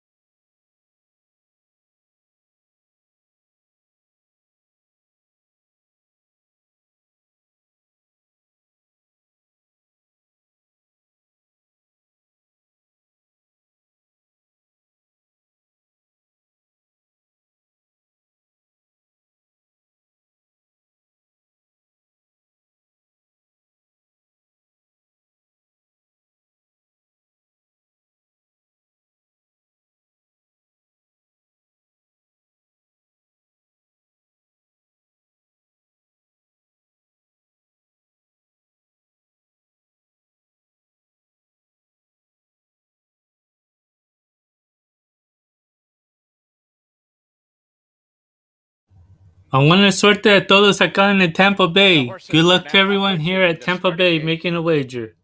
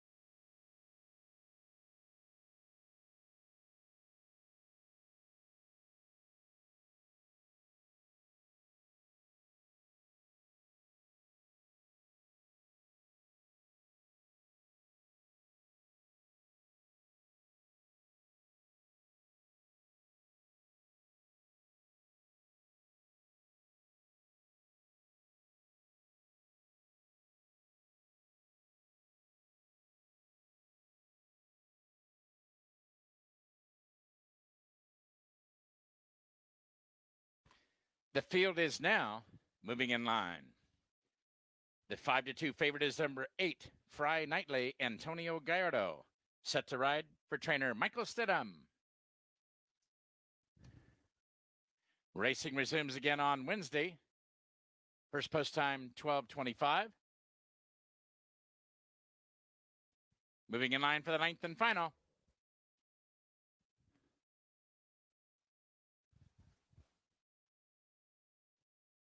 Two more to go. Violator and Ugly Duckling.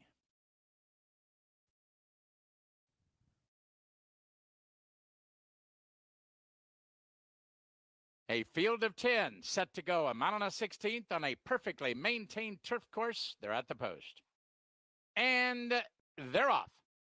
Mountain Holiday is away sharply and reaching up for the early lead. There's Milburn down along the inner rail. Now moving up is Joy City. Now moving to challenge. Violator way out on the outside. Ugly Duckling will try to work out a trip and cross over. The last horse away, long shot. Maspero. Under the wire for the first time, the Aqueduct Invader. Joy City now strides to the lead by a length and a half. Mountain Holiday lets him run away, settles into stride now to be second. Violator goes to the turn in the two-path, racing along third. Milburn and Camacho tucked in nicely, saving ground toward the rail now fourth. 2.5 lengths farther back, Ugly Duckling is now fifth by a neck, being now joined by Fly Knightley. The favorite is along the rail sixth. 3 lengths farther back, In It for the Love is seventh. Then it's 2 lengths farther back, Maspero is eighth. The break of 3 to the gray horse, Tis Luna ninth. And the trailer is on in honor of Artie. That's the 10 of them, 12 lengths from front to back, up the backstretch. Joy City takes them along on the lead by a length and a half. From between horses, Mountain Holiday is second. Milburn and Camacho, they're poised and ready to pounce toward the rail. They're covered up. Meanwhile, Violator going for a run on the outside. A length and a half farther back to Fly Knightley. He's into the bit and looks for racing room.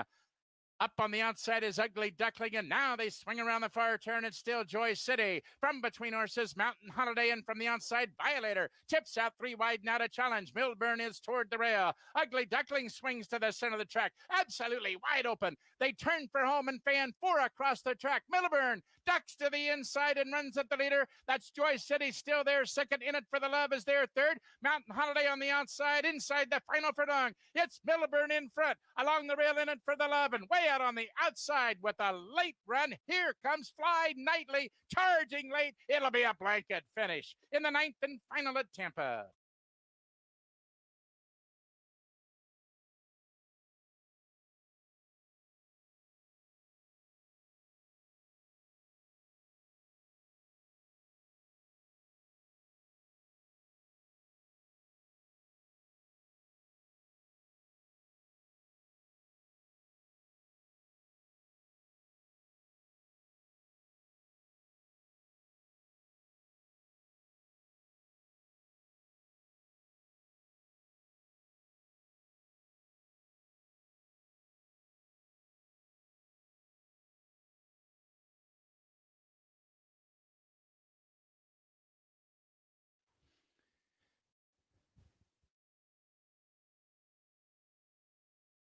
The results of the photograph show number 1, Milburn was the winner.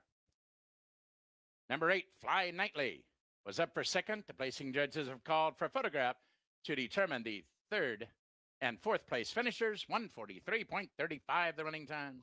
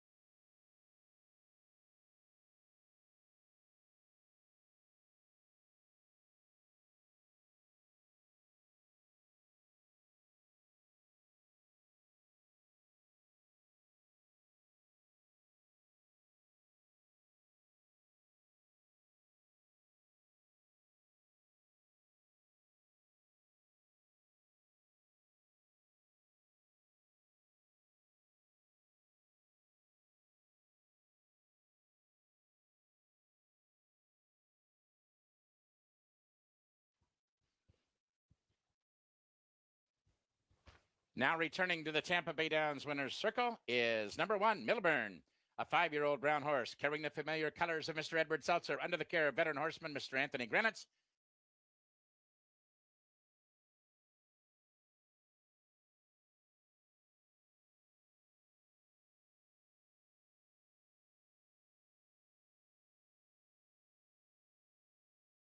Kahira, obviously of the wagering, but there's cases that can be made for almost everybody in the field. You took the words right out of my mouth. I was actually going to want to talk about that race, but you can make a case. I wouldn't want to talk you off any horse. Let's put it that way, right? Acting Out is a nice runner for Papa Sherman, who actually I'm going to include her on my ticket because it's very rare that you see a lightly raced filly win 2 consecutive races by 5 lengths or more. So I think she's got a lot of ability. She's going to have to improve, but I do think the mare to beat is on the outside, Mosi Cal, for trainer Peter Miller last time out, 2 turns on the turf. You can kind of draw a line through that.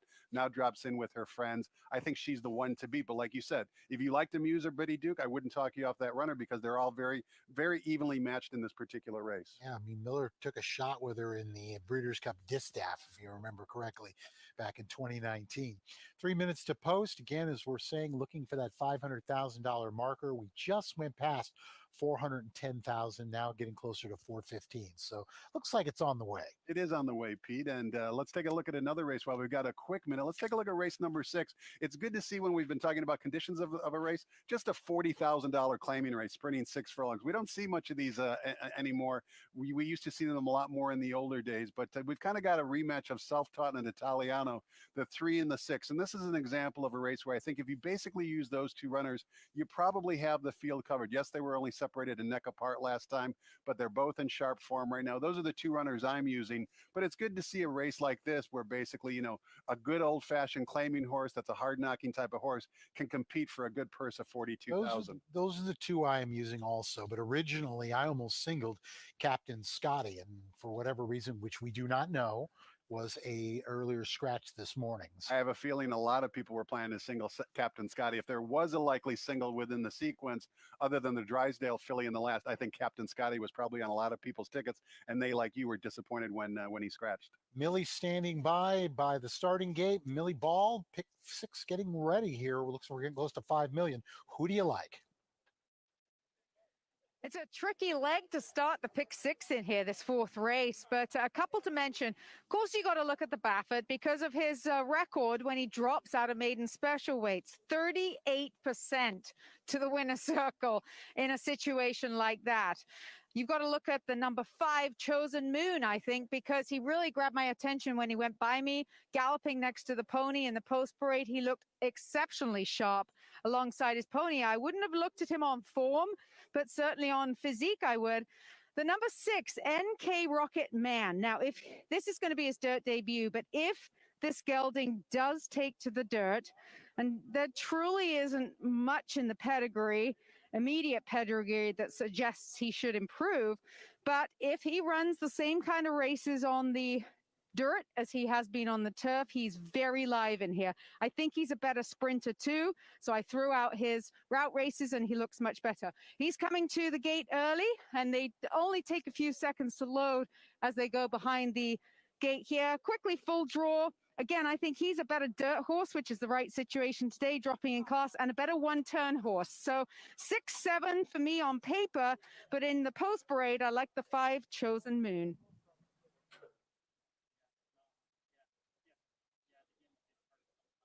Buena suerte de todos acá en el carrera de Santa Anita. Good luck to everyone here at Santa Anita.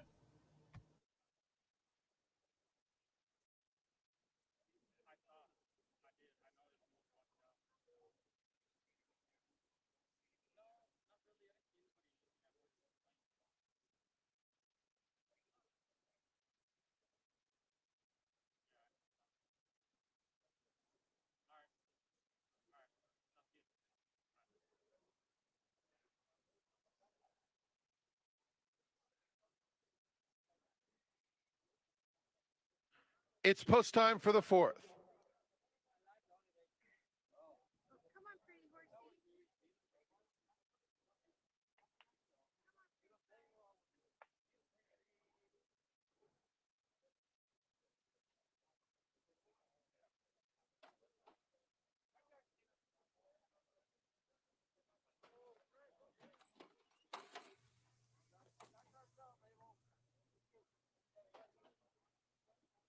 Moving into line, KPD Day going in. Paul L. Twirling Derby to the outside.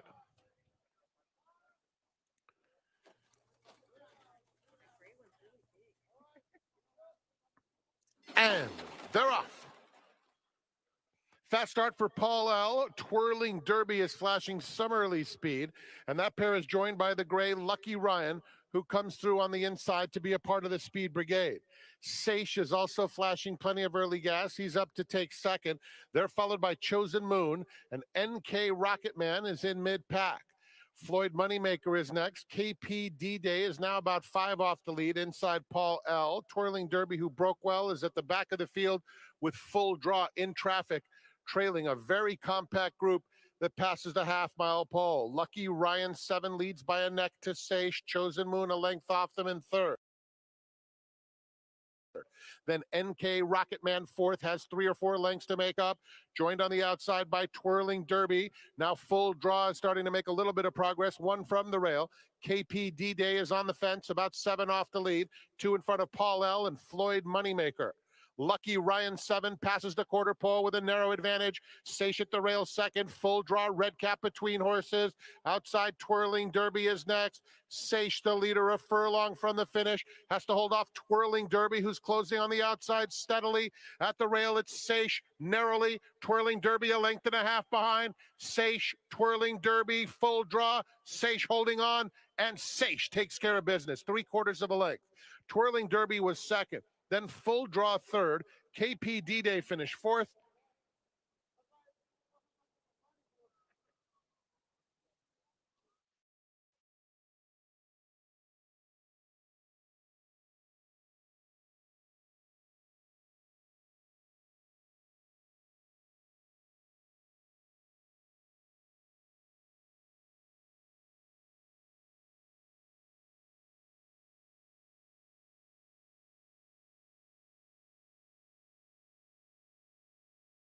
One, Seish was first.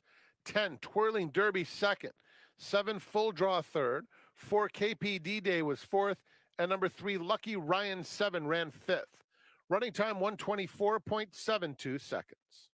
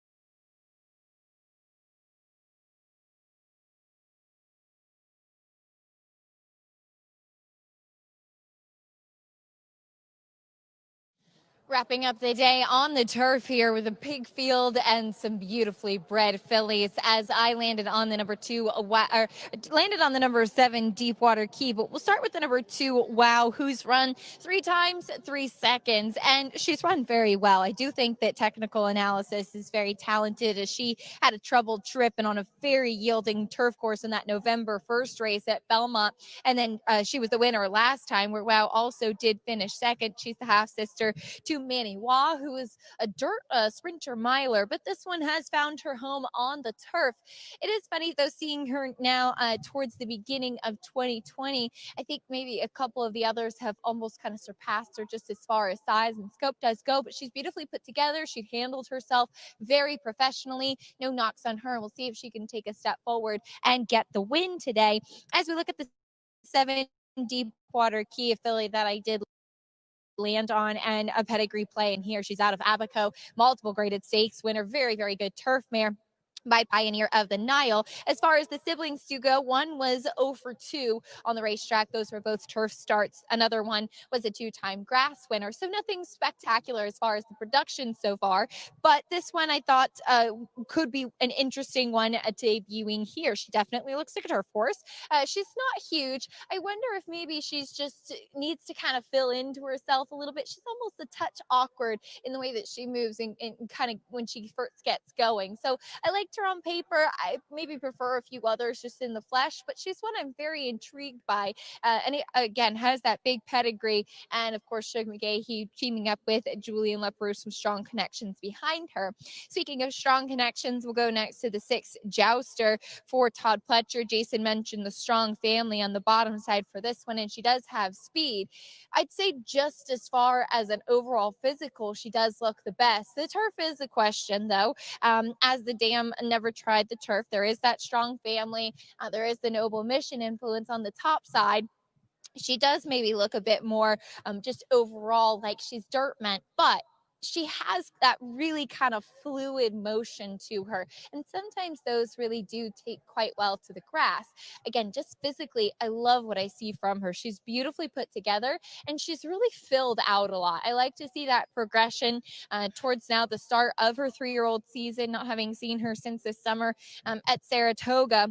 And that debut race, I will note too, was right after the Forgo, where it was an absolute deluge on the track that day. So I'm curious about this one getting onto the turf, and she is taking attention as well, has been training well at Palm Beach Downs. The number 5, Never Content, gets blinkers on, and she just hasn't shown any speed yet. I thought that she was a little bit one pace last time, where her entry mate, Traffic Lane, was the winner. So the blinkers could potentially help to make her a little bit sharper today, perhaps a little bit more in the game early on. I was also intrigued that the runner-up from that race, the number Candace O, came back to win down here at Gulfstream, in fact, a wire to wire with a 71 Beyer speed figure. So that was encouraging. And this one, she's very, very tucked up today. I'd almost like to see perhaps a little bit more overall from her, but in general, she's run very well on those 2 soft turfs, and given that lighter frame, that certainly makes sense that she can really kind of skip over it very well. But just shortcut cheater blinkers go on today. She's handled herself like a total pro too. And filly by No Nay Never, another one with that strong breeding with the Dubois mare on the bottom side here for Rapoli Stable. Some very, very well bred, well put together fillies here in the nightcap as they step onto the turf course for the finale.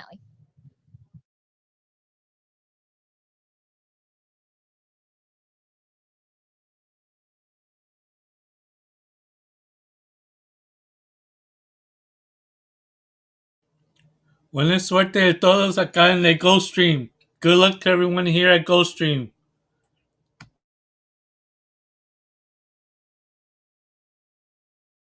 And the horses have reached the starting gate. It's now post time. They're lining up and moving in for race number 11. 5-2 money for the number 2 here. Wow. Tyler Gaffleone for Mark Hennig.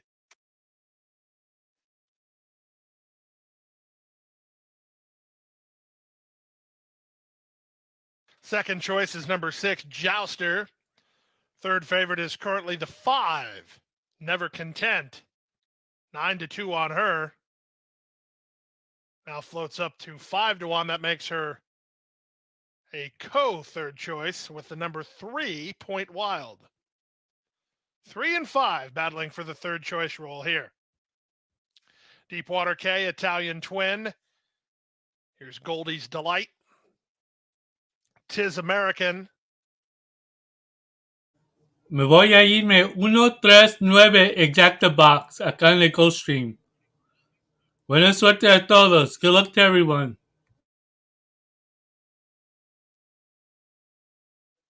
Family Time. Leonel Reyes drawing the outside will complete the field. It's the Sunday finale from Gulfstream. Live racing again on Wednesday with a first post of 12:35. They're in the gate. And runners away. A clean and level beginning. Soon after the start, it was Jouster who went looking for the lead. At the inside, Champagne Ivy moving up in the center. Here's Italian Twin on the go, trying to get over from the high draws. Family Time. Down at the rail goes Point Wild, just racing ahead of Never Content. Back from there, it's a tugging wow. She's on heels, very ranked now down toward the inside, trying to settle down here as well. The race favorite is about 6 lengths off the lead. Then it's Goldie's Delight. 3 wide went Deepwater K. Down at the inside, Miss Empirement is second last, and the trailer is Tis American. In the run around the first turn, Jouster has the lead and is traveling pretty well. 1.5 lengths embedded on the outside running Italian Twin, who's now second. Champagne Ivy sequestered at the rail third. Followed fourth by Family Time. Fifth is Point Wild. 1.5 lengths to Never Content, who races from sixth. Wow is seventh. Eighth and out wide is Deepwater K. Goldie's Delight is ninth. 10th is Miss Empirement. 11th and last is Tis American. They move now to the far turn through the opening half mile of 48 seconds flat. Jouster has been in front from the outset and is sailing smoothly at this point. From the inside, Champagne Ivy now set to the attack second. Italian Twin is back to third. Lannery and Point Wild begin to make some ground. They're into fourth now. Passing Family Time, trying to run home from the back is Never Content. Wow has a ton to do and less than 1/4 mile to do it in. And Jouster is opening up. Jouster after 3/4 and 1:11 and 3. Look at her go. Jouster, the daughter of Noble Mission, is a long gone winner. Get out the wide lens for this one. Jouster in a powerhouse performance. Jouster is a double-digit winner on the turf. Second, Champagne Ivy. Third was Point Wild. Fourth in a photo goes to Never Content over Wow. Wow indeed for the winner, Jouster, in 1:39 and 4.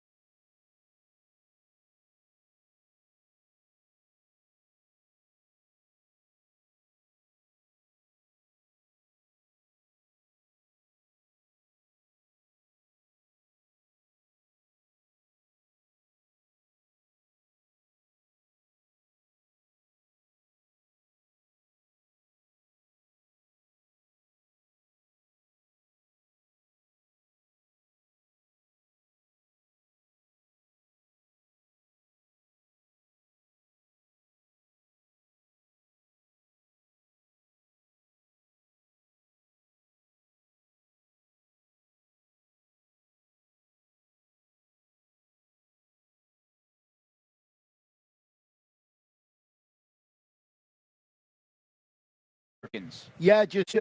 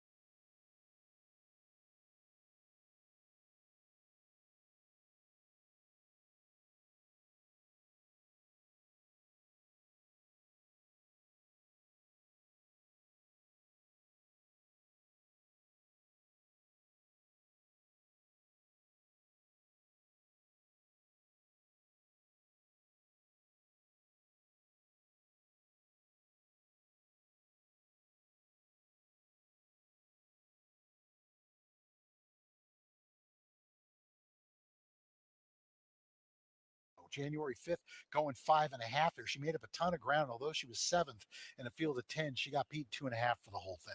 Yeah, that was, an okay effort since then she is exclusively routed. She did win 2 starts back up at Golden Gate at the conditions, so she has to be in here for the tag. And we have to just kind of see if she's going to be good enough here to be able to clear it. I think she's probably just a notch below some of these, and she's inconsistent, right? I mean, she had that one win, but surrounding that is a lot of efforts that were off the board. So I didn't use her. There were several others I liked better. 3 horses getting sideways, really not getting any respect. 50-1 from that 21 for trainer Dan Markle. Markle had a decent 2020. This is another horse up north on the synthetic. Is doing quite well at the $62,500 level. We haven't seen her since May, and I'm concerned just from a condition standpoint. She looks a little on the heavy side. Like she had Thanksgiving a couple of times and maybe Christmas dinner twice. So I would just say she might need an out. I always stumble when I see this name. Is it Krofavoke? Croavoki. Croavoki, why not? 4-year-old daughter of Dandy Man. Another one, same story. Likes to pick up checks. Did have a win going a mile for optional 80 back in August, but is a 2 for 13 lifetime. Okay, I'm going to use her. I really like her. She's getting attention. She was 12-1 on the morning line. She's 8-1 right now. Here's the deal. In Ireland, she actually won going 6 furlongs. They brought her stateside, immediately put her to a mile. And honestly, she didn't run bad. She brought in back-to-back stakes placings.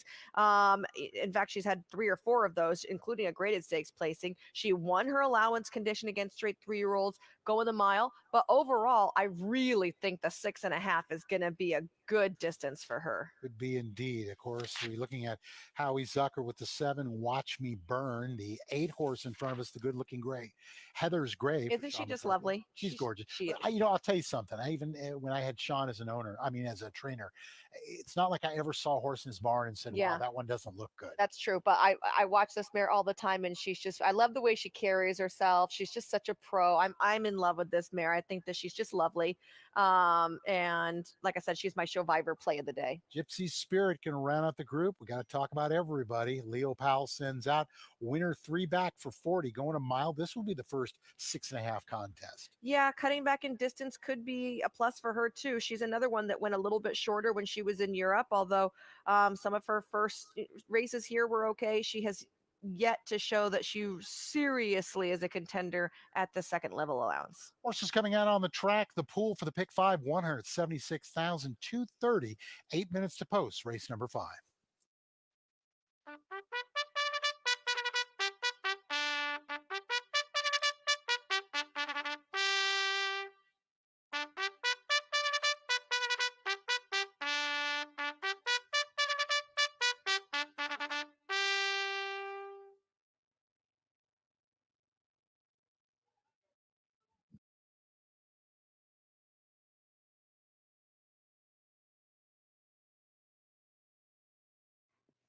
The horses are on the track for today's 5th race.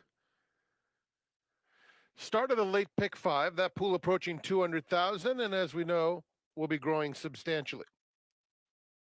There are 7 minutes to post. A reminder that you can enjoy an extra day of live racing next weekend when we offer a special Holiday Monday card on January 18th. For complete details, please visit santaanita.com. Special racing next Monday, January 18th.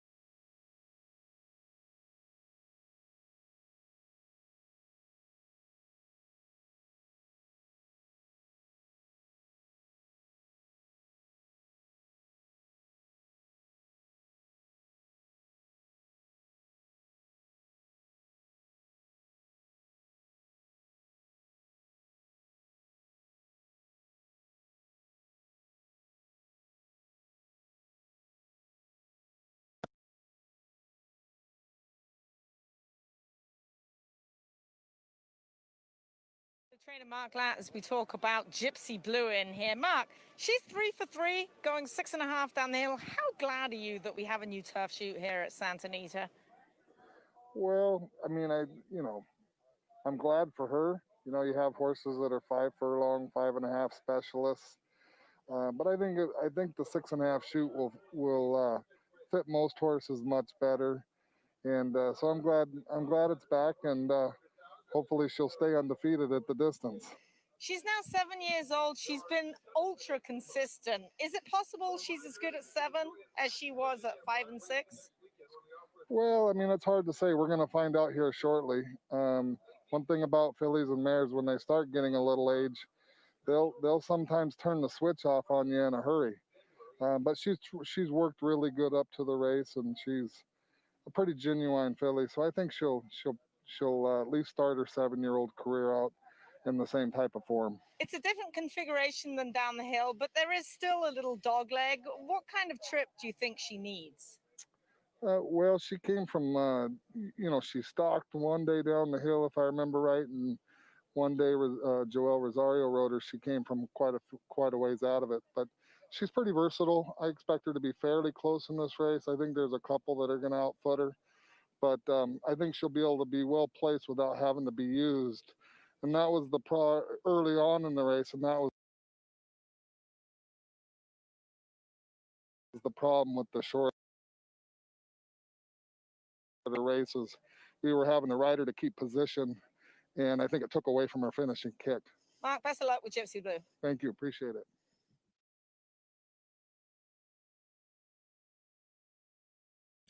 Buena suerte a todos acá en tus cogidos y tus puestos acá en el Santa Anita.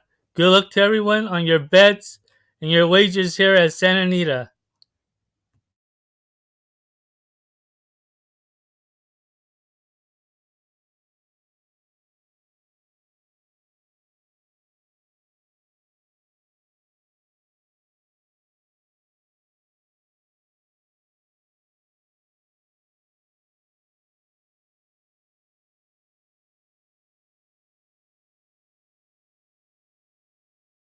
Approaching the gate.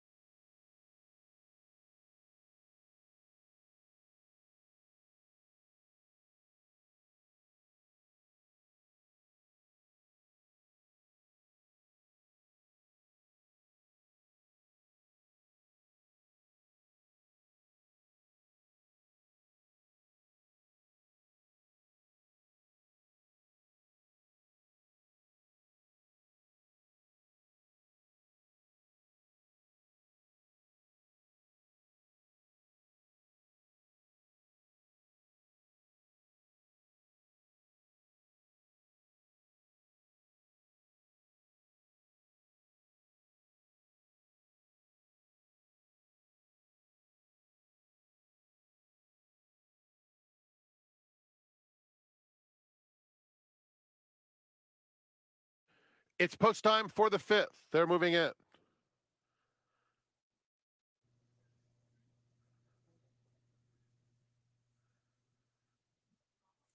Crook of Oak and Love and Peace will be the first two to load.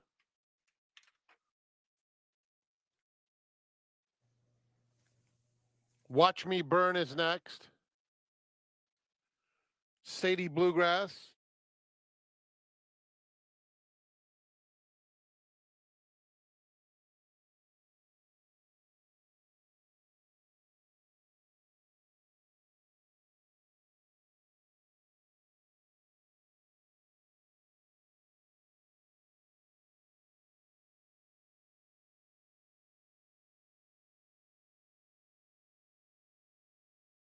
Gypsy Blue, Aqua Seaform Shame, and Gypsy Spirit, the last three.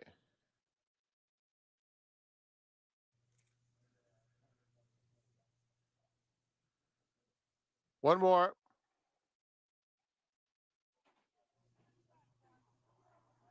Aqua Seaform Shame.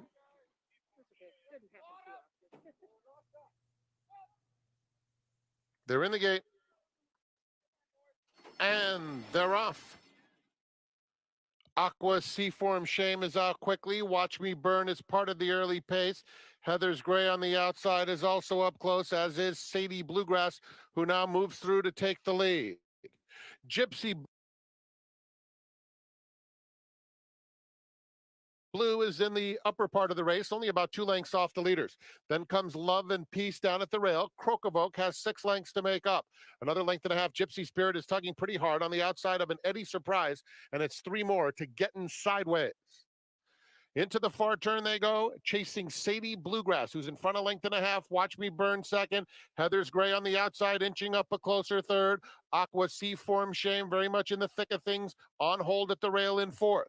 Then Gypsy Blue, Love and Peace is next. 3/4 back to an Eddie Surprise, who's trying to launch a bit, about 5 lengths off the lead. Behind them, Gypsy Spirit is still steadying. Whitecap trying to get out of there as the field turns for home. Aqua Seaform Shame is up to overhaul Sadie Bluegrass. On the outside, Gypsy Blue is running on willingly, so is Love and Peace. It's Aqua Seaform Shame close to home. In front by a half length, Sadie Bluegrass is sticking on gamely. Aqua Seaform Shame proves best. Sadie Bluegrass was second in front of Gypsy Blue, Love and Peace, and an Eddie Surprise.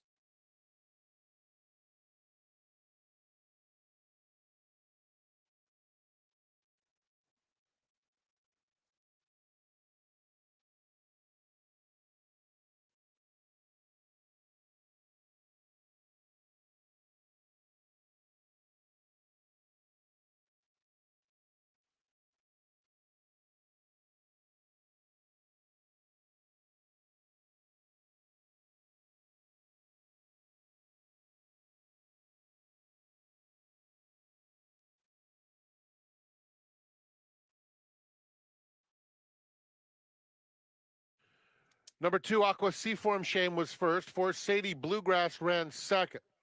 5, Gypsy Blue was third. 1, Love and Peace was fourth. And number 9, an Eddie Surprise, fifth. 2-4-5-1-9. Running time 1:14.81 seconds.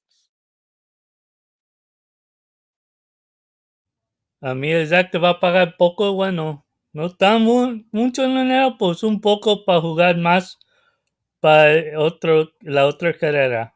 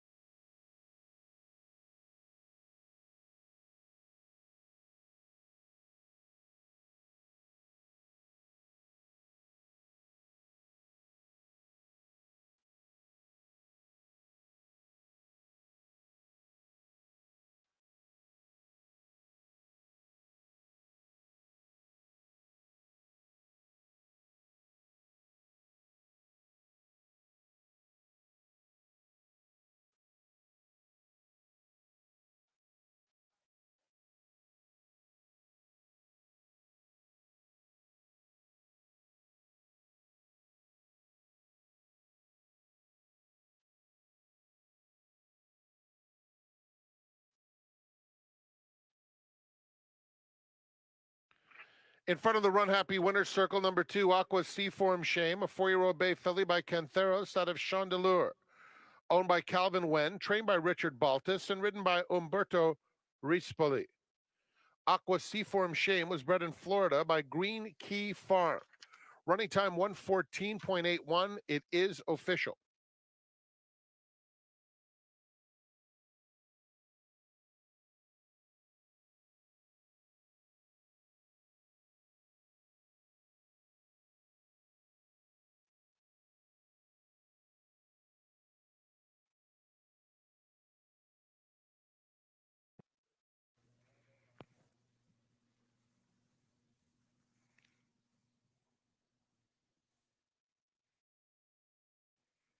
Early pick 5.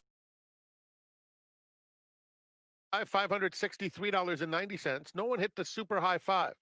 And so that carries over $4,096.22. That super high five will carry over to this afternoon's 7th race. Up next, it's the 6th, which begins the late pick 4. No high five due to the scratch at number 5, Captain Scotty. Revised warning line is on the board.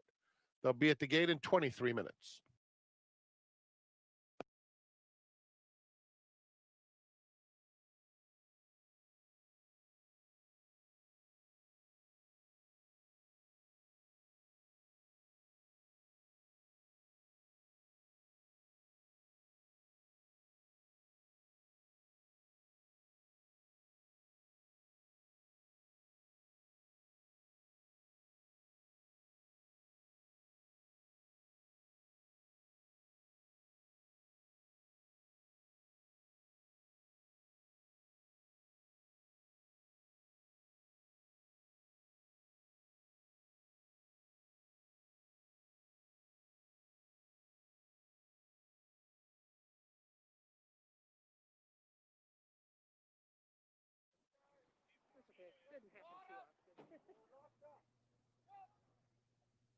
They're in the gate.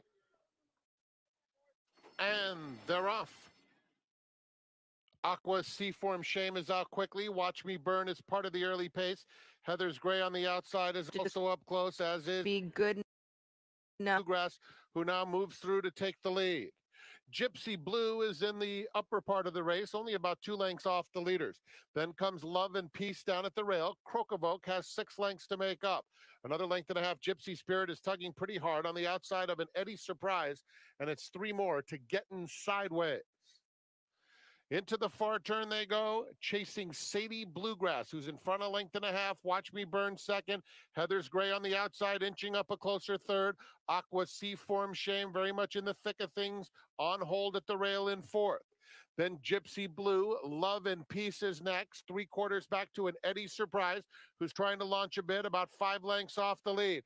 Behind them, Gypsy Spirit is still steadying. Whitecap trying to get out of there as the field turns for home. Aqua Seaform Shame is up to overhaul Sadie Bluegrass on the outside. Gypsy Blue is running on willingly. So is Love and Peace. It's Aqua Seaform Shame close to home. In front by a half length. Sadie Bluegrass is sticking on gamely. Aqua Seaform Shame proves best. Sadie Bluegrass was second in front of Gypsy Blue, Love and Peace, and an Eddie Surprise.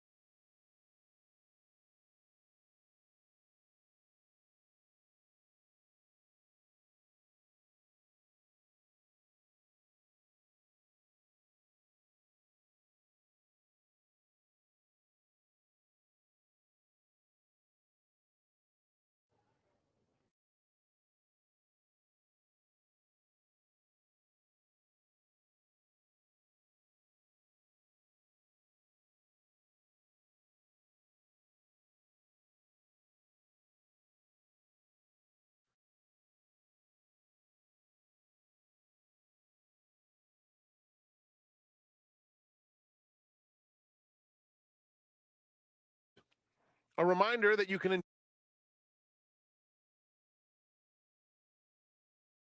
Eclipse champion Run Happy, a 3-time Grade 1 winner, record setter, hit the track. His juvenile winners include Run Snappy at Santa Anita, She's Happy at Keeneland, and this impressive performance from Runway Magic wins by 3. Eclipse champion Run Happy, standing at Claiborne Farm.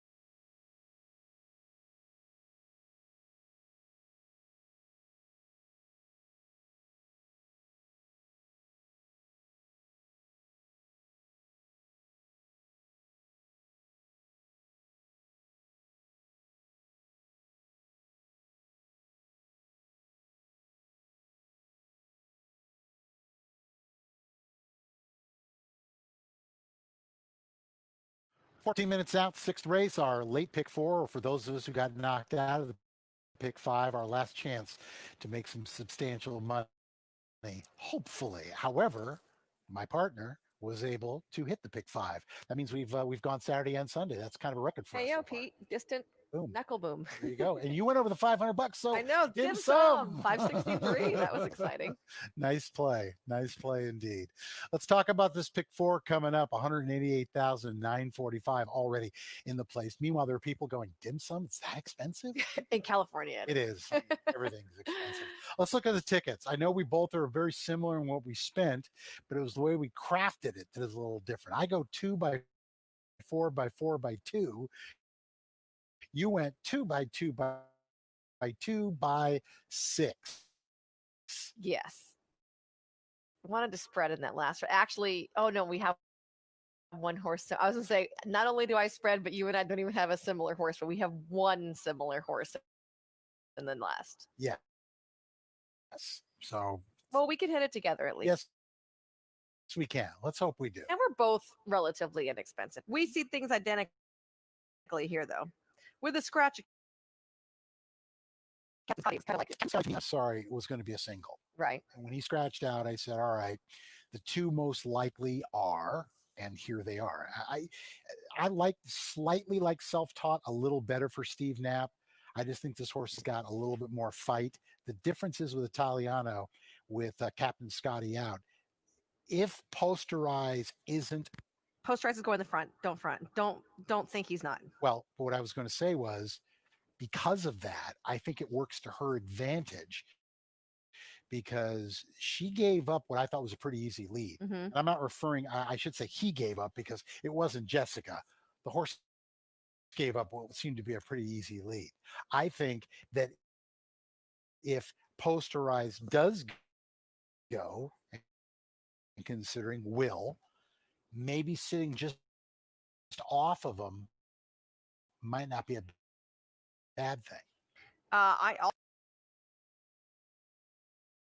also think there could be a middle duel front because I wouldn't be surprised to see the one Cartellier go to the front as well. So there could be actually a fair amount of pace up front to run into.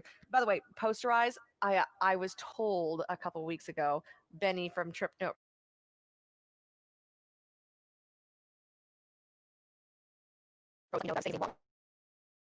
Posterize, like when you dunk on someone in basketball. Right.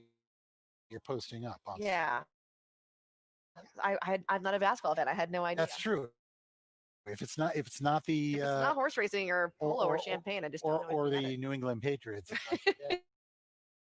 Although this year when I bring it up, you go, yeah, forget it. Move on. Next season.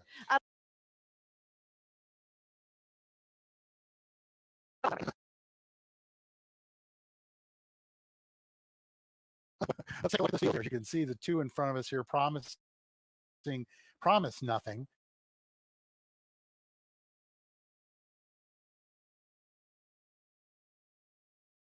Aging whiskey there, that will be.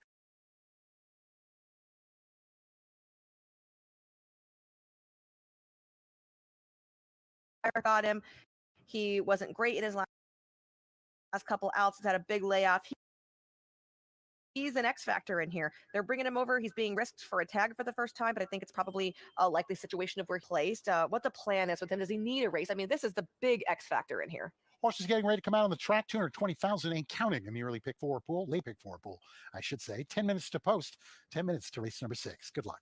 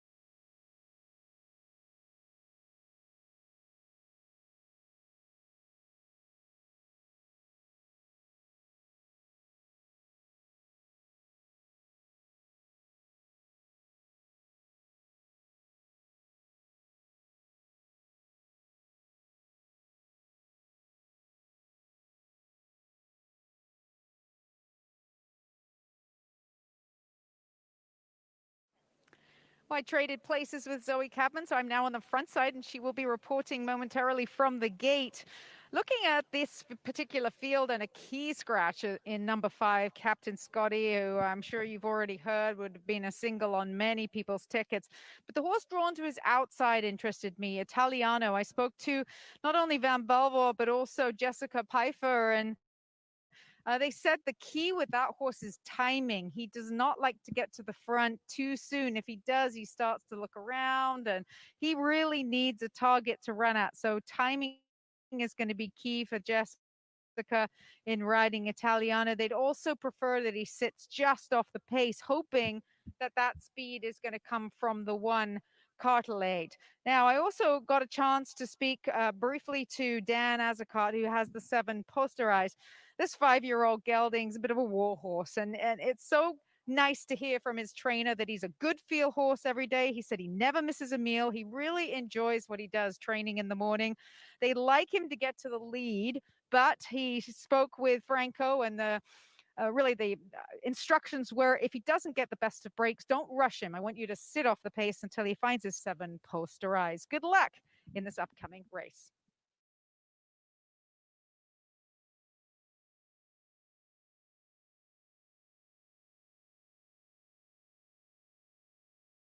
Field on the track for today's 6th race. Started the late pick 4. No high 5 wagering. Scratch 5. Captain Scotty. Pick 4 pool over $250,000 and growing.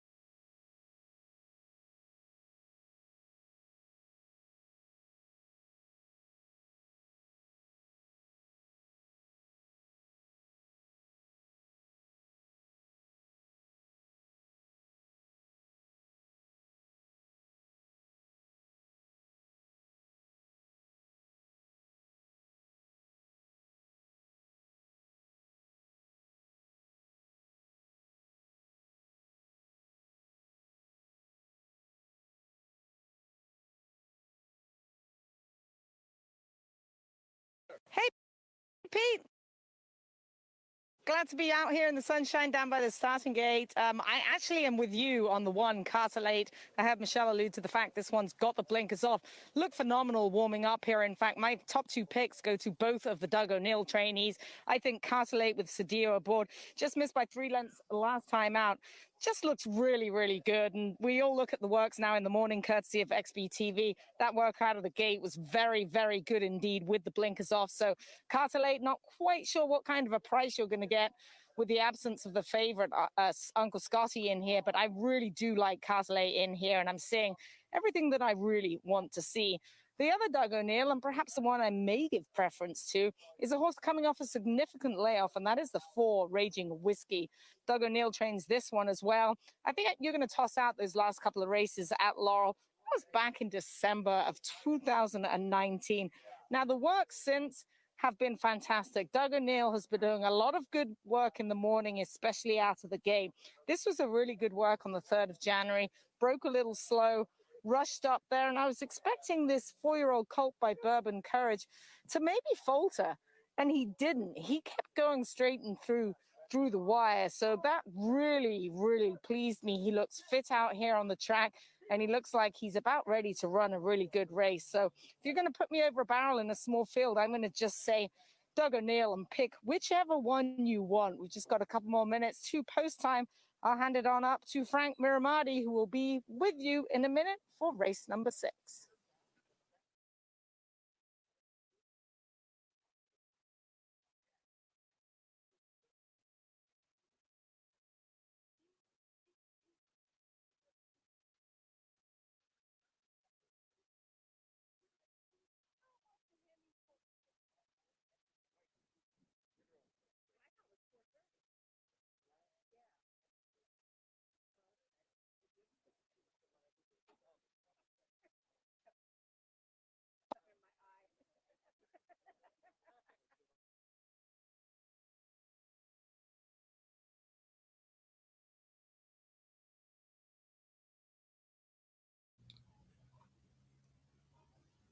Buena suerte a todos en esta carrera.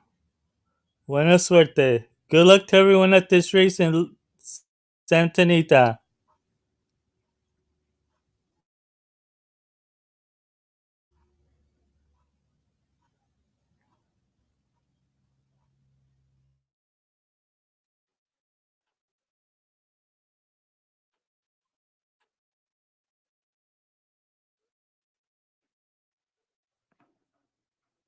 The field is nearing the gate for the 6th. Late pick 4 pool is over 416,000 and continuing to grow. We've got about a little more than a minute before the gate opens for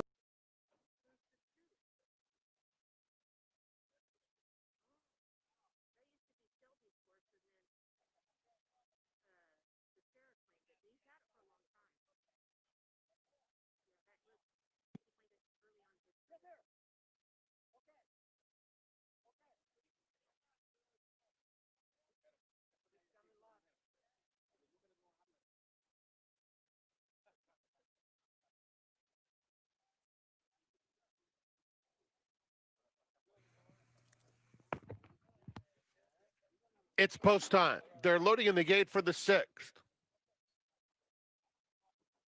Promise Nothing, Cartelate, the first 2. Italiano coming up.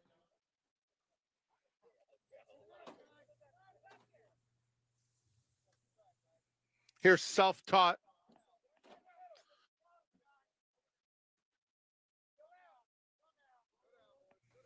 Posterized to the outside. They're off. Posterized began quickly, so did Cartelate. These 2 square off in the early stages. Raging Whiskey heads the next group, about 4 or 5 lengths off the lead. Down on the inside comes Promise Nothing. Raging Whiskey is in that group at the back of the field, along with Italiano. Down the backstretch they go, and it's Posterized on the outside and Cartelate, and these 2 are sizzling into the far turn very quick. Promise Nothing along the inside moves up to claim a clear 3rd spot. They're followed by Italiano on the outside. Between horses, Self-Taught, and another length and a half to Raging Whiskey.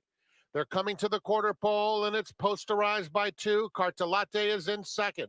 4 back to Italiano, gaining steady momentum in third. Blue Cap on the outside.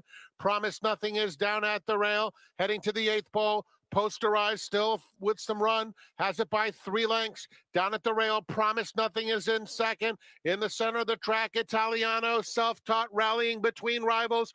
Posterized a length and a half close to home, and Posterized, very big effort today out of Posterized, who wins it clearly. Tight photo for second between Self-Taught and Promise Nothing. Then it was Italiano.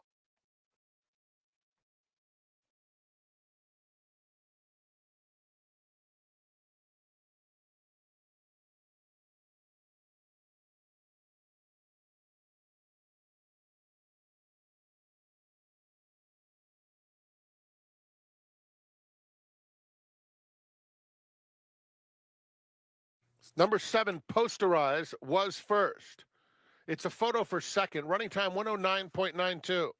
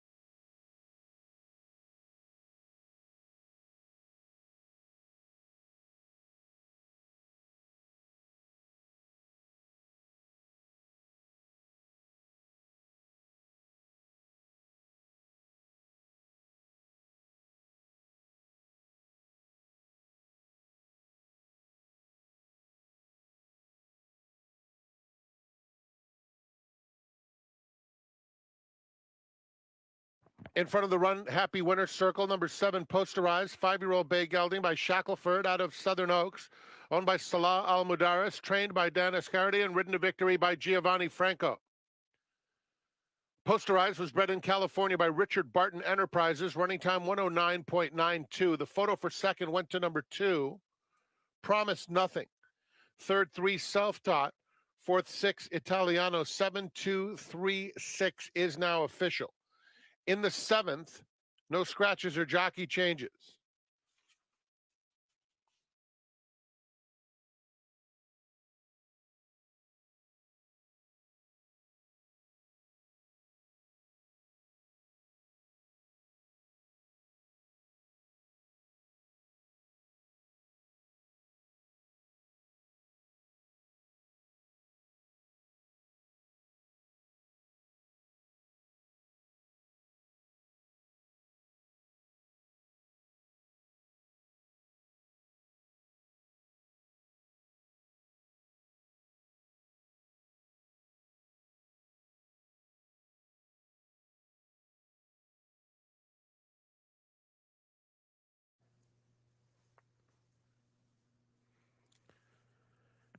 You can win an entry into the Pegasus World Cup Betting Championship this Saturday in ExpressBet's online $500 handicapping contest.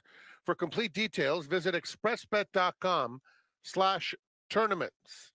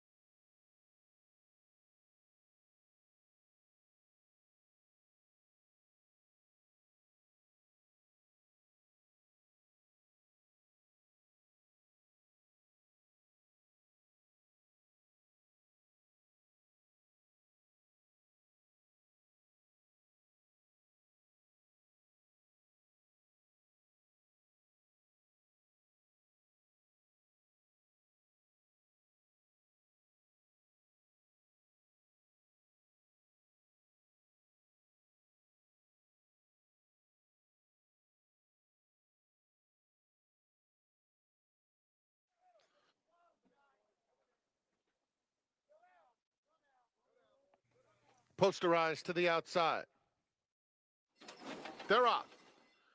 Posterized began quickly, so did Cartelate. These two square off in the early stages. Raging Whiskey heads the next group, about 4 or 5 lengths off the lead. Down on the inside comes Promise Nothing. Raging Whiskey is in that group at the back of the field, along with Italiano. Down the backstretch they go, and it's Posterized on the outside and Cartelate. And these two are sizzling into the far turn very quick. Promise Nothing along the inside moves up to claim a clear third spot. They're followed by Italiano on the outside. Between horses, Self-Taught, and another length and a half to Raging Whiskey. They're coming to the quarter pole, and it's Posterized by 2. Cartelate is in second. 4 back to Italiano, gaining steady momentum in third. Blue Cap on the outside. Promise Nothing is down at the rail, heading to the 8th pole. Posterized still with some run, has it by 3 lengths. Down at the rail, Promise Nothing is in second. In the center of the track, Italiano, Self-Taught rallying between rivals. Posterized a length and a half close to home, and Posterized, very big effort today out of Posterized, who wins it clearly. Tight photo for second between Self-Taught and Promise Nothing. Then it was Italiano.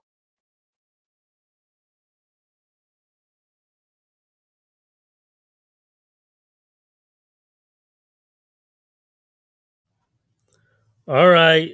Well, tomorrow I'm not gonna be on. I have to go to work tomorrow, so I'll be on possibly Tuesday for a few tracks because there ain't that many. But I'll be on for tomorrow a bit.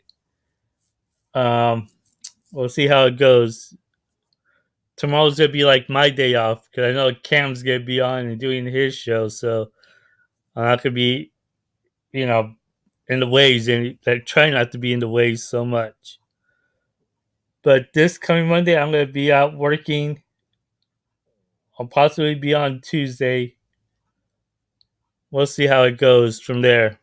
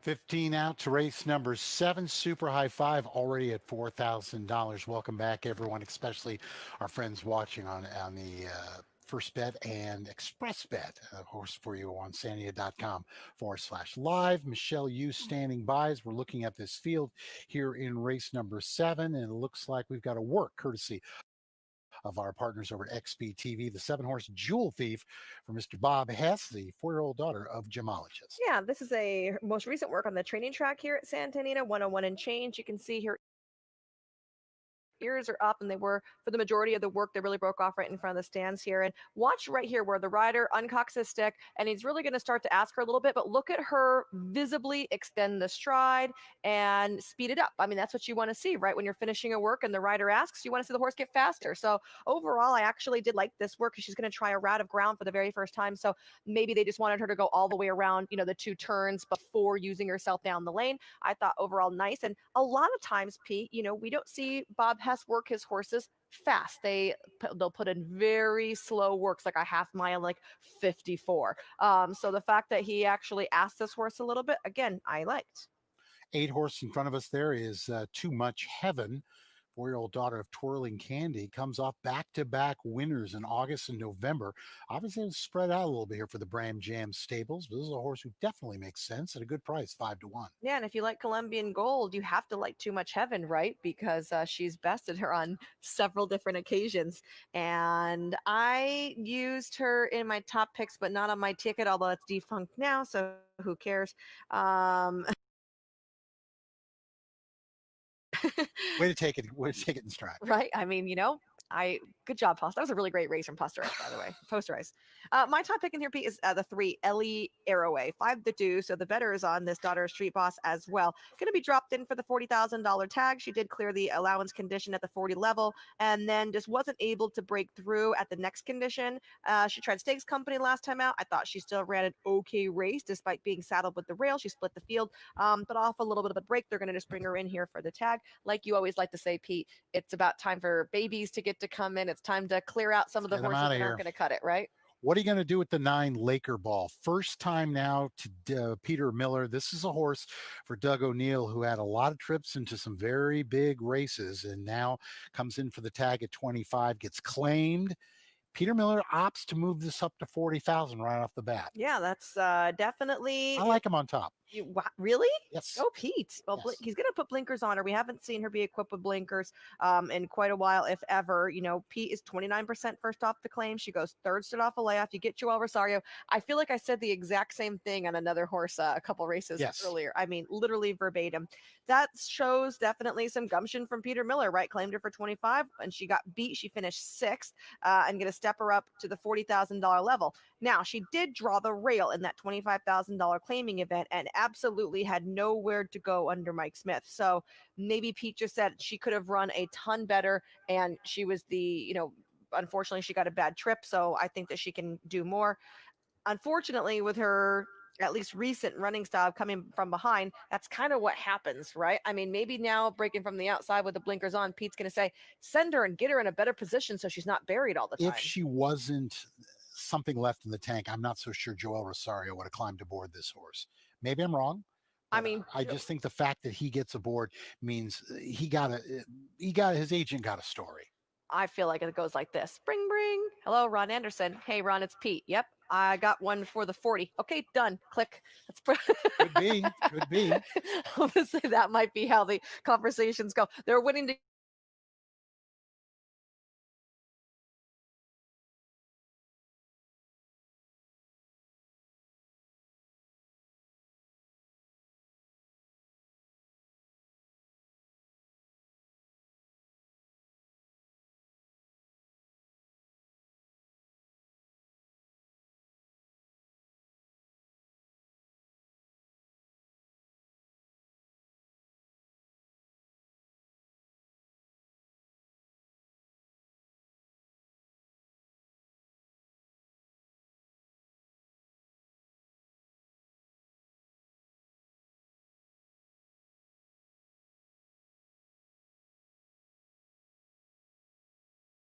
nice ice. Tyler Bays was aboard for that win. I'll take 8-1 all day long. would have to say. A couple other horses to consider here. The 6, Scherzo, another of the Ron Charles and Gordon owned horses for Manny Bedelia coming down from Golden Gate. They did race over at Del Mar.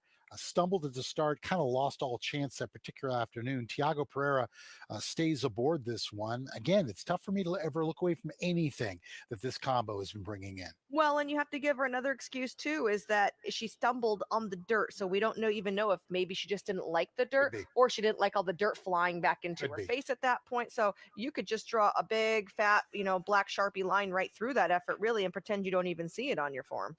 Colombian Gold, and of course, Ellie Arroway should be starting to come into the group. Ellie Arroway now starting to get the lion's share of the wager. We talked about her already. Colombian Gold, touched on briefly for Bill Spar. This is one that he took from Peter Miller for 40,000, moved the horse up to 50, and the horse was a neck away from getting the whole thing done. Well, and we talked about if you like Too Much Heaven, you kind of have to like Colombian Gold. And look at the price you're getting right now, Pete. 8-1 from a 5-1 morning line, and you get Flavien Prat remaining aboard. She did win an Open 42 back, but it was against straight 3-year-olds. This will be the first time that she'll be trying older fillies and mares as a 4-year-old. Although she did run a good second to Too Much Heaven against 3-year-olds and up 3 starts back. Do you look at a horse like Nice Ice, who I think we can both agree is going to try to go to the lead again? This time, though, Ellie Arroway. Yo me voy a jugar esta carrera. Me voy a hacer el exacta box. 1, 3, 8. Eso es mi exacta box. Y mi escogido. Me estoy viendo me gusta el 8, es el caballo que me gusta mucho. Voy a jugar eso para ganar el segundo y tercera. So, voy a ser 1, 3, 8 exacta box y el 8 con ganar el segundo y tercera. Buena suerte a todos. For this race, I'm going to be playing the 1, 3, 8 exacta box. And my top pick is going to be the number 8 across the board. Good luck to everyone that's playing this race.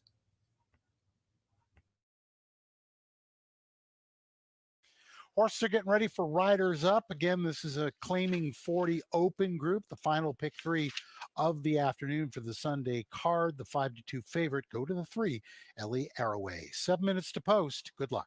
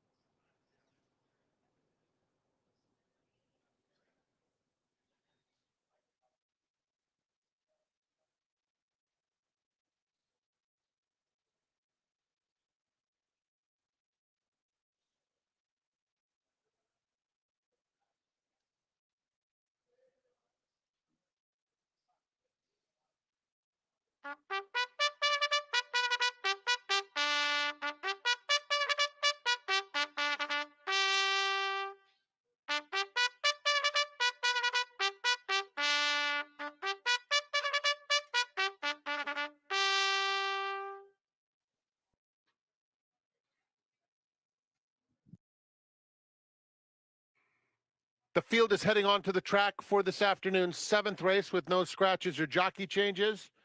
Post time on the board in just 6 minutes. We do have a super high 5 carryover of 4,096. New money 4,600. Post time 6 minutes away.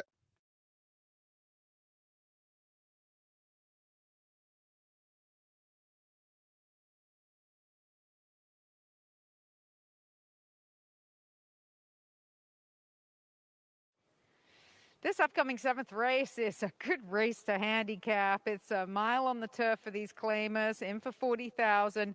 Nice Ice, I think, is going to have to really work out a trip from the inside because this is a mare who's shown speed, but I don't think she's quite as quick as maybe Ellie Arroway or one other in this field. So that's going to be the key, I think, for Tyler Bays. I was surprised earlier on that she was all the way up at 8-1 on the board here. She was 7-2. Buena suerte de todos en el escogidos acá en el Santa Anita. Good luck to everyone here to their picks at Santa Anita. Let's get this home. And I'm gonna take in a little bit. I'm gonna take a small break. Then I'm gonna come back on so I could show and bet on Los Alamitos and maybe some Cal Expo and some other harness races. Good luck to everyone.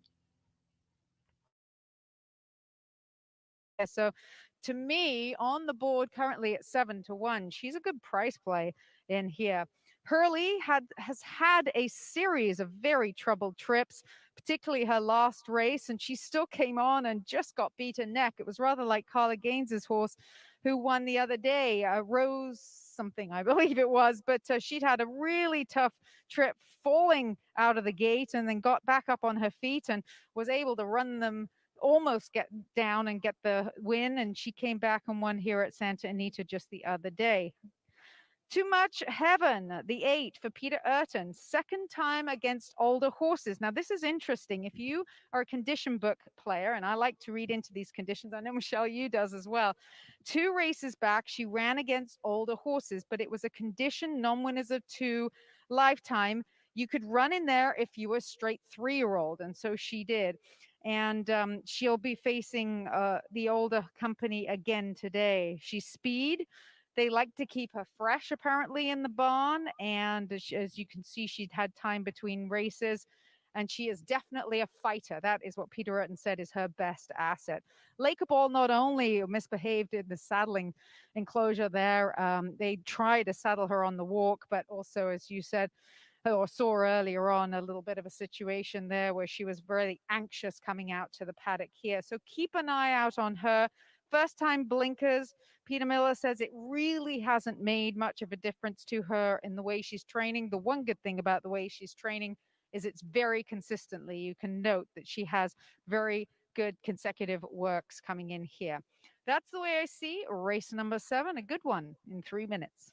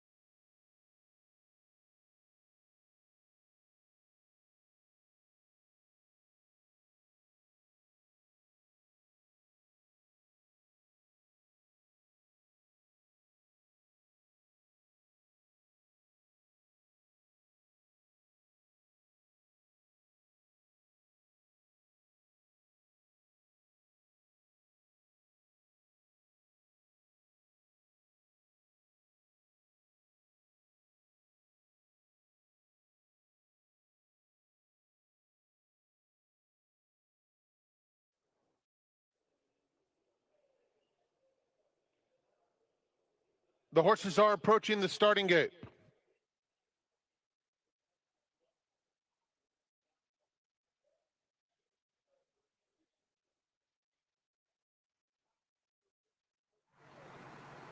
So, Cadman here at the starting gate. Millie gave you a good run through of all the contenders in this race.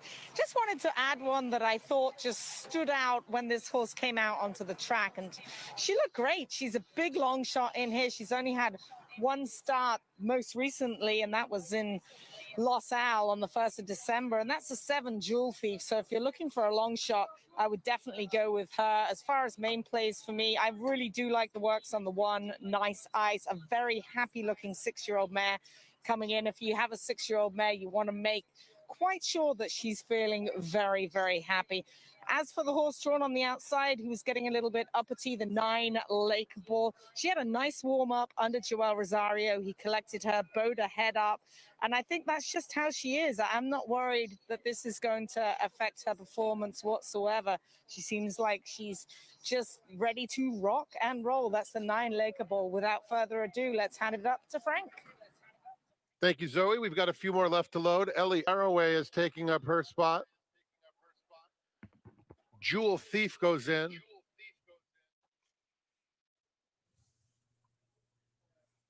Here's Kitty Hawk Lass, Too Much Heaven, and Laker Ball.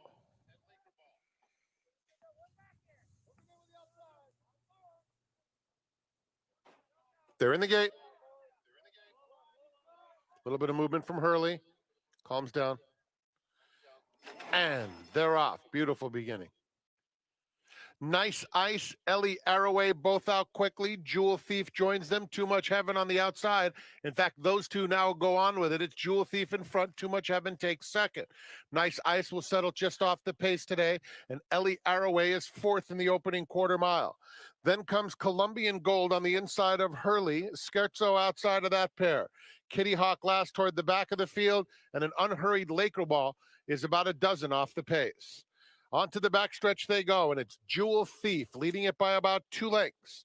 Too Much Heaven on the outside. Nice Ice in the red colors claims second as they try to slow it down. Nice Ice will have none of that, and Nice Ice goes right after Jewel Thief as they head toward the half-mile pole. Behind them, Colombian Gold right together with Ellie Arroway. A length and a half behind them comes Hurley with less than a half mile to travel. Kitty Hawk Lass is next. 2 more back to Scherzo and another half dozen to Laker Ball. Around the far turn, Nice Ice opens up 2 lengths now. Jewel Thief losing ground steadily as Too Much Heaven has moved clearly into second. Then Colombian Gold. Ellie Arroway has asked for a bit more in the green silks, followed by Kitty Hawk Lass inside Hurley. Scherzo looking for somewhere to go, has a bit of run. 4 lengths back to Laker Ball, top of the stretch, and Nice Ice has opened up a big lead. 5 lengths coming to the 16th pole. Kitty Hawk Lass finishing strongly on the outside, trying to get into second, but it's Nice Ice all alone under Tyler Bays, and Nice Ice cruises to victory. Wins by about 3. Kitty Hawk Lass, a good second. Then it was Ellie Arroway third. Scherzo picked it up into fourth. Too Much Heaven completes the super high 5.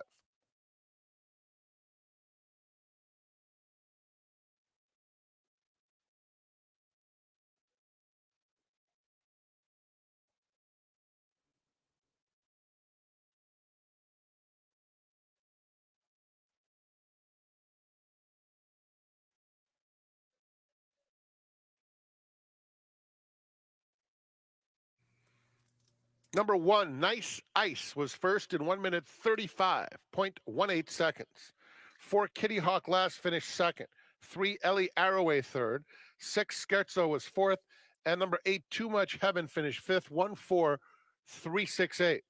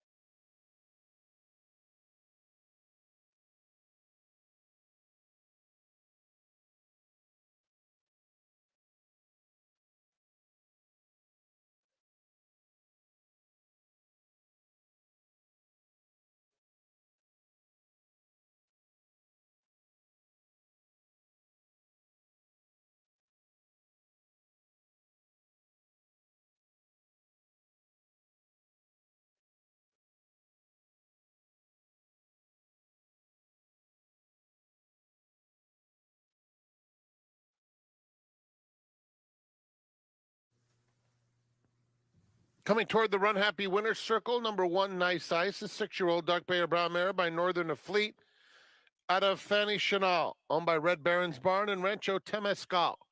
Trained by Jeff Mullins, ridden by Tyler Bays. Nice Ice, bred in California by Dr. and Mrs. William T. Gray.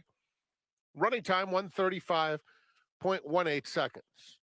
The 8th is the Kalukin Queen. Post time in 24 minutes.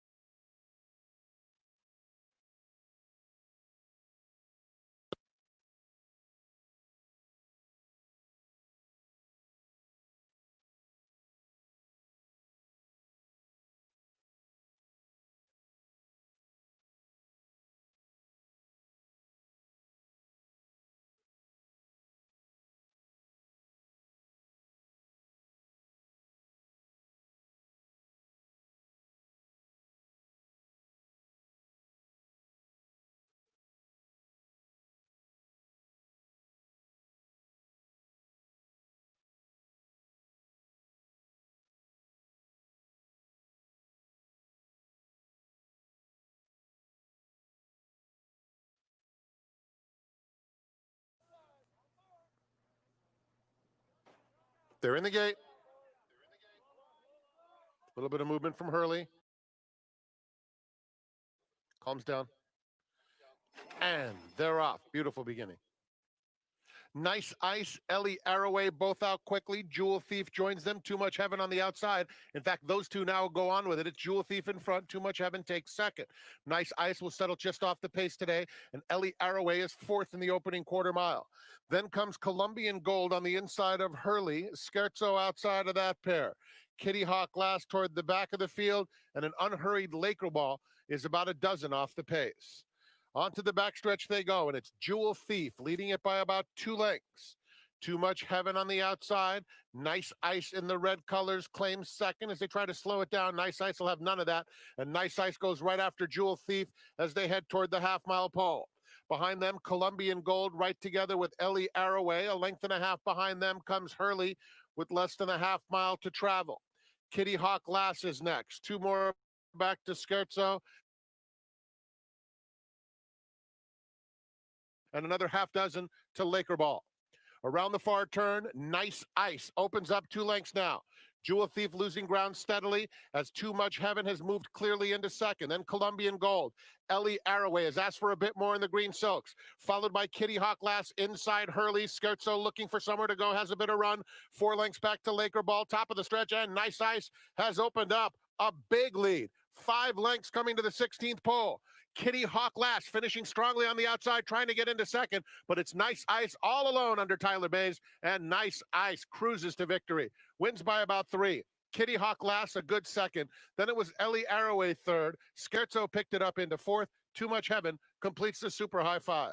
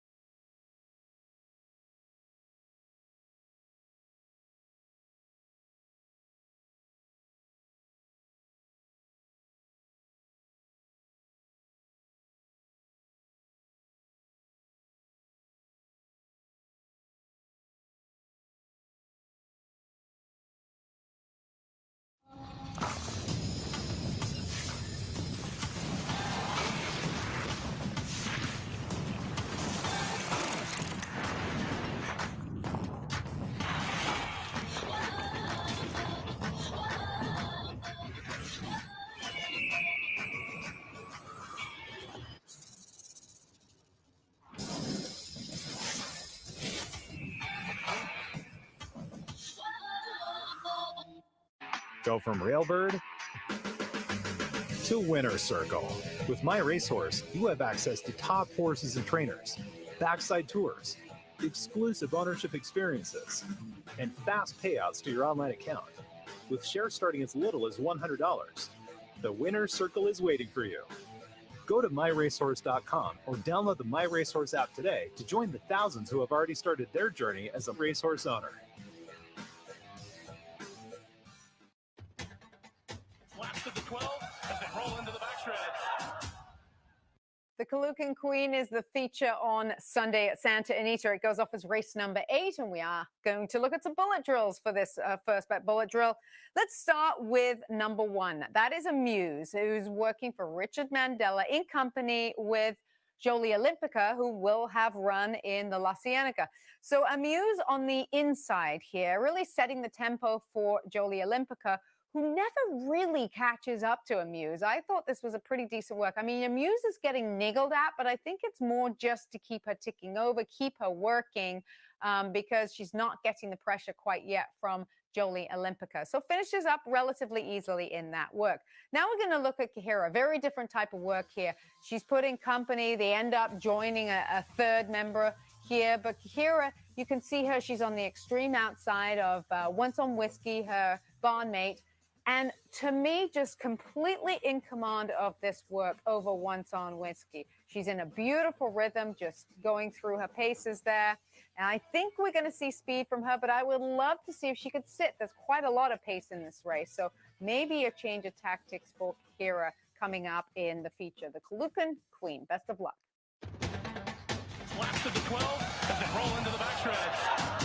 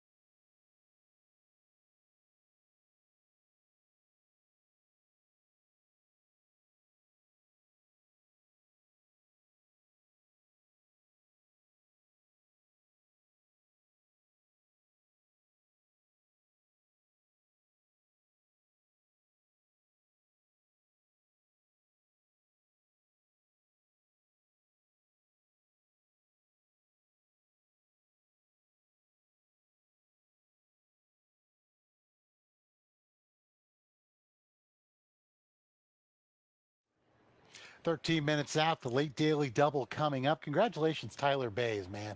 Anybody I know on the turf that can go wire to wire, it's him. That was a really good ride. I mean, she just looked loaded the whole time. Good job.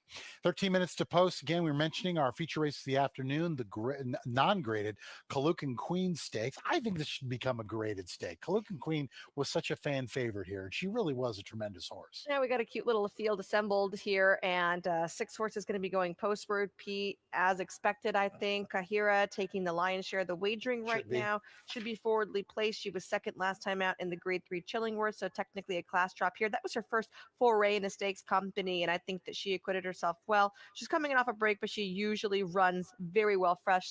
So if you like her, I can't talk you off of her by any means. But I kind of like the 2 Biddy Duke. I am such a fan of this. You've always been a fan. I know, I'm such a fan of this little tiny horse. Actually, if you were just looking at the weights on the screen, you will see that she weighs like 800 and some odd pounds, and every other horse is Oh, over she's 1,000. megahertz. Yeah, She's she's basically a little teeny tiny horse. tiny, but she's got a huge heart. So I think that she's really intriguing. She was no match for Grade One Company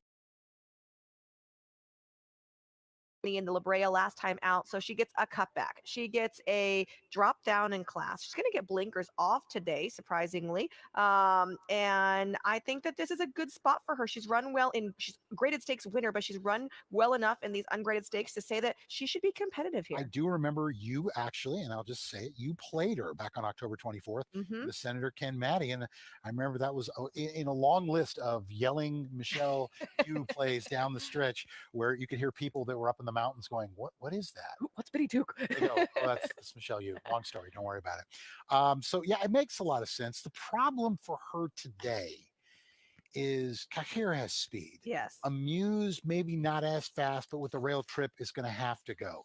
Acting Out has speed. Mosi Cal has speed. The only one who doesn't is Dynasty of Her Own, and she has shown speed, although be it going 2 turns. Yeah, so 2 turn speed. I don't know if it's going to translate here. Also, I thought that she was interesting, but then I went and watched her work. I like the fact that Jonathan Wong actually has her down here working locally, and you can see bullets littered throughout her workout tab. But that last work is available on XBTV. So on paper, it looks good, minute and change. But to me, it was just not good looking at all. She was in an all out drive. Her rider was going left handed after her. So I mean, it's not all about the time, it's how you do it. And she was all out to drop that minute. So for me, I didn't love that work, and it really shifted my gears away from her. Looking at the field, I know we were also talking about a horse here that's kind of a fan favorite around here, and that's the 4 Acting Out. Art Sherman, the owner and trainer of this 4-year-old daughter of Blame, who you would have thought with anything with Blame, you'd say immediately it's got to go a route. But then you got Spitestown, who was a bit of a sprinter in his day on the dam side. And we've talked about this before. If I'm looking for that kind of an angle, I usually look at the dam side first to see what they got.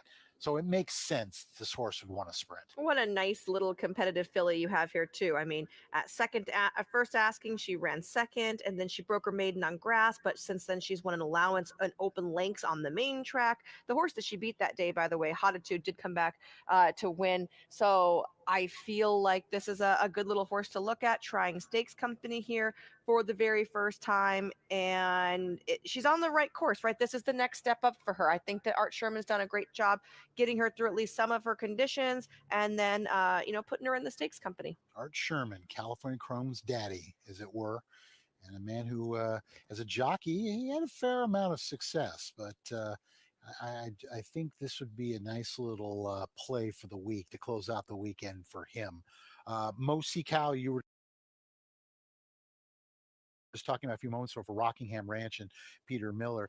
I would have to think that maybe the advantage pace-wise goes to them because they draw the outside of what could be a duel. Yeah, if they want it, Flavian Pratt can pretty much pick the spot that he wants, and he might not want to go straight to the front if someone else is committed. And Lay off of whoever yeah, does. I think she is more than capable of setting off. You get third set off a break, and just want to chuck this out there, by the way. This was a super, super, super great claim by Peter Miller to pick this one up back in the day. He's given her some time off, but she has been an absolute win machine for him.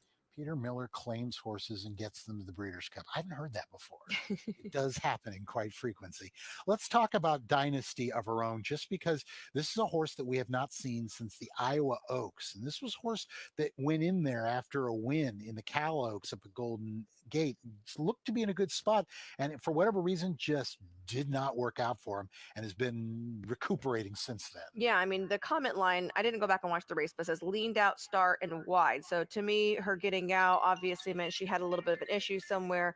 And like you said, it's gotten plenty of time and coming back with a good workout tab. Although, like I said, just visibly, I didn't like to see how under a drive she was. There's a Muse just going by us there. Drayden Van Dyke, last time out, a 3rd place finish in a gun draw out in the Chillingsworth. That was back on September 25th. She picks up a lot of checks, but she's a little light on the win column for me. There is your field of 6 going postward 7-5 on Gakira, this running of the Kalukan Queens Stakes. Good luck.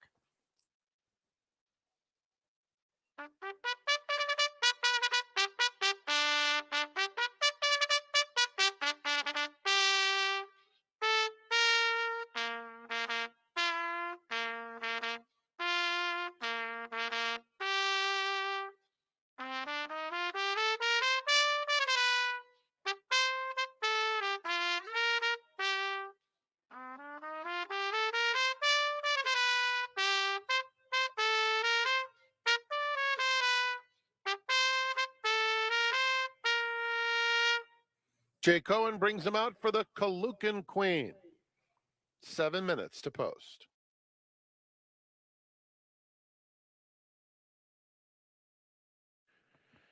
Enjoy San Manuel Casino from the comfort of home at play.sanmanuel.com. Play free slots and casino games and experience the most thrilling casino in California.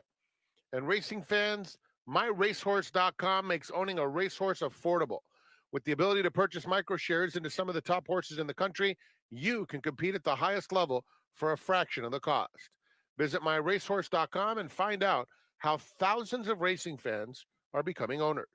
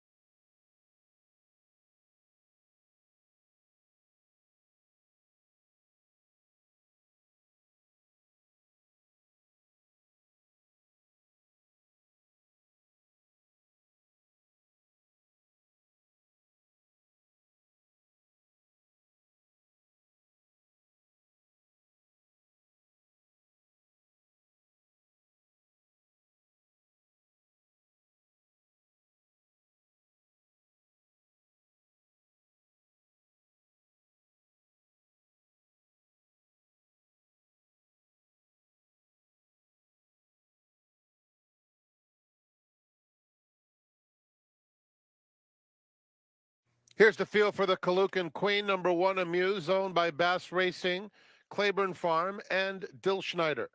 Trained by Richard Mandela and ridden by Drayden Van Dyke. 2 Biddy Duke is owned by Joe Bessaker, trained by Doug O'Neill with Umberto Rispoli. 3 is Kahira, owned by Boma Corp, trained by Bob Baffert with Joel Rosario. 4 Acting Out is owned by Sherman Racing, Aiken and Harkins, trained by Art Sherman with Abel Cedillo. 5 Dynasty of Her Own, owned by Tommytown Thoroughbreds, trained by Jonathan Wong with Ricky Gonzalez.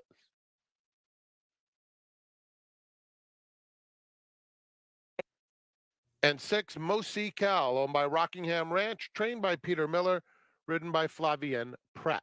That is the field for the Kalukin Queen. 4 minutes.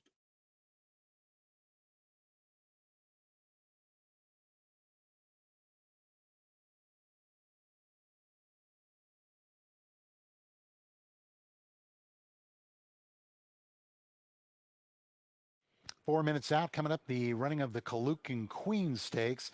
Amuse, ridden by Drayden Van Dyke. Drayden had a chance to catch up with our Millie Ball moments ago. Drayden, you've ridden Amuse a few times now, quite accustomed with her. She's a big mare. Last time out, you were on the outside. This time you're going to go from the inside. How much difference will that make for your tactics? It's going to make it different for sure, but I think there's quite a bit of speed in here, but the last few times she showed some good speed too, so I'm going to kind of leave it up to her and kind of how the break unfolds. If I break running, I'm not going to take anything away from her, but I think I'm going to be right in a good pocket. I noticed Richard put in that sharp 3 furlong like work. That really puts them on their toes. But she, when you watch her in her longer works in the morning, she takes a little bit of time to wind up. How early do you really have to start gearing her up in order to make her run? And is she one of those that you can't really stop her momentum once you've got there? Well, you know, I was talking with Mike. Mike's rode her a few times, and he thought that maybe she's better with a little target. And as of late, I've been on or sitting right off the lead. So, I mean, it might work out for me today to have a little target for her to run down. And when she gets going, she gets going. But like you said, if you stop her, I think it will affect her momentum. So just gotta play it right. Very best of luck. She certainly looks the part in here as she's coming into the Kalukin Queen. Thank you, Drayden. Thank you.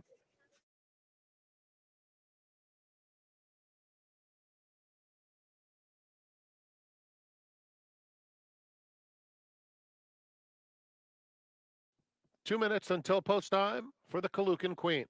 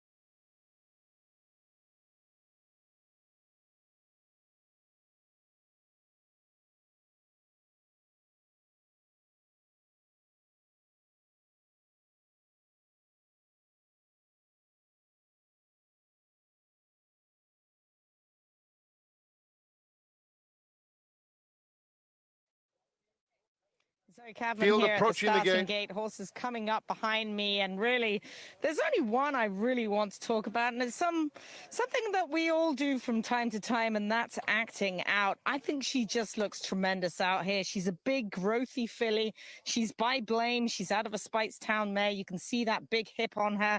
She can seemingly do it all, and Art Sherman's done a terrific job with her. She comes in with the bullet work. Her numbers are on par with some of these, and I just think she's going to get a really, really good trip from the middle of the field.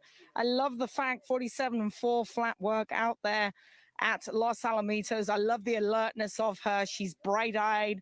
She just seems like she's very, very happy. She gets Sadio aboard, who's been aboard her for the last 2 starts, and when fillies get good, they tend to get really, really good. So I'm going to lay my hat with the Sherman camp and try and root on Acting Out here, the 4-year-old filly by Blame. Here's Frank. They're moving in. It's post time for the Kalukan Queen Stakes.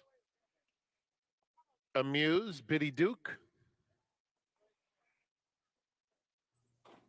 Acting Out, Kahira, Dynasty of Her Own.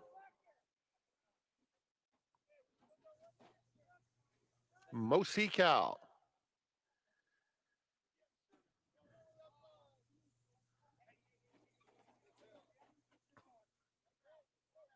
They're in the gate.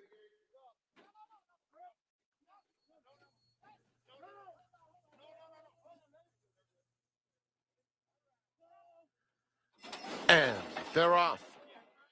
Acting Out and Mosi Cal both out very quickly and are head and head. A length and a half in front of Biddy Duke, who's moving through without those blinkers, third. Then it's Kahira, fourth, about 2.5 lengths off the speed. Amuse and Dynasty of Her Own. 4 lengths covers them. Acting Out is the leader with 5 furlongs to run. Mosi Cal a half length back in second. Then it's Kahira and Biddy Duke together, joined 3 wide by Dynasty of Her Own and Amuse at the back. Now just about 3.5 lengths covers them, heading to the 3 furlong point. And it is Acting Out by a half length. Mosi Cal second, Kahira in the clear, 3 wide third, Dynasty of Her Own on the outside of Amuse, and Biddy Duke is back to last. Approaching the quarter pole, Acting Out, Mosi Cal racing together as one. A length and a half, Kahira third. Amuse has some run, looking for racing room is Amuse. When she gets out, look out as the field turns for Mosi Cal on the outside. At the rail, Acting Out. Kahira coming after them. Amuse will switch to the outside, and they're followed by Biddy Duke, who's resurgent. Kahira burst clear. Amuse and Biddy Duke are chasing, but it's Kahira strong past the 16th pole, and Kahira wins the Kalukan Queen. Amuse second, Biddy Duke third, Mosi Cal was fourth.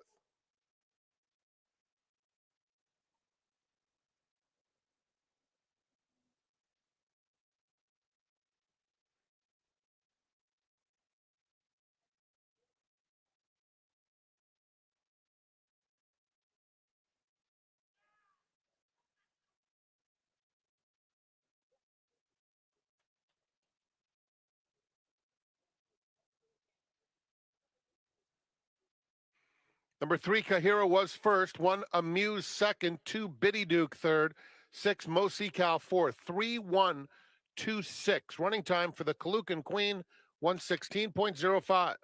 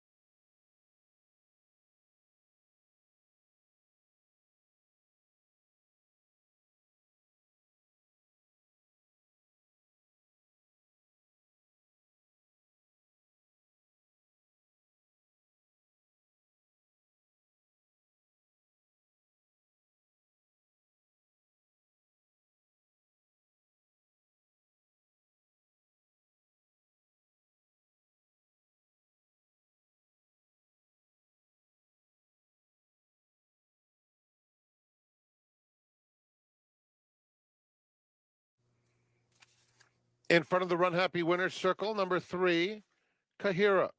5-year-old bay mare by Cairo Prince out of Motel Lass. Owned by Boma Corp. Trained by Bob Baffer. That's his second winner today. Ridden by Joel Rosario, who gets a double as well. Kahira, bred in Kentucky by Nekia Farm and Hunter Valley Farm. Running time for the Kalukan Queen, 1:16.05 seconds. The 8th and featured event is official. Post time for the 9th in 25 minutes.